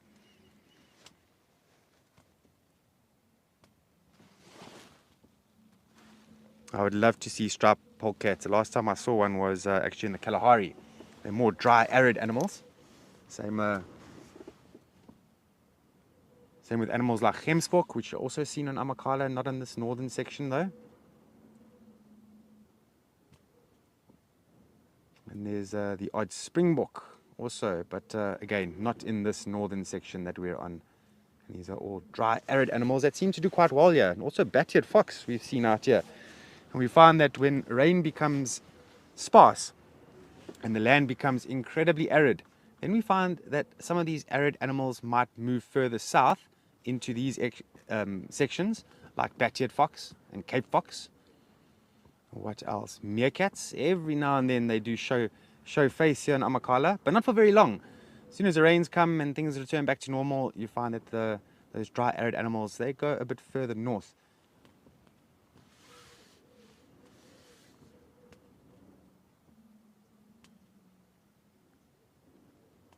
Just beautiful. So as I'm scanning, I mean, it's very open here. Gem, good question. So it's very similar. If you don't know the difference between striped polecat and weasel, you can easily get confused. I would love to show you one. I really would. I used to have a skull of a striped polecat, which I found in Tswalu, and with permission, they said I could take it. And I wish I'd actually brought it with me so I could show you the skull, what it looks like. And I think my next stint, wherever I'm going to be working, I will bring a skull from home just to show you. And you can see some of my collection over the years. But of course, we do ask for permission before removing anything from the bush. That is the rule. What is in nature must stay in nature. And if there's something that you might want to keep, you must ask for permission. And most of the time, they actually say no, put it back in the bush. But with some very rare circumstances, they might just say yes.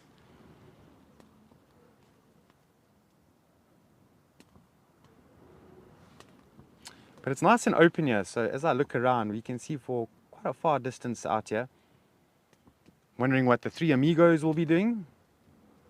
They were seen this morning, not too far from our location here, but I'm pretty sure they're laying flat somewhere in the grass. A little bit of luck, maybe we come across them.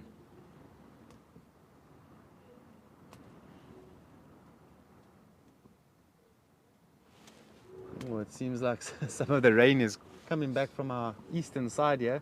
Wow, you just can't escape the rain out here, that's for sure.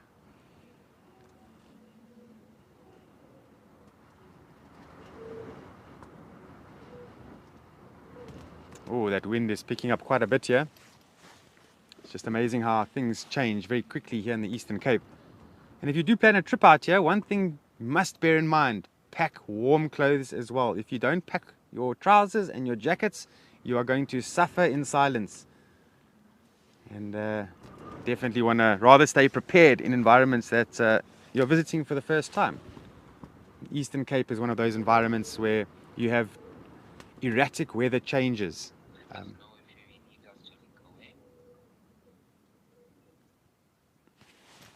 I remember once in the morning, temperatures at Amakhala got to about maybe about 31 degrees at the hottest point, and then come the afternoon it was raining and cold, so very erratic, the weather conditions.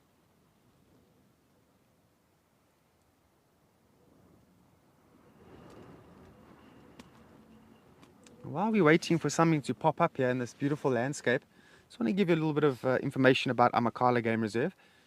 So of course, Amakhala Game Reserve is quite a large game reserve. It's about 9,000 hectares, just under 10,000 hectares, with 5 of the 7 biomes found on this game reserve. And because of that, the diversity in birds and wildlife and insects and plants is quite a lot of diversity. So just trying to think, I think there's about 9 or 10 different lodges here on Amakhala Game Reserve, and they all cater for sort of different needs and products, if you will. There's 4-star lodges, there's 2 5-star lodges. The lodges, they do offer extra activities. So if you do miss game drives or you want to do extra game drives, you can do things like night drives here, which are quite exciting. You go out at night, you just don't know what you're going to see out there. That's what I find very exciting about night drives. Then you can also do canoe rides and boat rides, but you know, there needs to be water in the river. At the moment, that's not doable. Also, fishing used to be offered, which will be again in the future when the river does flow. You can even do bushwalks out here, and you can even overnight. You do an overnight trail that they call. So you'll go out with a very experienced field guide and a backup field guide or trails guide, and you'll sleep in the cave. And some of you have seen that cave with Tess and originally with Ralph. And at some point, we'll try and get down there and show it to you. What else can be done here? Horse rides. Yes, you can do horse rides here. And archery. So for young children who are feeling a little bit bored around the camp sometimes, waiting for their game drive time to approach, you can do things like archery and so on, which is quite nice.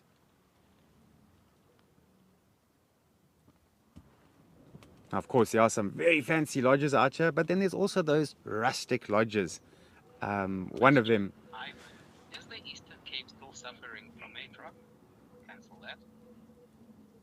Just lost my trail of thought now. Can't remember where I was going on with that.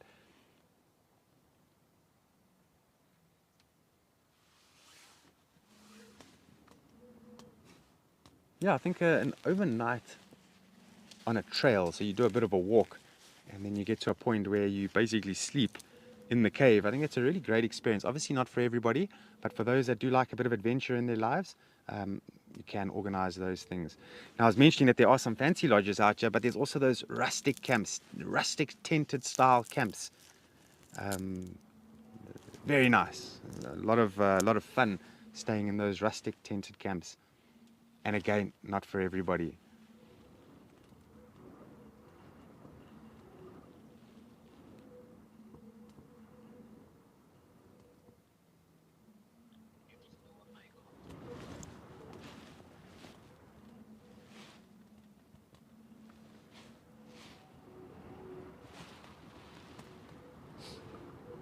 Wow, this wind is really pushing in here. I'm just going to scan with binoculars and just see if I can't spot something.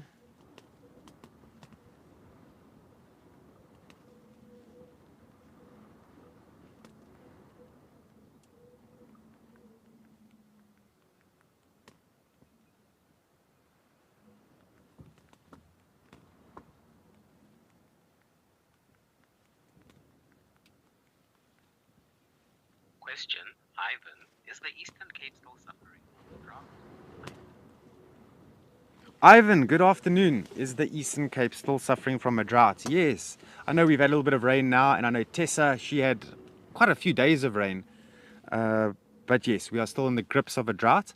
It was a lot worse than this. When I first started here in Amakhala,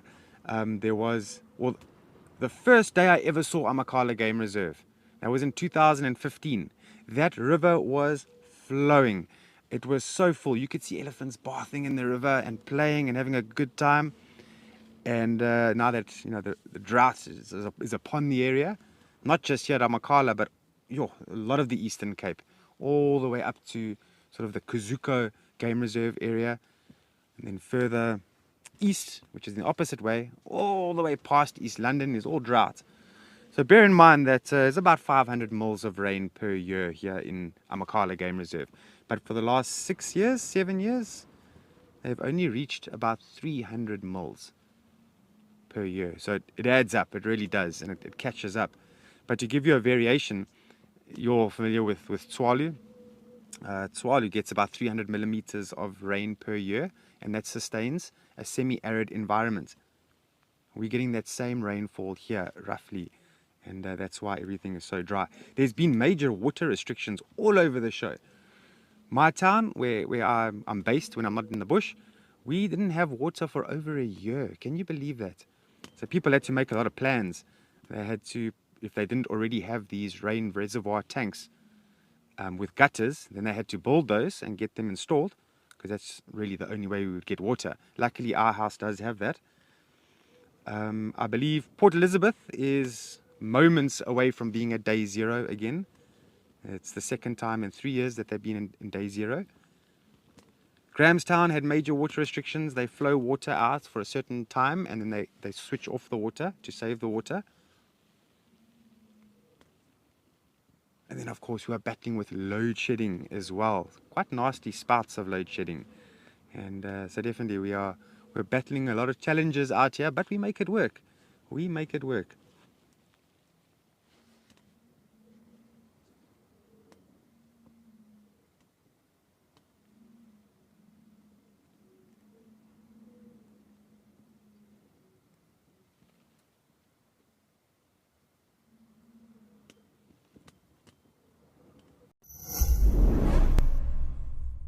Wild Earth is looking for unique wildlife sightings filmed by you. They can be old or new, from anywhere in the world, and filmed on a camera or on your phone. In return, we will give you cash and a chance to see your clip on TV with your name in the credits. It's easy. Post your clip to Instagram with the hashtag WildEarthClips. Get selected and get paid. Head over to wildearth.tv/content to find out more.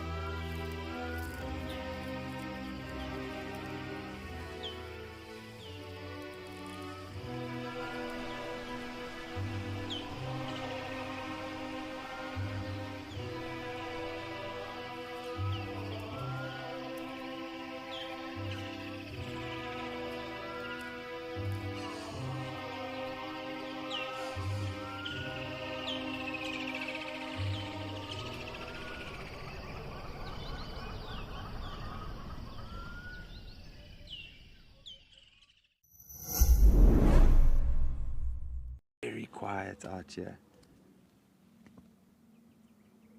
Trying to listen to some birds beyond this wind, and you can't really hear any birds either. I think a lot of the birds are hunkering down now. They're in the canopies of the trees and so on. I'm gonna try and hunker down. We saw some European bee eaters, myself and Mpho, which is quite nice. It's not a very common bird to be seen, but up north, Kruger National Park, they see all three of the rollers out there, and I think even the ratchet-tailed roller they also see, and perhaps even a few more species out here if you're lucky. Mainly the European, and then just wondering if a lilac-breasted roller has been seen. I know I haven't seen lilac-breasted roller in Amakhala at all. You go to Madikwe Game Reserve, they're pretty much everywhere. It's always nice to see birds on, quite a large scale when you don't really see those birds in other areas. I wonder how Cedric's doing in Madikwe. I know when I last spoke to him, he said he was thoroughly enjoying it.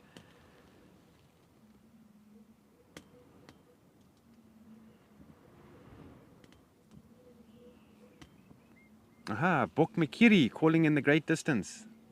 The bush telephone. A beautiful looking bird, really is spectacular looking. Now, Bok Makiri, if I have to directly translate that, let me try. Bok is going to be a buck.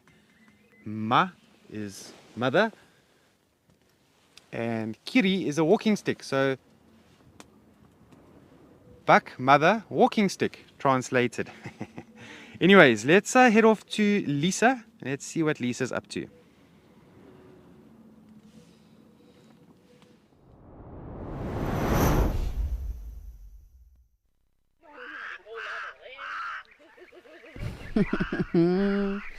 I think that's the first time I hear that translation. Andrew, good take on it. I like it. No elephants outside yet, or rhinos, sadly. However, we are getting some more zebras. Some of the Abdom stalks have taken off. Ooh, but while I say that, they are flying overhead, so perhaps they are returning. Let me just have a look-see. I wonder where Michelle is today. I've not heard from Michelle. But remember, we do still have a little bit of time left on Escapes Nature. So please do let us know what you would like to see, what you would like to know. Perhaps there's something you would like to ask us as naturalists, even if it's personal. We'll just say no comment if we cannot comment.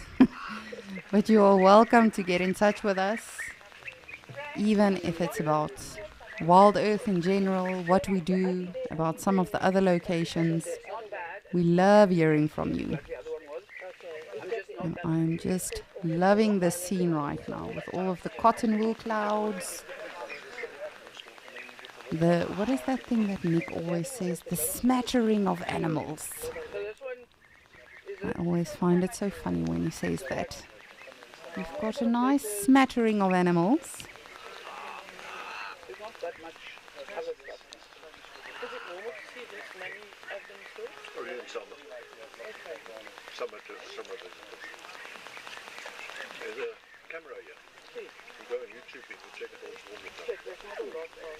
Ooh, the zebras are having a meeting first. Deciding. Oh goodness, no, there's no decisions happening there, just aggression. I was going to say deciding which harem comes to the water first, but seems more like we got a bit of bachelor group dynamics going on there as well. What is happening there? It seems like they are aggregating around something.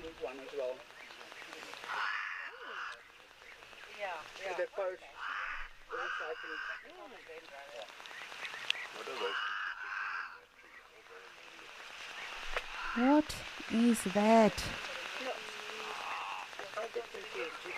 Is it just a tree stump?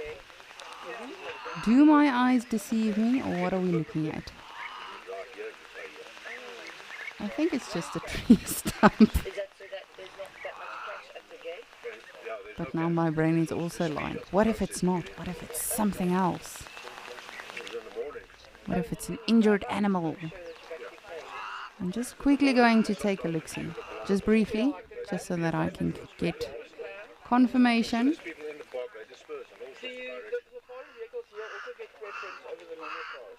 I do apologize if the camera is going to shake a little bit. I just quickly want to get an idea what we are looking at. It's the lesser spotted loggerdial. Something very fascinating about that tree stump apparently. You silly animals. Making us think there's something there. Perhaps there is, you never know. Perhaps there's like some form of catnip, but like zebra nip there. And they're just trying to see how much they can get. Now, of course, I'm just talking nonsense, like always. Wildebeest, you can come over here.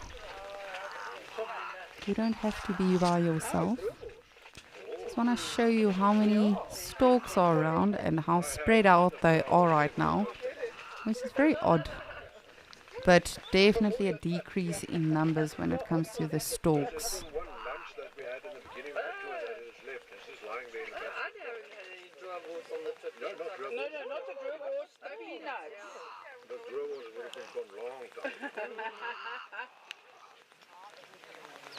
Oh, pudding.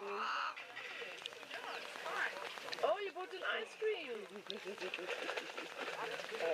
I needed something cold.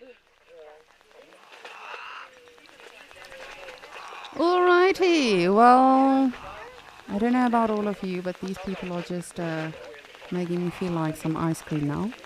So to avoid the temptation, let's head on over to Djuma and see what's happening over there.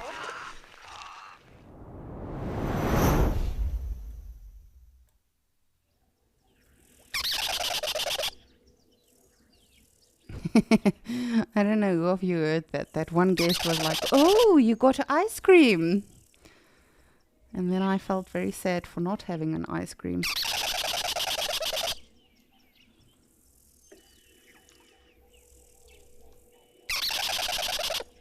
Dewey, oh goodness, goodness, goodness. Who's shouting in our ears? Let me just check. I just want to see something is on the, either on the camera or below the camera or above it. Just bear with me. No, Mike, I don't think it's a bird. That is what I want to have a look-see now. I think it's actually a squirrel. I'm not sure though. But I think it's a squirrel.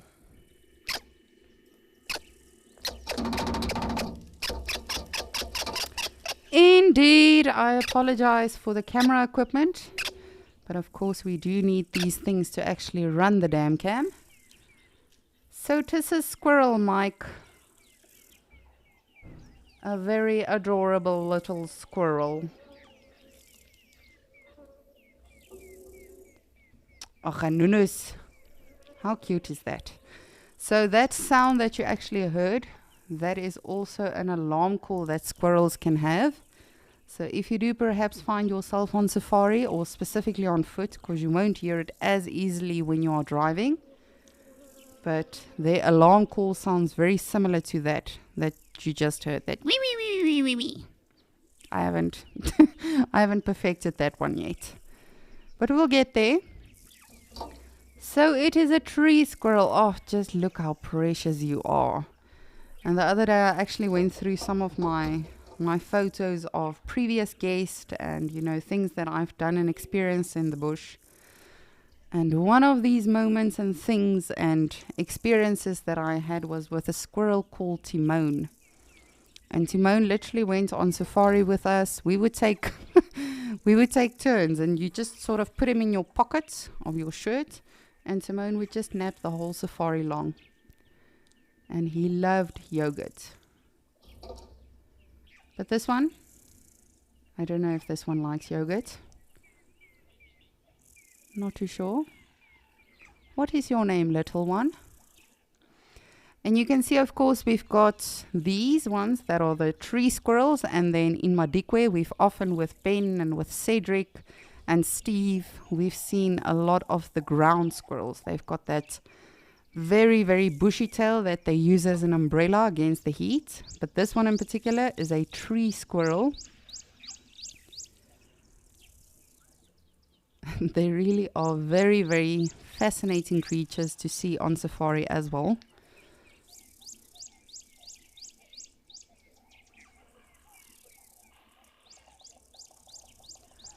Laurie, you are saying it looks so adorable, your new friend. Aren't they just precious? And you can see very alert as well. They have to be. If a raptor sees them, they will definitely take them out if they have the opportunity. But yes, they are phenomenal. And especially, again, when they see something like an African wildcat or a snake or even sometimes leopards. I've located leopards by actually listening to squirrels alarm calling. But they are absolutely adorable. And it's interesting to see the... You're just going to lie down for a nap. It's interesting to see the actual coat because you can see it's very coarse here. Now this is, I know a lot of us, we tend to think that lions and leopards, even cheetahs are so fluffy and they must be so soft. But this is literally what their coats are like as well. Yes, they are covered in hair, but it's a very coarse hair. So it's not at all smooth and fluffy and soft. It's actually very, very, I almost want to say hard. And the exact same with squirrels, when you do hold them or touch them. Not that I would advise you to. When they bite you, it's not a lot of fun. However, at my previous lodge, we had a lot of them falling out of the roof in our staff quarters. So then the baby would just sort of be helpless and we would just rehabilitate them and put them back into the wild and hope and pray for the best. Cooey, will you look at us? We want to see your beautiful face. But yes, obviously their call can be very, very easily confused with that of a bird, as we heard initially. That's very cool. We don't get to see them this often.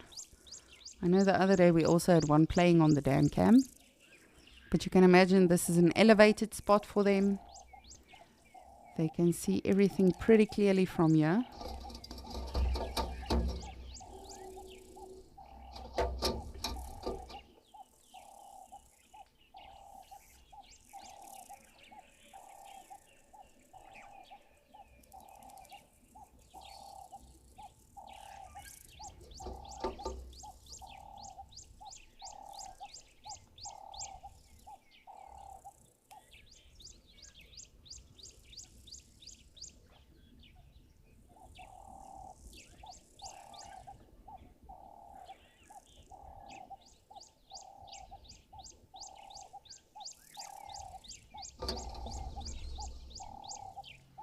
I do just quickly want to have a look-see around. It sounds like something else is also playing either above the camera or literally on top of the camera. I'll come back to our squirrel now. And again, I apologize about the wires and everything. Of course, we do need those to actually function and control the camera.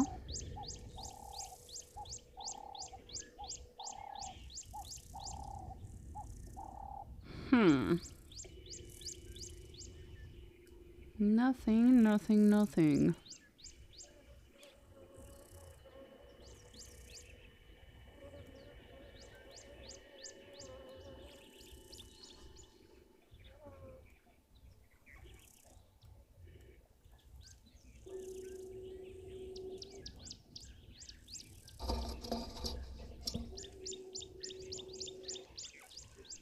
Oh, there he goes.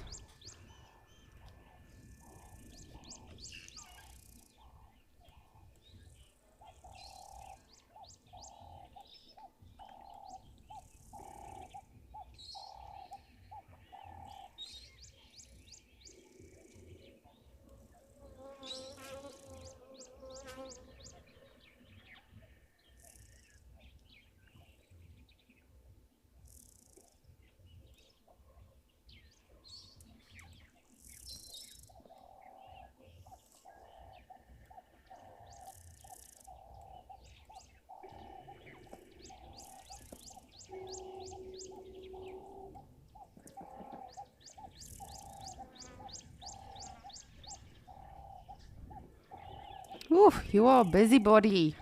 Sit still, little one.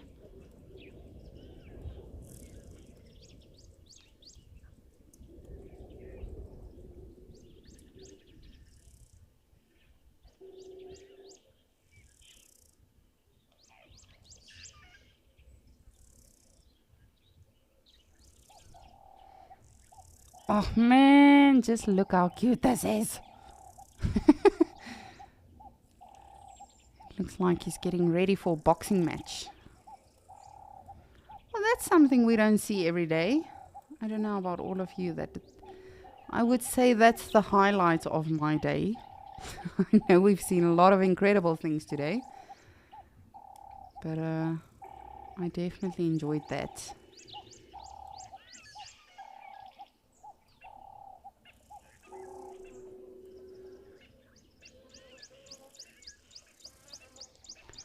Squirrel, what are you doing?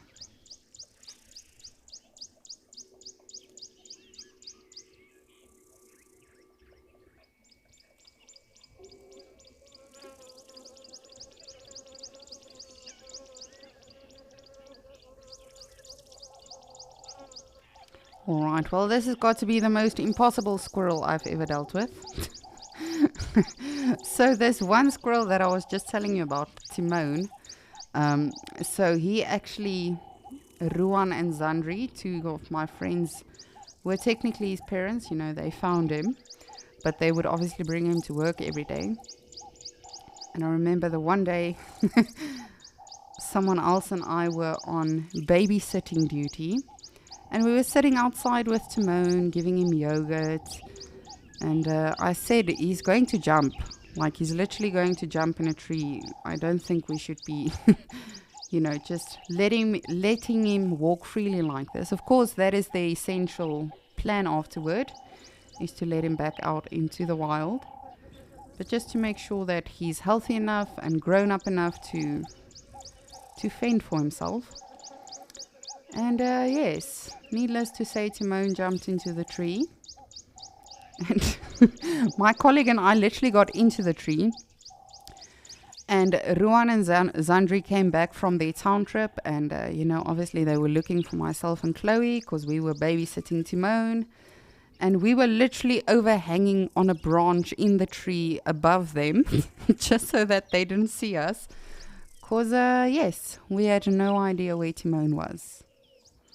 But that is the day that Timon decided he wants to be a free squirrel. He's now taking on life by himself. And yes, as I can say, we can only hope that he is all right and that he made it. But that has got to be, I promise you, it probably looked like something out of a cartoon. Just these two people hanging in a tree, trying not to be seen.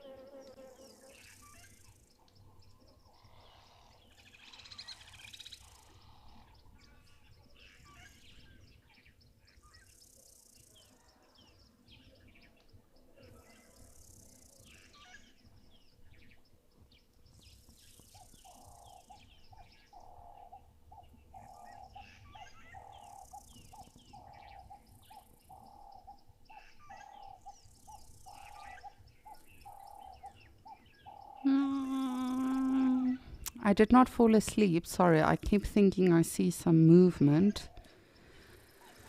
But it is no longer there. Jeff, you would like to know, what does a squirrel's diet consist of?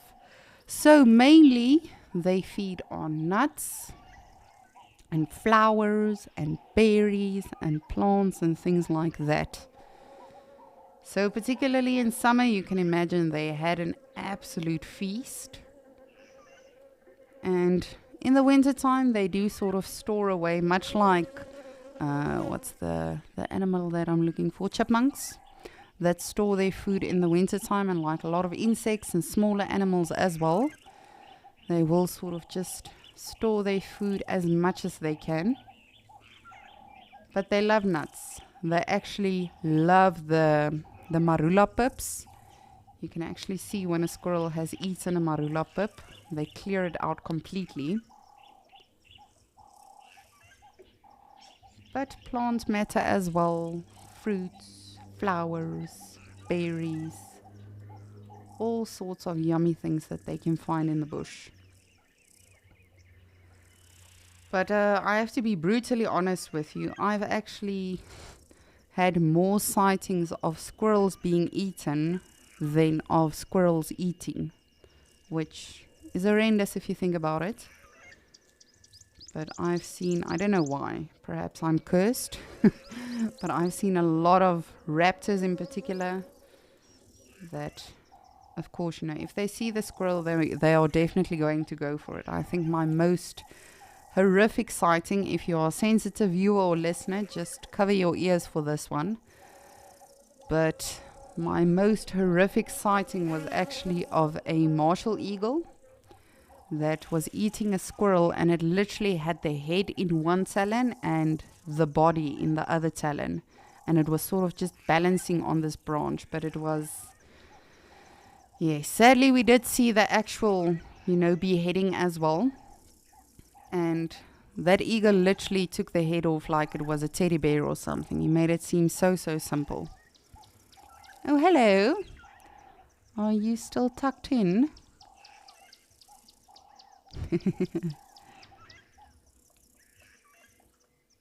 I think they can definitely hear the camera, because it's often, you know, when we sort of just check in on them, just like the elephants, when they are right below the camera, they can hear the zooming and the panning and everything.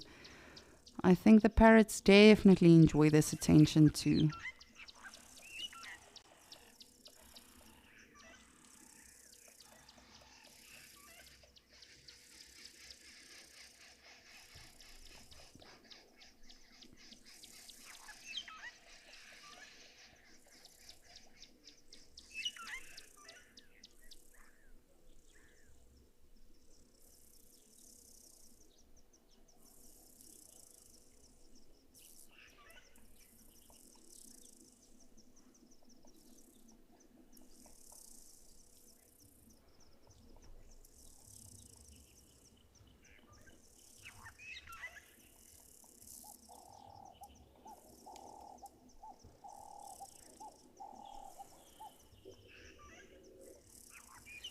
And just like anywhere else on safari and any other day, sometimes you have a lot of animals throughout the day or all at once. Other times it's just peaceful and quiet for a bit, and then the animals tend to come around a bit later. But yes, we've not seen one impala today in Djuma, which is fairly interesting. It might be due to the weird weather that we are having. The animals are not chancing it.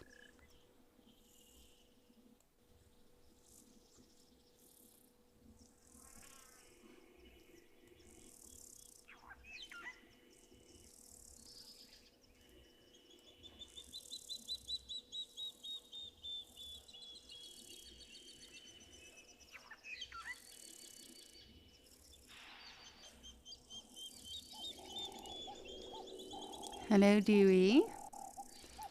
We are happy to see and hear that you are still alive. Busy with your napping yoga.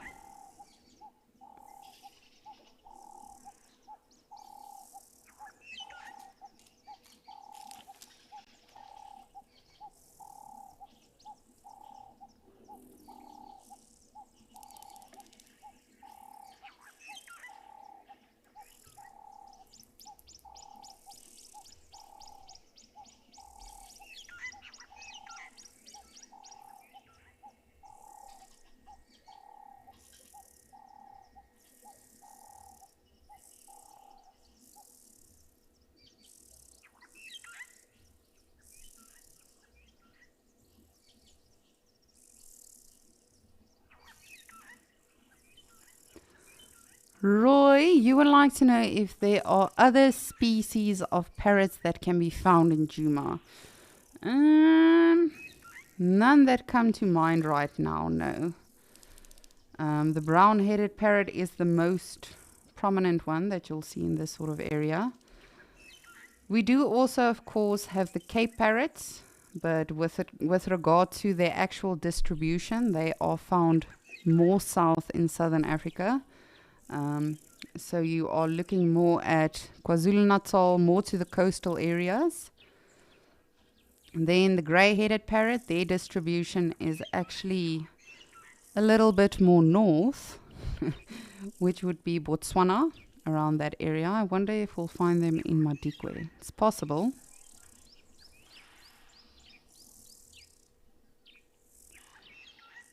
And then the Meyer parrots, they are also a little bit more north, so from Namibia, Botswana, those sort of areas, but also not in South Africa itself. And then the Rupel's parrot is mostly in Namibia, or only in Namibia actually, with regard to their actual distribution.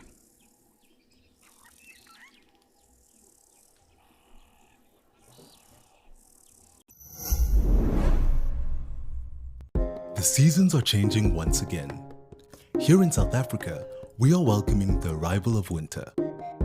The sun is rising a little later and setting a little earlier. And so from the 26th of March, we will be starting our sunrise safari 1 hour later and our sunset safari 1 hour earlier. This means that despite the short winter days here in South Africa, we can carry on bringing you the best wildlife viewing possible.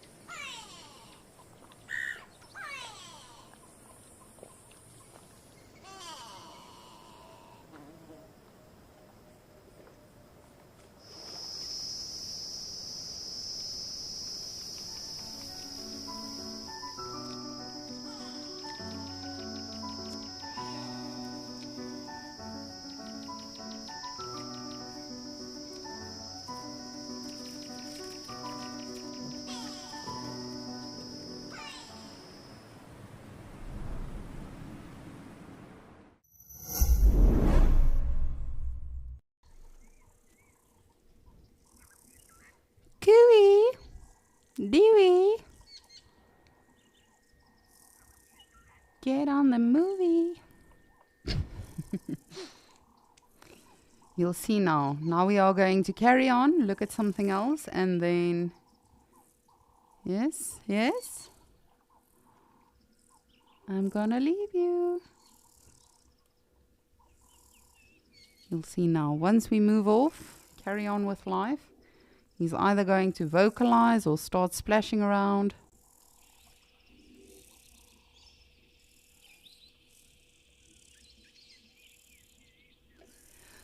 Well, Dewey, you've had your chance and you did not want to seize the moment. Therefore, we shall go over to Andrew in Amakhala and see what's happening there.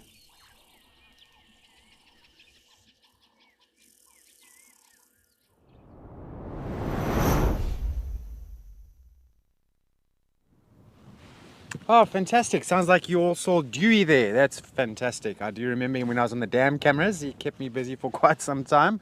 Always nice to watch him. So we have some antelopes that we found on the hill. Some red hartebeest. And then there's at least 3 black wildebeest as well. Shame, I think they are desperate for a little bit of warmth. So they're sort of on that elevated area there, hoping that the sun is gonna come through. But also now with this wind, it does sort of provide a problem for them that they can't hear properly and they can't smell properly. So it's very wise of them actually to go higher up. As we know with, with sort of the tactical side of things, if you're higher up than your competitors or your enemies, or whatever the case may be, you are at an advantage. So I think that's what's happening here.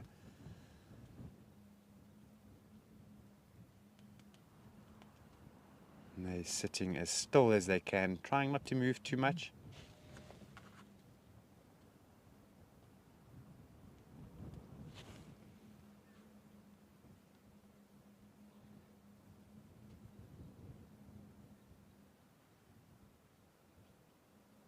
How many? 1, 2, 3, 4, 5, at least 6 red hartebeest over here.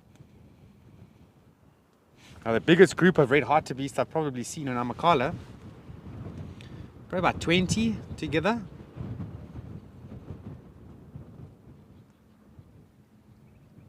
And then black wildebeest, the most that I've seen together, must have been about 30 or maybe 35.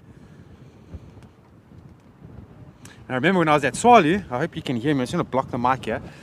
When I was at Swalu, the most eland that I had seen there, and this includes for my entire life, was over 100 eland in a group. Can you believe that? That is a lot.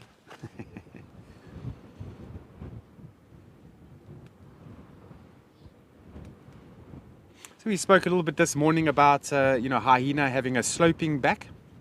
That action called the sloping back action.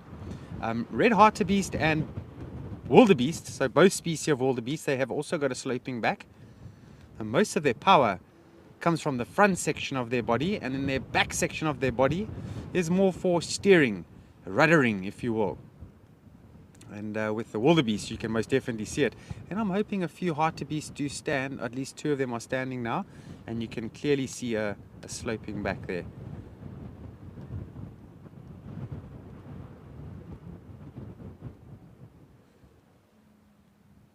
And then other antelopes that have got sloping backs would be like Blesbok antelope, Bontebok antelope.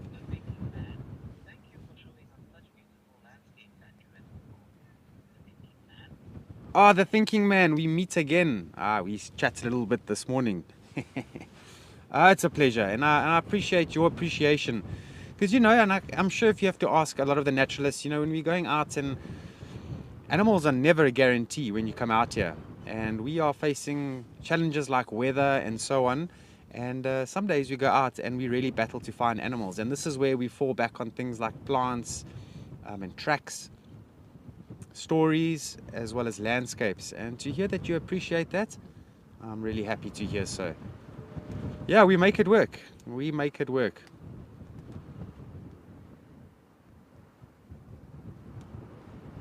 The thinking man, I would like to know where you're from. If you can let me know, I'd love to know where you come from.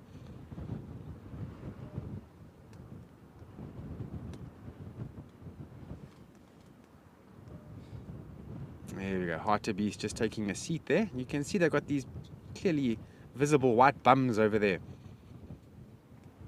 So if you ever come to Amakhala and you see an antelope, and the antelope has got a pitch white buttocks or bum, you know you're dealing with red hartebeest antelope.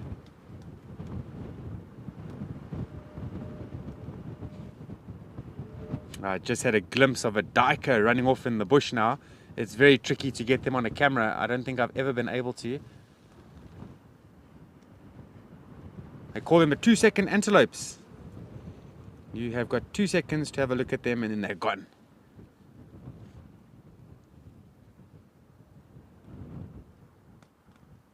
And if you're unfamiliar with what a duiker is, because it's a very tricky animal to show you all, it's a small antelope, not the smallest antelope in southern Africa, but they're fairly small.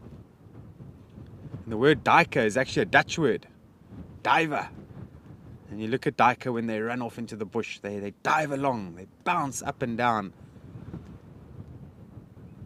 And just by the way that they run, you can see where, just by that behavior of the way the animal's running, you can identify duiker very easily, just by the way it bounces through the bush.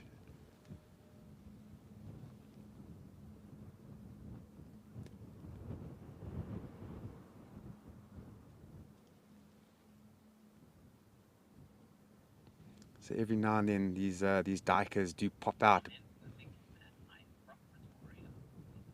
Oh, the Thinking Man, you're from Pretoria. Thank you for letting me know there. Yeah, I actually grew up in Johannesburg. Spent a good few years there. I went to a school called Jeppe High School for Boys, if you're familiar with it. Joburg. Yeah, I was a city jawler at one stage. I used to live in the city. It's hard to believe now, after spending roughly about 17 years in the bush now. The bush is the place I call home now.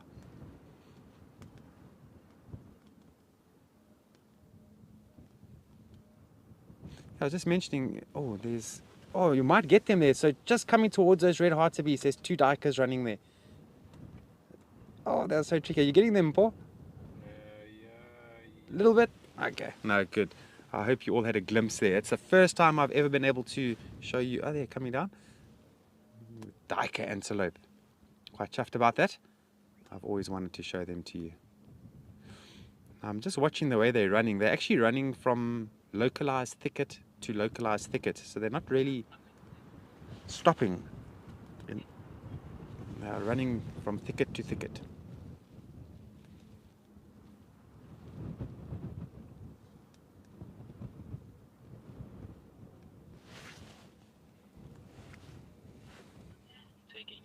And live.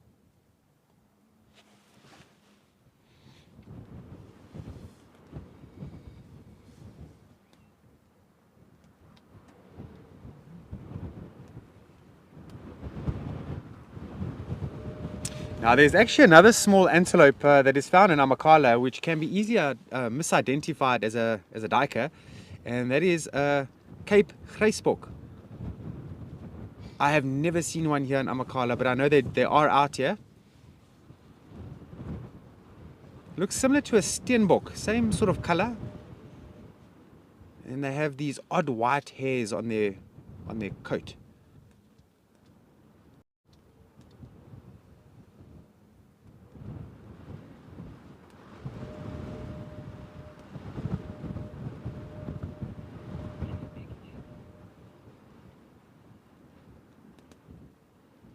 Max, you're quite right. Yes, the sharps, the Cape Grysbok got very large ears.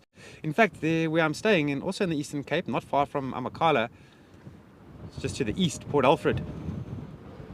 We are living in quite a bushy area, so there's quite a bit of that coastal bush where we live, and we have Cape Grysbok, believe it or not, coming into our garden. They haven't been for a while now. I'm not sure why, but yeah, we have them in our garden, and we also have 2 tortoises that live in our garden, which are naturally there. They've been there for years. It's nice to have this wildlife in my garden at home.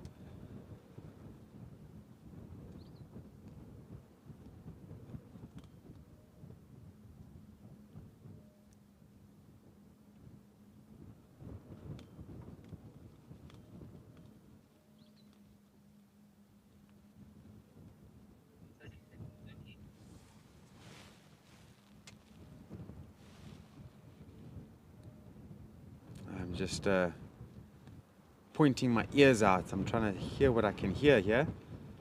But with this wind, it's very tricky to even hear the birds.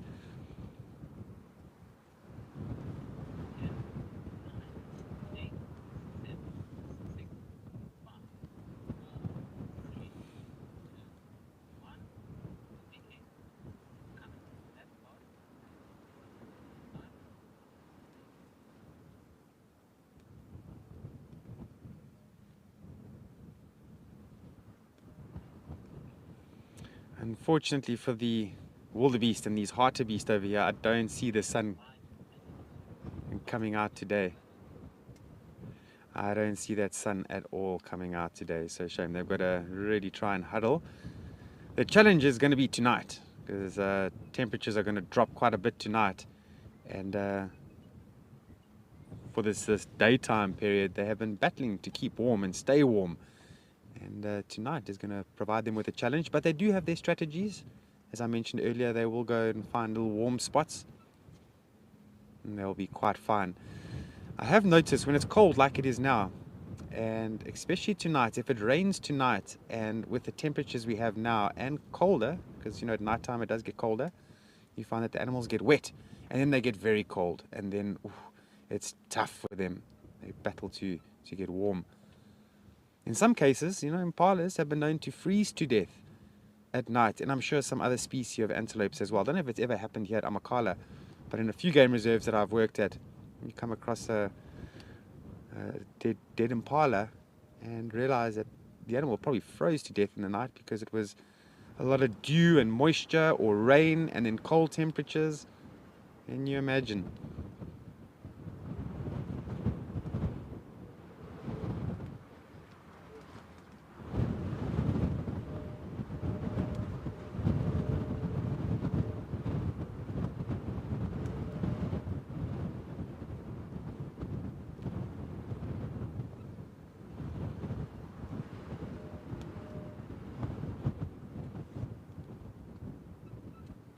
Often when I speak to my family and friends back home, they often ask me what's sort of the most common animal that is found on whichever game reserve that I'm on. And I think here in Amakhala, red hartebeest is probably the more common, especially of the antelopes. I'm just wondering if it's not the most common animal found out here, but definitely of the antelopes.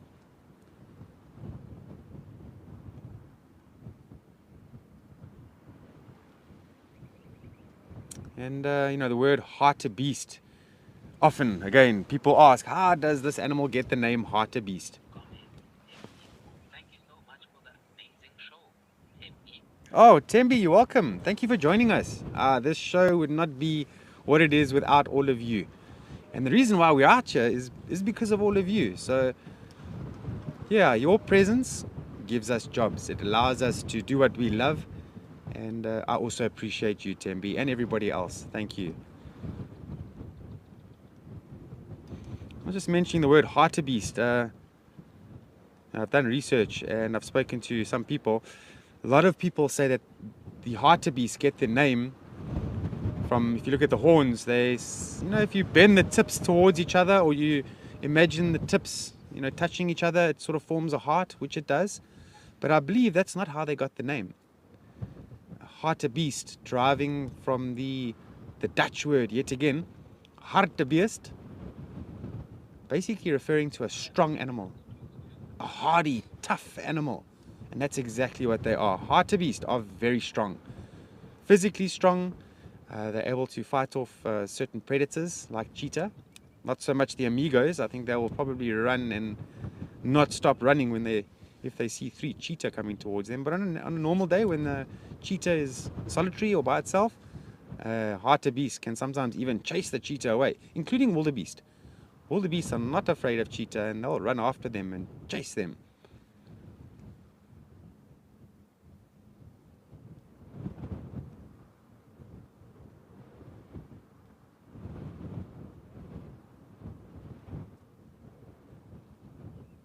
And then both species that we're looking at now are built for speed. So red hartebeest, apparently, they can get up to 60, 65 kilometers an hour, which is tremendously fast. And they can keep that pace going for quite a long distance of time. And that's how they avoid their predators. They just run and really cover that distance without really slowing down. Whereas predators, as we know, they are often going to run and then only go for about 300-400 meters at most. And they're going to have to give it up.